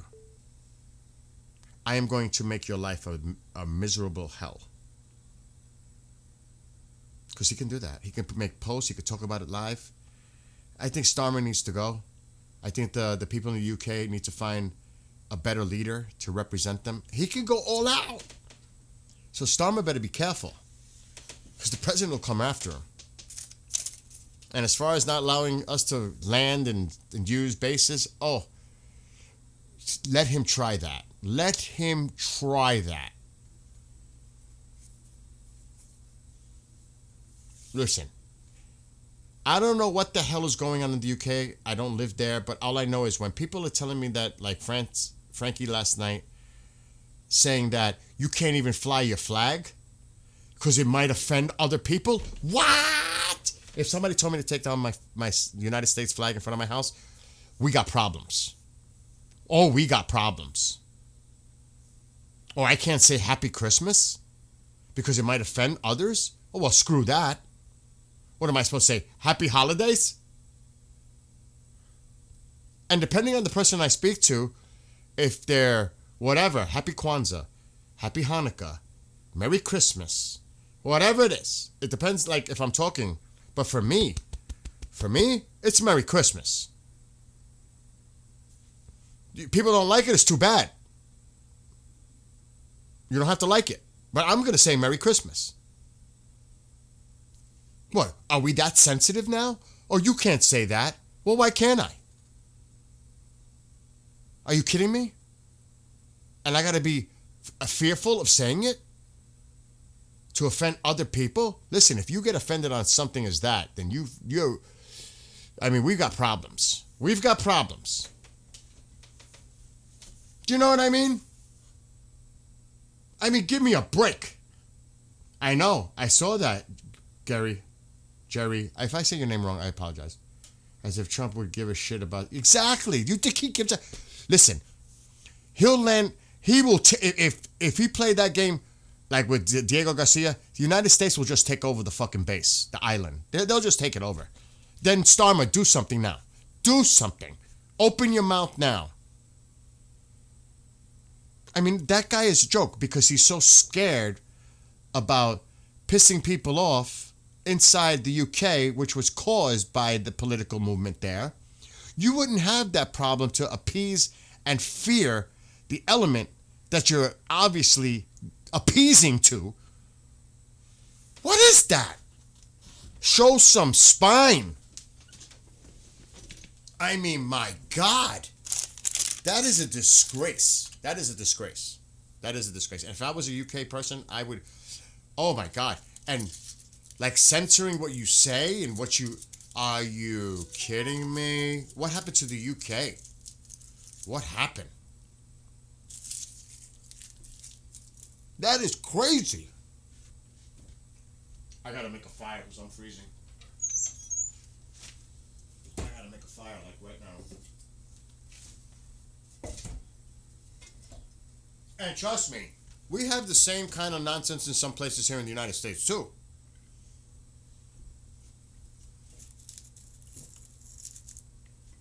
Oh, it's not like it's just happening over there.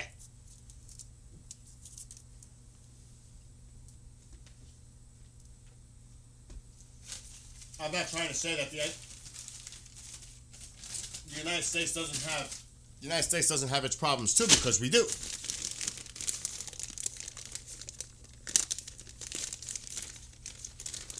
But like, I don't see that stuff where I live. You know, I don't experience that here. Thank God. And even if I say that on my stream, thank God. I'm a Catholic. I say that often. Thank God. It might offend people. I'm not going to be offended if you guys say something, if you're not religious or religious. That's your business. You know what I mean? I'm not going to push what I believe onto other people. That's just how I was raised. And that is my belief system. But that's me.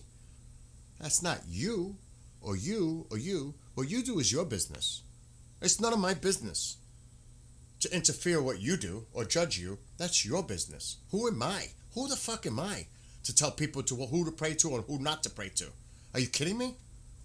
But that is freedom. Freedom of choice. But when you tell me I can't, then we got problems. Then we got problems.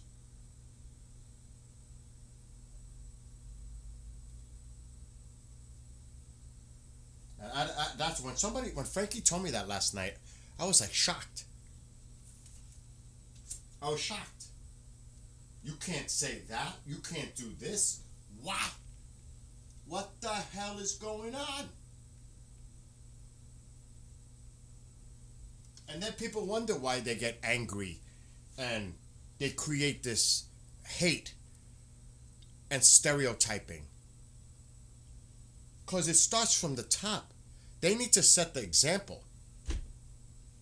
If they allow it, it does. It sets a really bad precedent. It really, really does. I mean, my God. And I don't know how it works in the UK. How long is Starmer in office? How does that work? The Prime Minister. How does that work over there? How could you get rid of him? What's the process like in the UK? I don't know. But I would think the people in the UK need to do something. Oh, I know. You know, I don't know. I don't know how it works.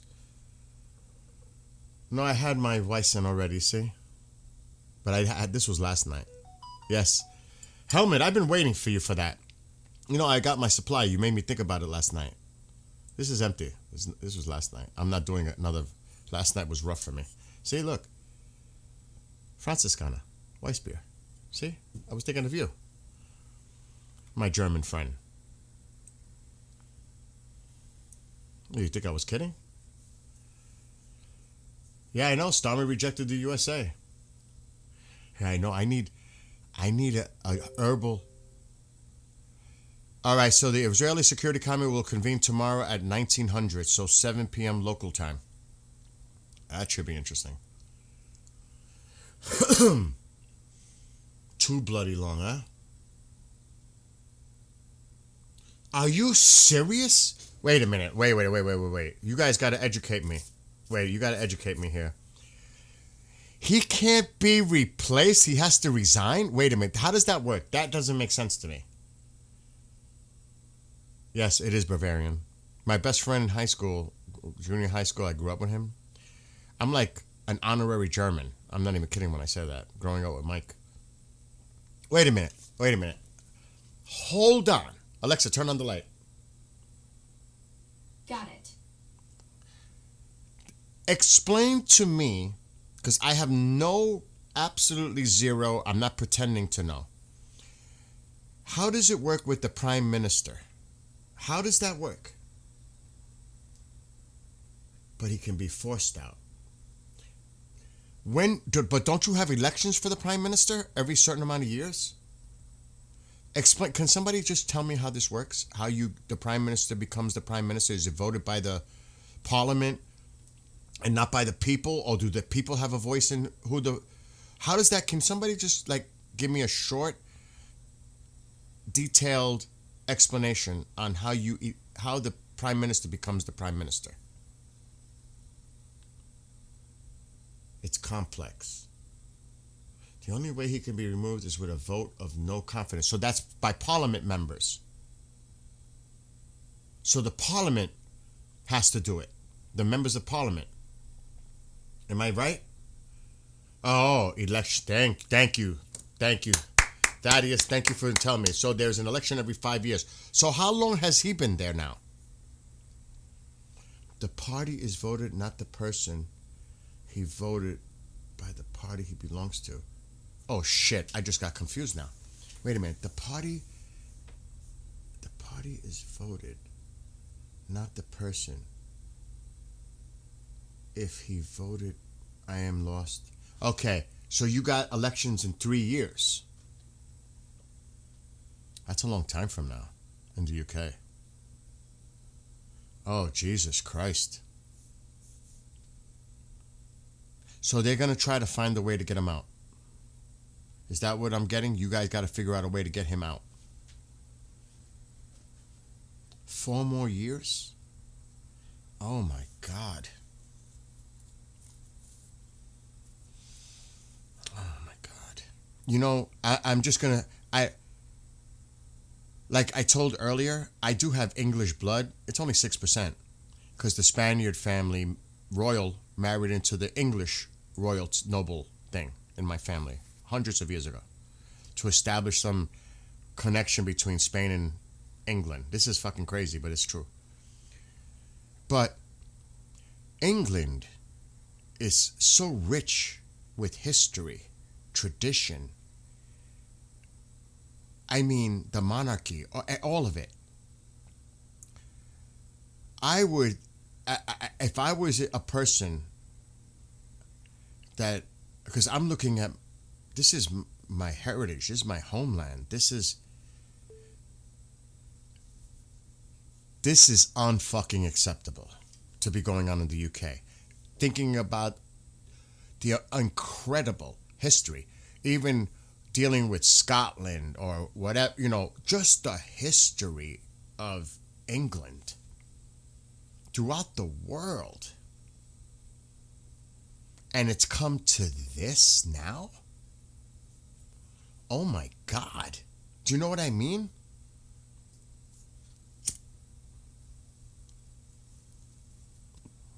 All right, time out.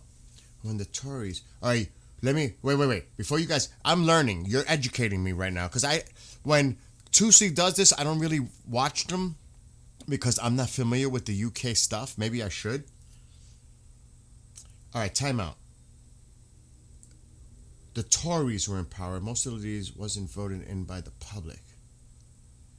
And we vote for the parties Oh, so you vote for the parties. So party members. So they have the power. Labor was voted. He was voted by Labor members to lead power. So is Labor the liberal or the conservative party? Francis, is Labor the conservative, or it sounds like they're the liberal side of the party? The people voted in Labor Party. He is the leader of that party, so he becomes prime minister. What's up, Cluster?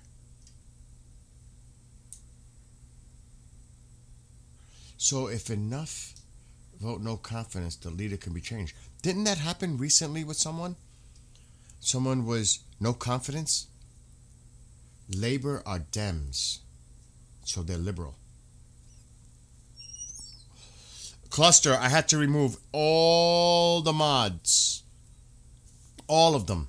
Because there was too much infighting. I didn't want to pick on any specific individual, so I just removed them all and said I'm going to do the Tusi way. Because it was going back and forth the last few days. It's been going back and forth, like mods against the people coming in, the people coming in against the mods. I said, you know what? I need to eliminate this whole thing to prevent this from happening anymore. It was not personal to any individual. I just said I'm removing them all.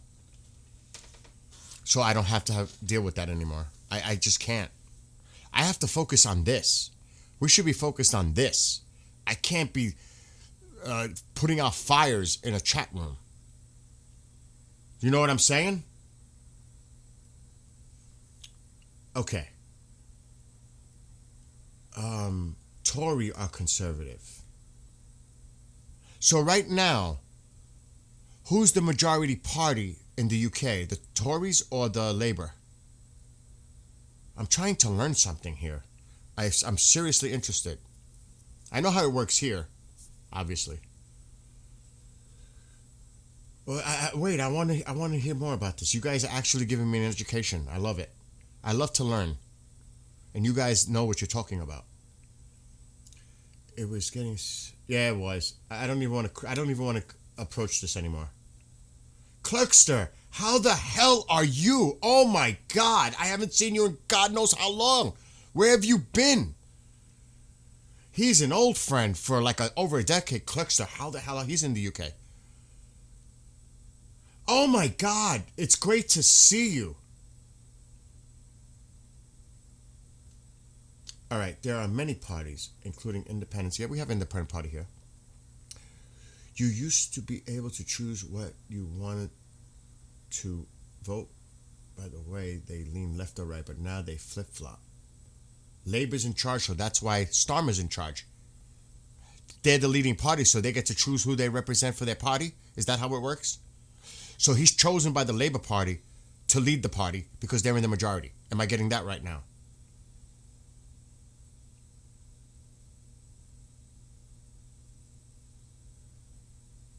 Labour has the majority in the House. I get that. Was Labour? Man, a stink bug just burnt up in my fire. That's not good. Not good at all. Was Labour at last election, but polls now say reform. In new polls in the UK, the party Reform is now the biggest party. Okay, but the Reform Party is a conservative party similar to MAGA. But then how is Labour get to... But if they're the biggest party, how come they don't have representation and they don't get to choose? Because they have to wait till he's out? Whether he's forced out or resigns?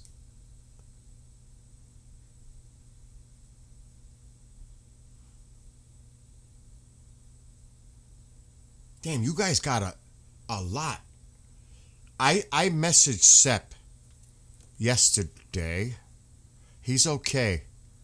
It was brief. I'm trying to reestablish communication with Sepp. That was all my fault. And I feel so fucking bad about it. But he told me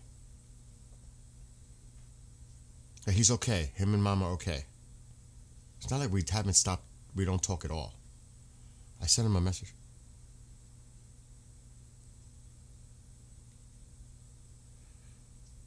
It was yesterday at noon.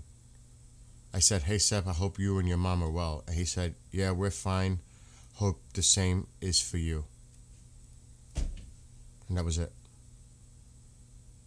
But I pray for him and his mom and family and all that. But I don't know anything other than that. All right, let me get back to this. Yeah, Lorenzo, that's all I know. That's the last message between the two of us was yesterday. Starmer was leader of Labor before last election.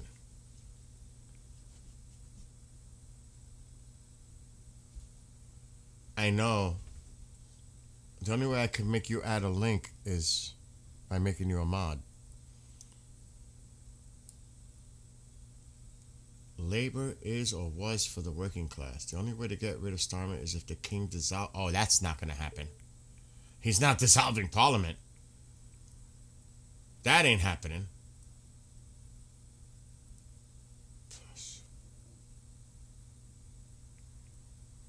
Well, regardless, I'm getting a better understanding.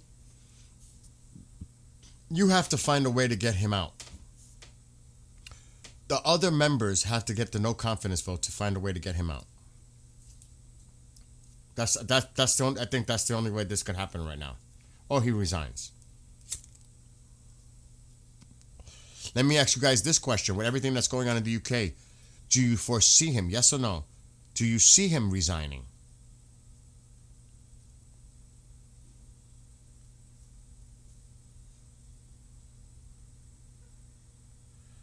In reality, there is a complete division. Well, there's division here too. The country is divided into pieces that have their own MIs. We vote for the MP in our constituency. If they get the most votes, they become a parliament member. The party with the most parliament member run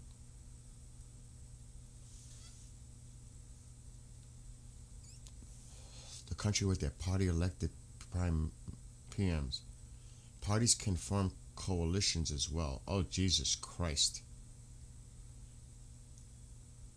He won't resign?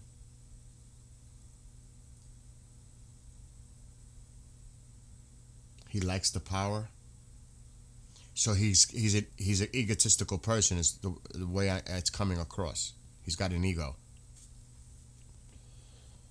He's probably very arrogant. I don't know him. And he's saying, F you. He's power hungry. The other Labour MP are worse. Oh, what? They're worse than him? Oh, Jesus Christ. Oh, my God.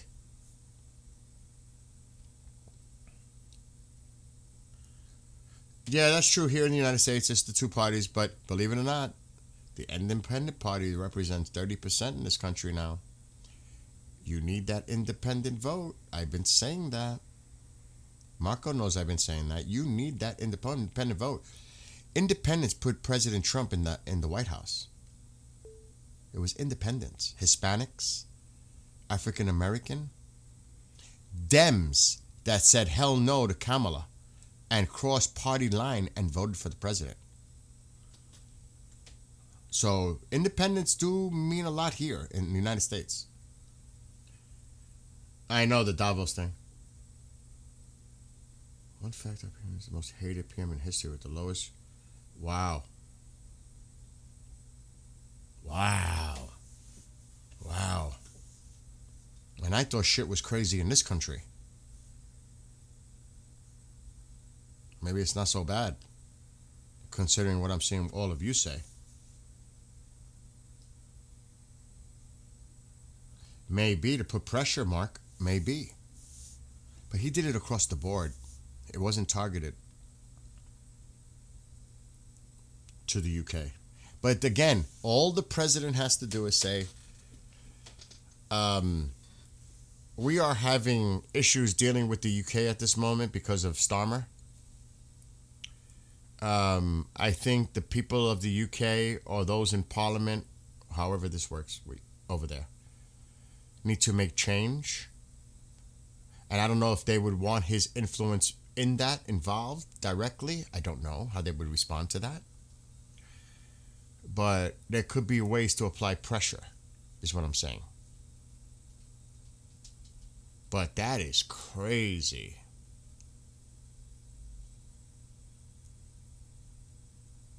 The other Labor MPs are terrible. It's a disgrace they are anywhere near the top of government positions. And you have to wait every 5 years to vote for those people too? Jesus Christ. No, even if he left, none of the others in Labor are any different. So they would just replace him with another one of them, because the Labor Party is in the majority, so they would just replace him with another one of the fucking Labor Party people who could end up being worse. That's even worse. So you're stuck. You're stuck. Andy's saying it too. Andy's a dear friend of mine.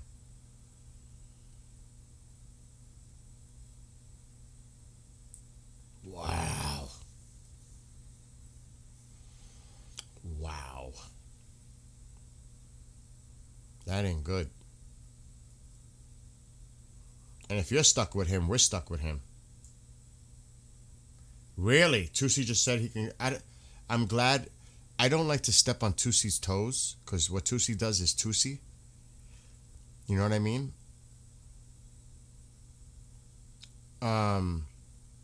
But somebody just... Birdman just said... Tusi said he can confirm communications completely cut off in certain parts of Iran. Holy shit.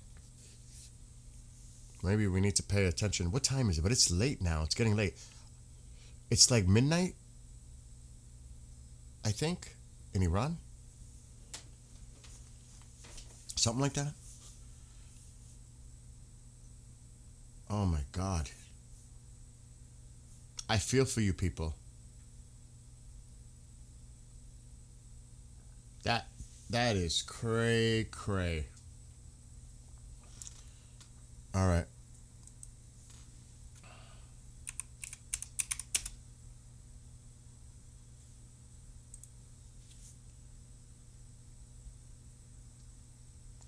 Well, he also put this out. Maybe I'm looking at the wrong account. I'm looking at 2C TV.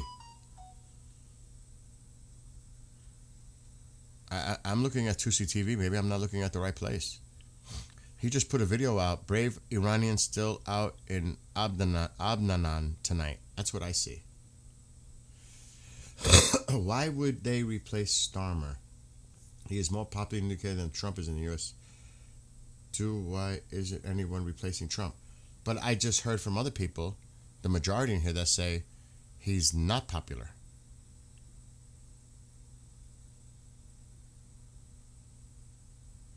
Chris said in Discord, I should be paying attention to the Discord, but it's so much for me to focus on. Now, as far as them bringing him on the audio, that's a different story. I can't believe...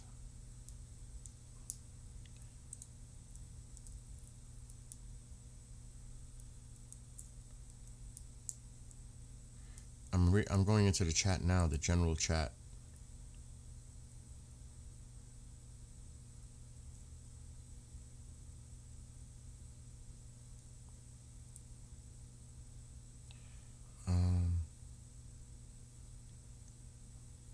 I'm not seeing where Chris posted that.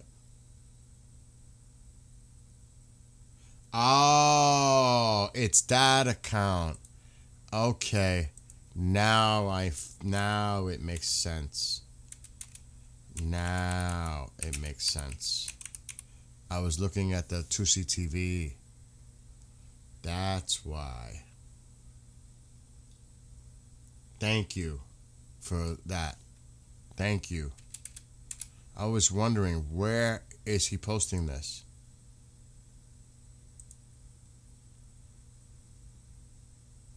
Thank you.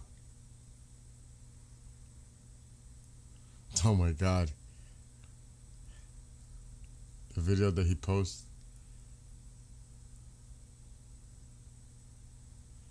Oh my God, what is that?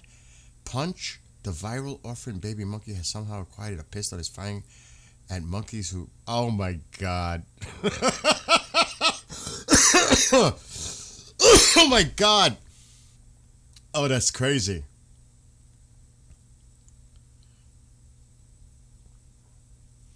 Wow, Tusi put up 32 minutes ago. I've lost 2 school friends in the uprising. Real Iranians don't mourn during war. This is not the time to cry or show defeat. When the war is over, then there will be a time for tributes. Wow.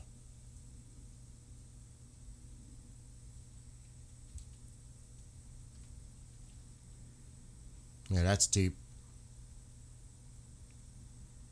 And I see the alert that he shared from another person. He reposted this and he says, I also can confirm this. 5 minutes ago he posted it. He shared the post.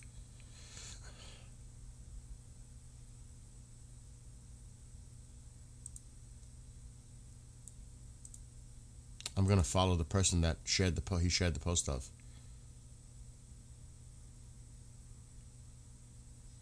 I'm going to put it on this.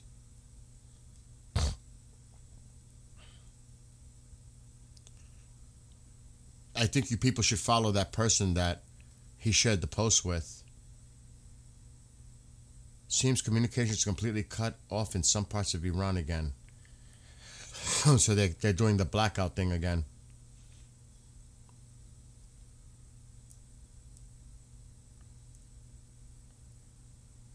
That's old. Nightly uprising of the brave people of Murmuri. The youth of Murmuri have taken control of the entire city. Not a single IRGC remains. They have all gone towards Abdanan. Let's check it out.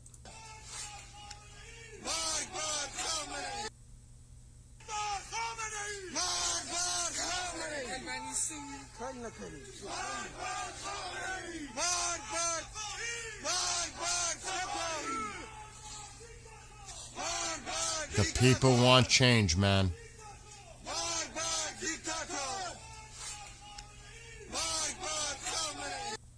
Wow. Wow. And Tusi said that he can also confirm it. That's what, like you guys said, he did. Tusi put it out there. He can also confirm this. That was 7 minutes ago. So you guys are sharp. Good catch. Hopefully he goes live again, because I need a break. I need to go chill out and eat dinner with Tusi. I'm not kidding. I've been sitting here for hours. I need a little break. Uh-oh, there's more telegrams coming out. Hold on. Yeah, Iran says a lot of shit, but has the president made any statements, or Rubio, or anybody else about this so-called red line they compromised on? No. Keep talking. They're doing that on purpose to say that there was such a thing when there was never such a thing, so they could say there was. And the United States didn't agree or do it. It's such bullshit. I gotta say it like that. It's just blatant bullshit. So yeah, the Israeli Security Cabinet will convene at 1900 local time. So 7 o'clock tomorrow night in Israel. That's what came out just now. I mean, we got to be able to call the bullshit when it's bullshit, right? I would hope. Bill, a friend of mine called me now. He says tankers are taking off from... Dude, did you see that video, though? From Crete? Did you see what somebody took on a plane? Then they filmed it. I'm like, holy shit, what's up with Crete? What's going on? Look. The music is horrific, whoever's playing. Warthogs, tankers. So the tankers, don't surprise me, taking off. They're there. Look at them. They're there. Fighters, look at them. I can't tell if those are 35s or 22s. They look like 35s, but they could be 22s. Have you guys ever seen one of these up close and personal? Have you? It is amazing. Look at this. This was earlier. Somebody took this video.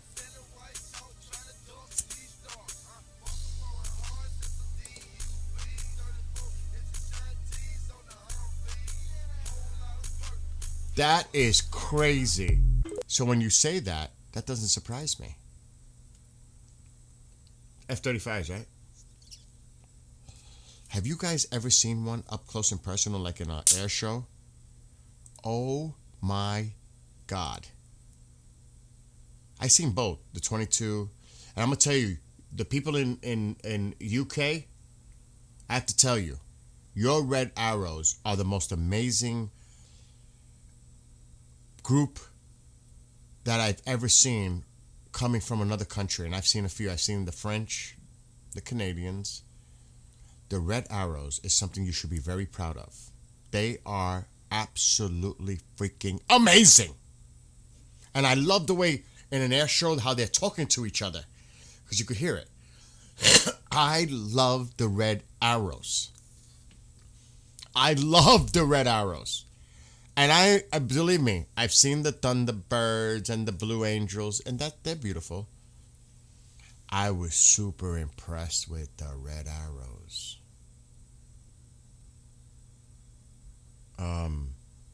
Chris, you forgot I put pictures in Discord. Which ones? Oh yeah, no. I showed the ones that you shared with me with the air show. Yeah, I saw them. How much American equipment was burned by Ukraine? I don't know what you mean by that. Burned? We're being very careful. A matter of fact, I was told by a Ukrainian officer. I had communication with him. I haven't talked to him in like a month. He was on the front lines. You know what he told me?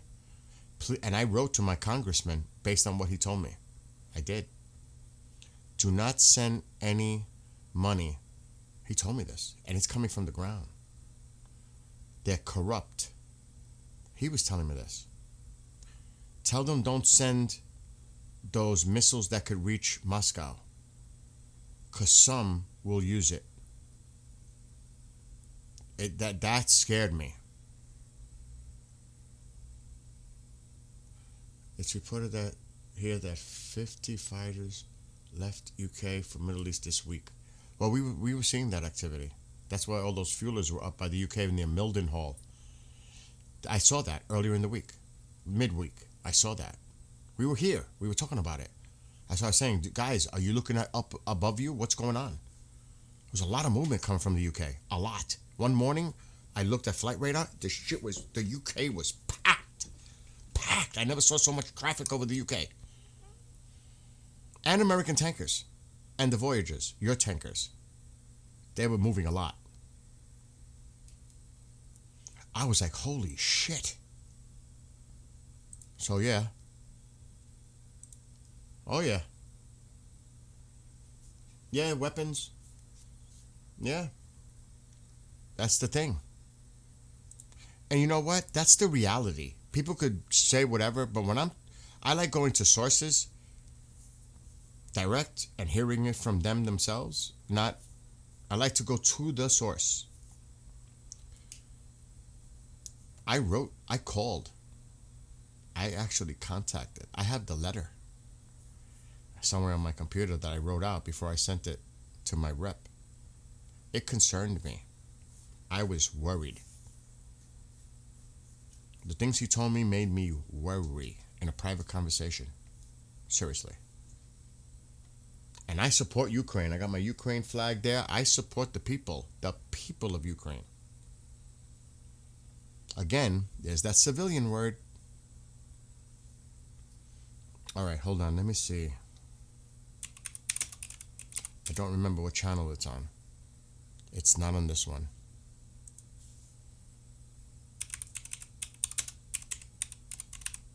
I am freaking hungry.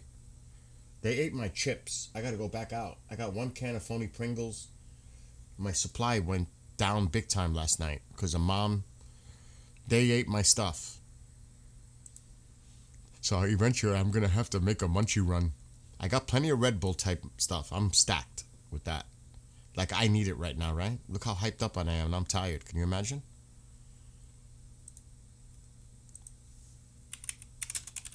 Can you imagine? I'm a hyper person. Okay, it's the big video. This was 2019 air show. But I want to show you. And I get all fucking excited at the air show. Oh my God. I can't, I lose it. And I get VIP.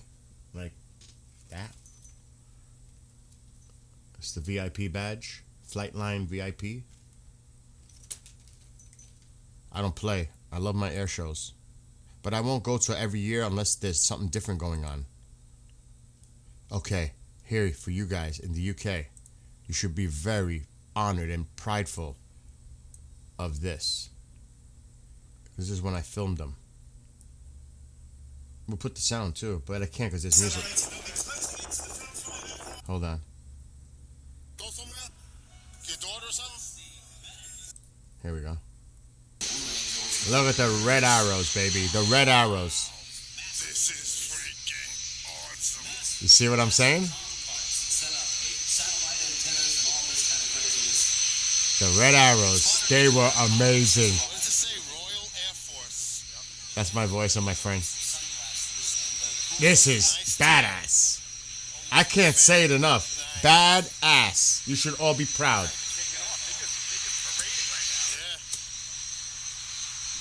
Here they go. They're making the turn. I'm literally right there at the front line because I pay for it. It's as close as you're going to get. They're 9?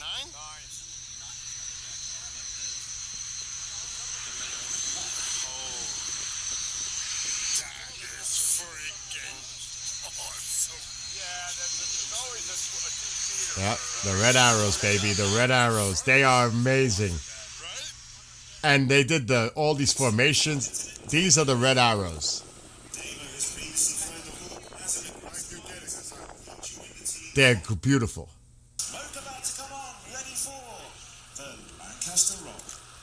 Thank you for picking it up. I love the communication. Answering it, whatever. Love it. Wow, this is like freaking awesome, bro. Oh, here we go. Love it. They're enjoying themselves. Upside down at 2,500 feet in the Lancaster roll. Now, some of you may think the Lancaster roll. Wow.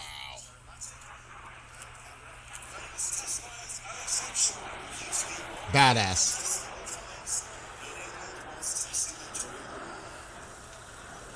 Did you clean cut? Yeah, I seen that. I saw that show. That might have been. Wait a minute, Chris. Where are you? Chris, you're in the United States, right? Yes, they are. I honestly think they are definitely the top. One of them. I mean, I might be biased, with the Angels and Thunderbirds, but they are top 3 in that group. Definite. Looks like an arrow. Look, They're doing an arrow. they did the Concorde formation. They did all kinds of stuff, man. They're great. I'm telling you, they're freaking phenomenal.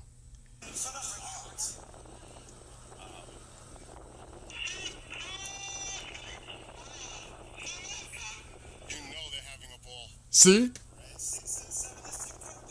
Just by listening to them, you could tell. But I don't want to, this is a long video. But the arrows were amazing. Look at this. You should be very proud of your arrows. For real. You should be very proud. It is a great representation of the UK. All right, hold on. That's a stunt. Let me show you something, though. Yeah, this bad boy. This is a bad boy. The 35 is a bad boy. Bad boy. It did things I couldn't believe it was doing. I want to show you it, and then I'll stop. If I find it. Remember, I'm right there. It's like, fuck. Nope, it's before that. Hold on. I gotta find it. What the maneuver it did.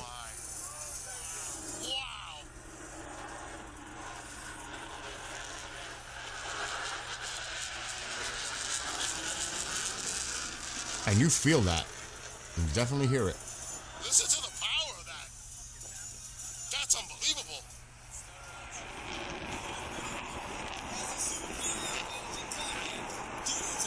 Let me take my camera off. Mike, I hope you're getting this.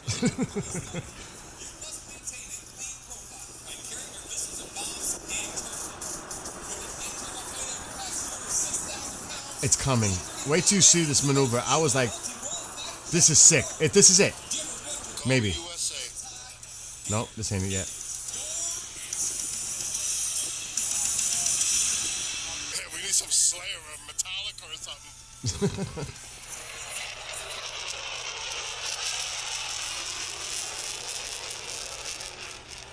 Wait till you see this maneuver. Wait, I'm waiting for it. So I don't want to skip and then miss it.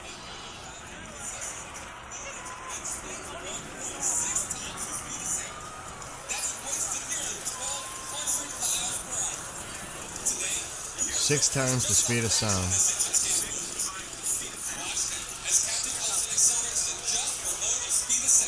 Oh, imagine he broke the sound barrier. That'd be insane. Yeah.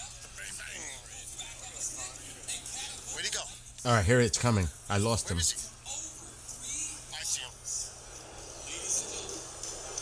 I don't know if it's this pass. Nope, it's not this pass. It's so fast, it's hard for me to keep up, I swear. Oh my God! Wait till Iran gets a hand of these, boy. They don't know what's coming. That was awesome. Iran's gonna be... They're gonna experience this. A lot of them, too. Yeah, he's way up there. And that's not even counting the 22.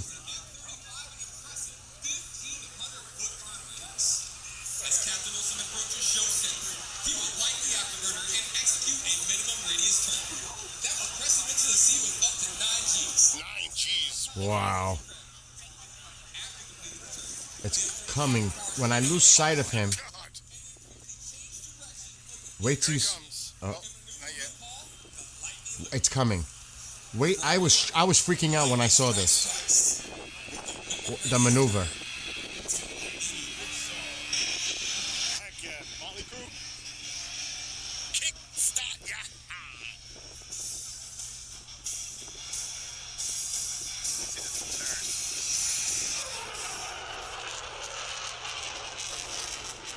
Oh. I love air shows. I swear I love them. That is a wicked, wicked plane. Yeah. Wow, he just did a three.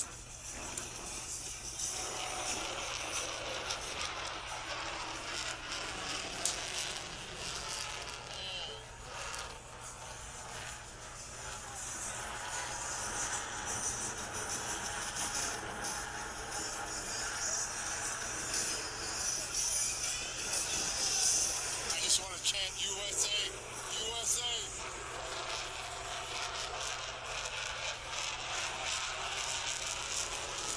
It's coming. Uh-oh. Oh, the Pakistani Air Force carried out airstrikes on something. I don't know. I gotta read it. It's coming now, because I remember saying that. Yeah, this is when I lost sight of him. Then he comes. It's coming. It's coming. This is not far from my house. That is so intense. This thing went all the way from over in front of us to all the way behind the mountain. But when he went by just below the speed of sound, that was like outrageous. He's coming around. He's coming around. He's coming around. He should be like right over there by now. Yep. Here he comes. This could be it. Not yet. When he comes back around. It's coming now.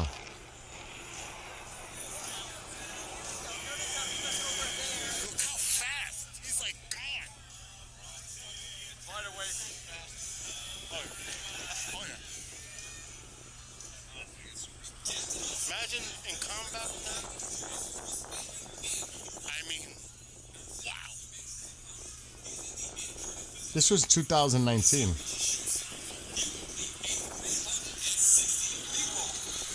Here it comes. This is it. Oh, not yet. Not yet. Shit, fuck.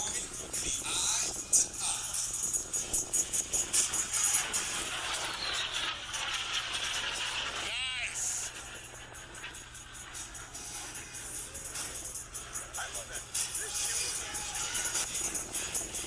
It might be this turn.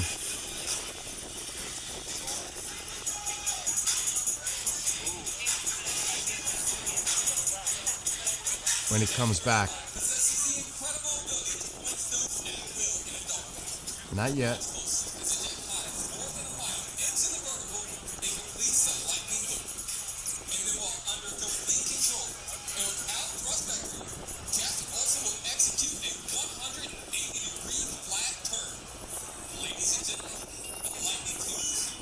Not yet.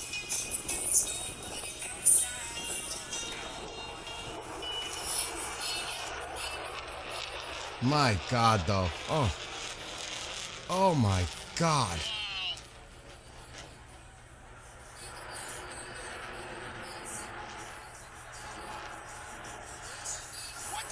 This is it. This is it. It's coming. It's coming.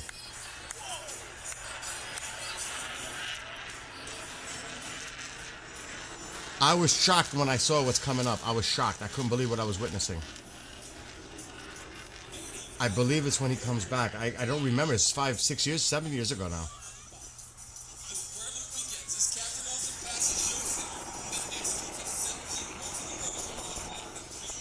This could be it. Come on. Not yet.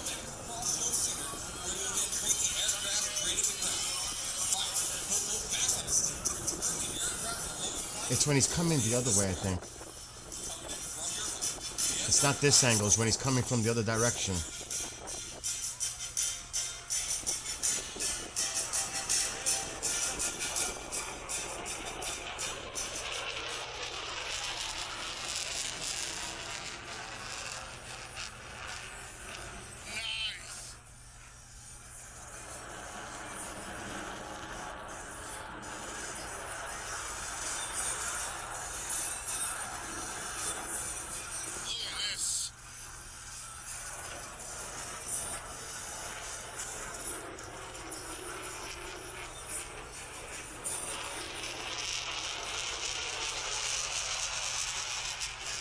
Good luck, Iran. You got to deal with a lot of these. That's incredible.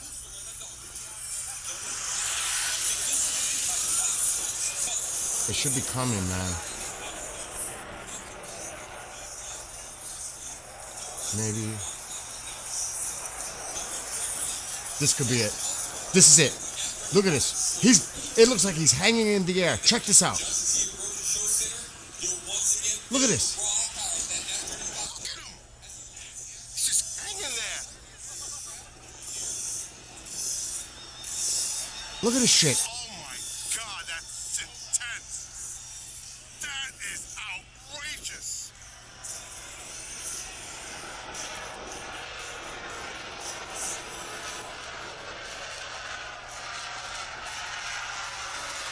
Look at that.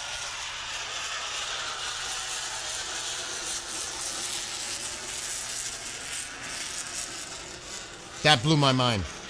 When I saw that, that blew my mind. That blew my mind. Because it looked like he was just hanging in the air. That is such an impressive, and I saw the 22. Don't get me wrong. I like the 22 too. Love it. I love the 35. 35 is my favorite. Anytime either one comes into the area, I'm going to go see them. It's so freaking amazing.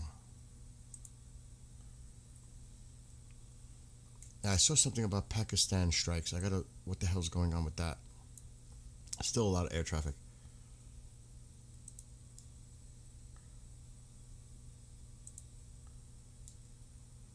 The Pakistani Air Force carried out airstrikes against terrorist targets inside Afghanistan.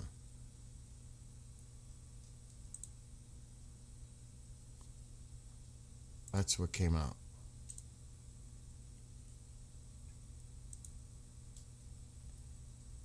It's like the whole region wants to light up.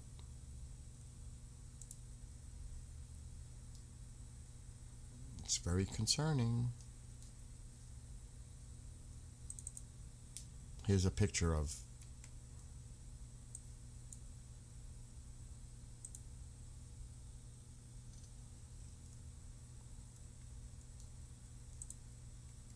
that's what I just seen on here. I seen somebody mention it in chat. Oh, of course China's helping Iran. So are the Russians.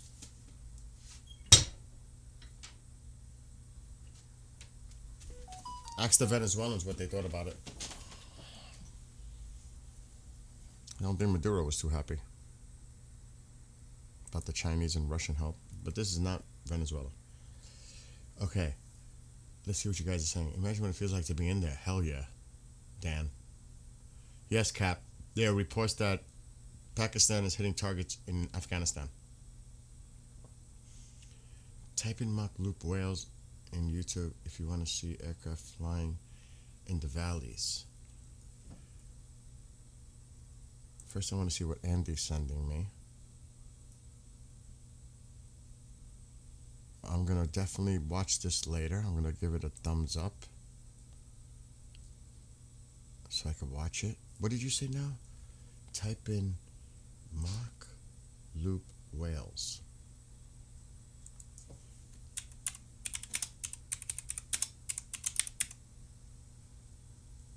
There's different years though, but I'll put that. Oh, hell yes. I would love to be there. Is this with the F-15?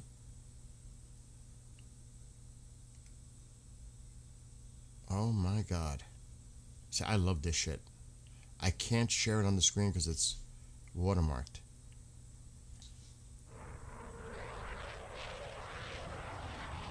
Wow.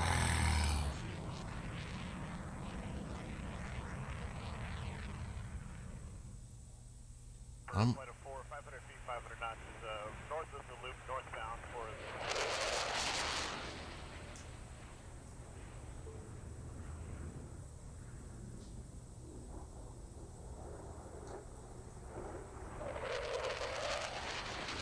Ha ha ha ha.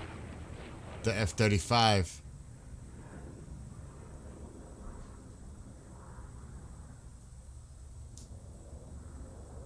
Wow, look at that.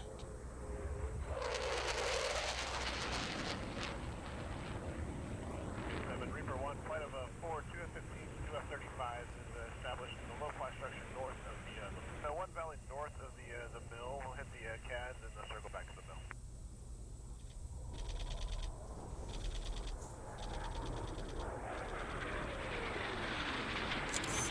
Not for nothing though, the F-15 handles its own, you know.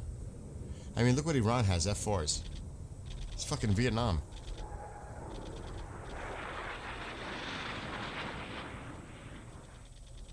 Could you imagine the Iranian Air Force going up against this? Whether it's the Israelis or us, they are so fucking toast. It's not even... Oh my God. Reaper is departing to the east, still on.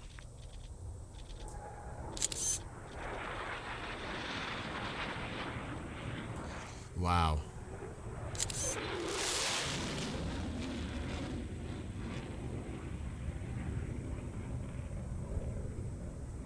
Excellent. I gotta have to do some watching. I don't want to watch this all right now, but I gotta give it a thumbs up and subscribe so I can watch it later. All right. Anyway, what's going on in here? I think I'm gonna take a break. I need a break. Anyone heard? No, I haven't. It is the one going through the valley, John. I'm going to have to do more research on that. when I have time. Cluckster, it's great to see you again, dude. It really is. I'm glad to see you. It's been a long time.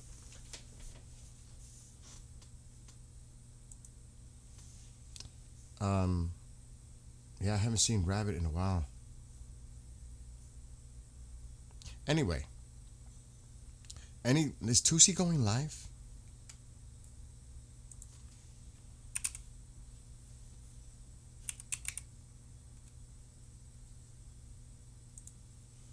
What time is it in the UK? Like 5:02.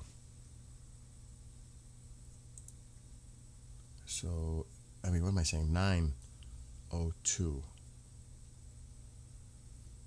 Yeah, he doesn't have any upcoming right now. He probably will later.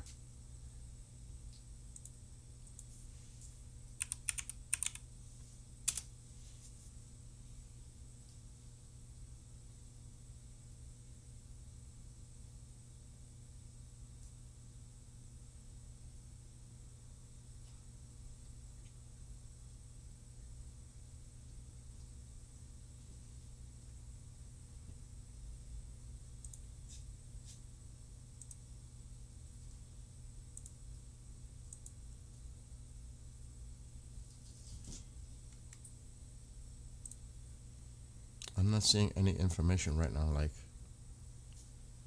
so this could be a good time to take a little break.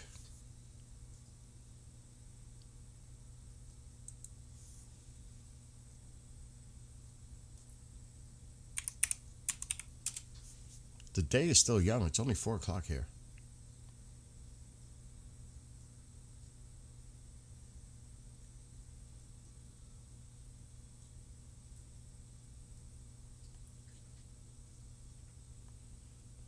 Oh my God. They're putting out some crazy shit.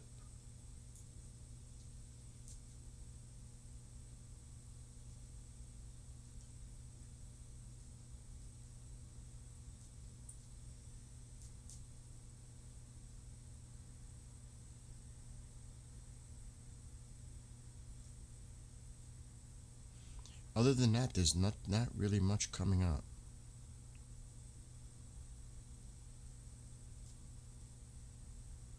I'm gonna check 2 more things, and I'm gonna probably get off for a little bit. I gotta get ready for a major snowstorm.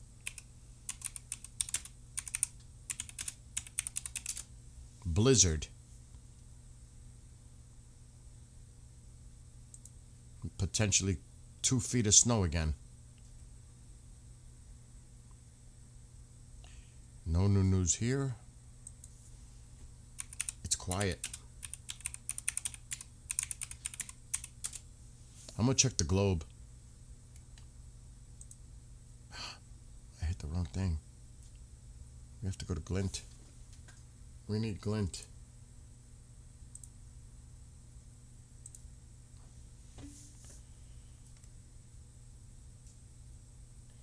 Nothing new.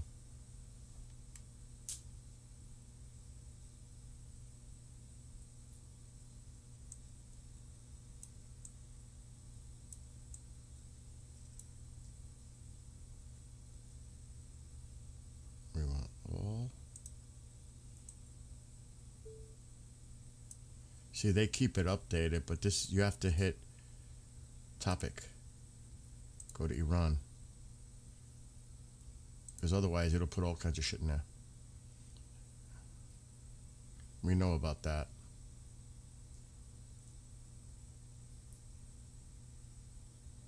Yeah, who said this? White House ready to offer Iran token nuclear enrichment instead of all-out war. Who is reporting this bullshit? Yeah, this is one. This is the video we were just watching earlier. A large number of American attack aircraft spotted in Greece, base in Crete. We already showed that video that already came out. It's just coming out here on other platforms. See, there's X. This connects a lot of different accounts. Telegram.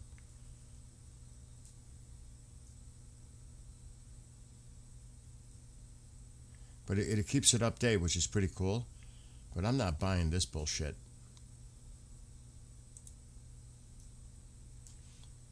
who's it coming from? Who's saying this? I haven't heard anything from any U.S. real officials. According to unnamed U.S. officials. Right there, that's shady. Shady, unnamed U.S. officials.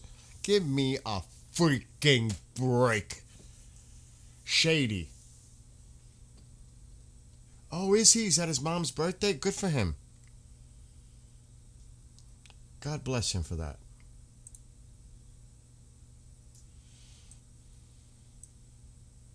Let me look at... Wait a minute.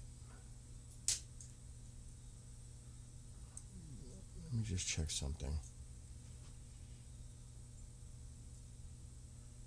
The British government is considering removing foreign... Oh, okay.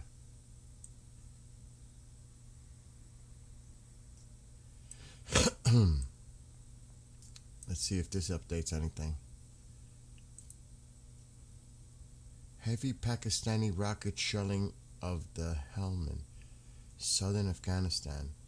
Heavy rocket shelling is the same thing.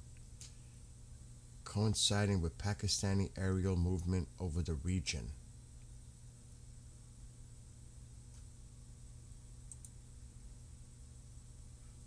Oh, it's not going to load it. Okay. Wow, so that did happen. See, they update the map.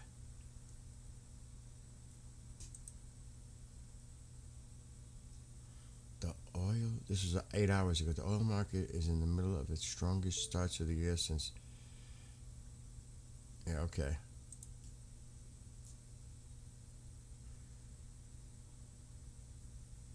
Oh, God, Jesus Christ. The propaganda is insane. At least 18 killed in Lebanon.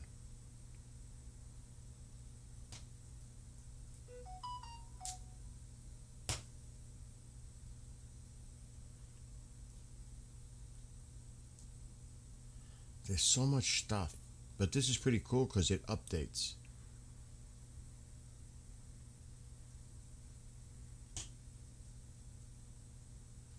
Oh, so they did some military tests too. They conducted their first air-to-air strike. Turkey.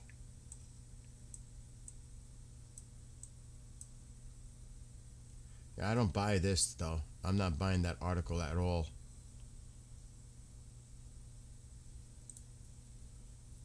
It's cool because it takes you right to the X article.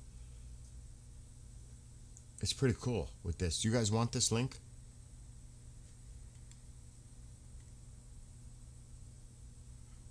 I work from home, buddy. I work from right here. But I do actually have work to do later. I'll put that link to that if you guys want it. The glint thing. You can mess with it.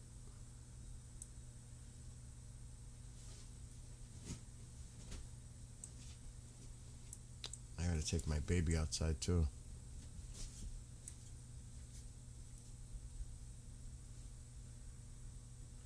A fleet of U.S. military planes were seen Saturday on Leios Air Base in Portugal. Interesting.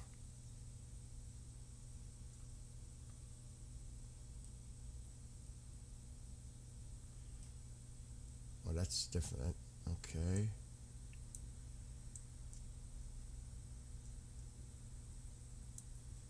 That's it right now. Because this gives you the feed of like the latest news. What's going on in UK? We saw that already. I thought I saw another dot. I did. Starmer out by February 28th? What is that?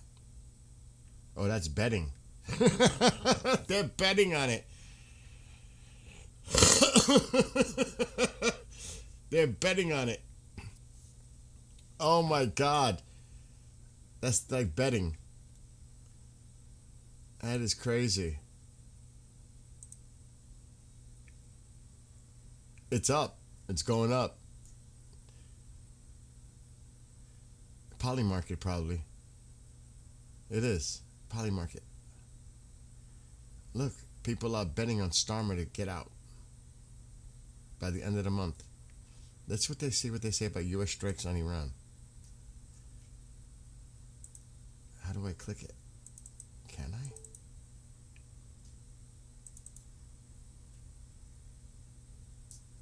What does it say? Current is 83. So it's actually down a little bit. Jesus Christ. So people are betting in the UK that he'll step down. What is this over here? Will Manchester City win? Oh, it's more betting. Oh my gosh. That is crazy. I put the link for this in chat. I lost like $5 to that 3 weeks ago. Oh my gosh. It does tweets. It includes Telegram. It's not just tweets. It's actually a few different sources. Like, that's tweet. You'll see when it says Telegram and all that shit. But this is... Like, the other one was Telegram. But it didn't take me.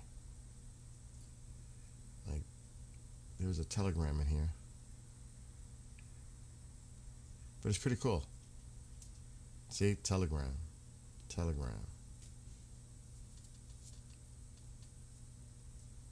So it's definitely X and Telegram, to say the least.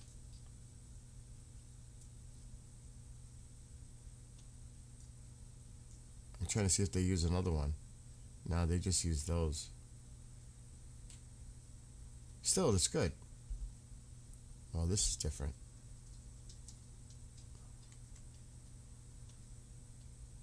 Anyway, it's time for a break for me. I gotta eat. I haven't eaten.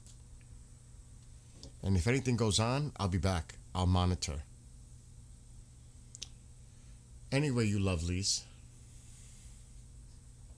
I know I'm getting that kind of vibe from many of you about Starmer, and it's not good. The vast majority of you are saying Starmer is no bueno. No bueno. And I will take your word for it.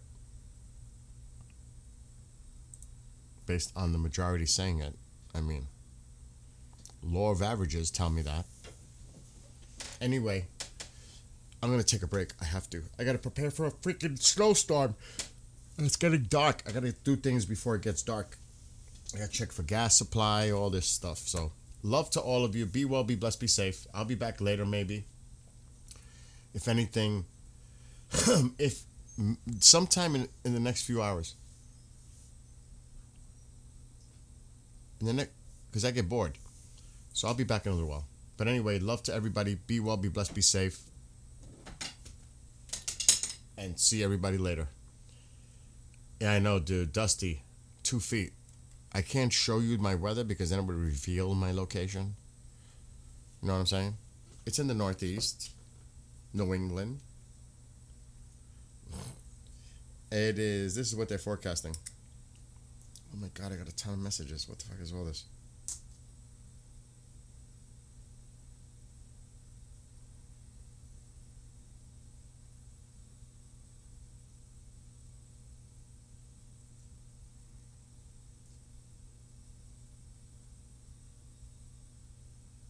It's amazing how I was visiting the Burger King site and then they send me shit. It's unbelievable how they monitor.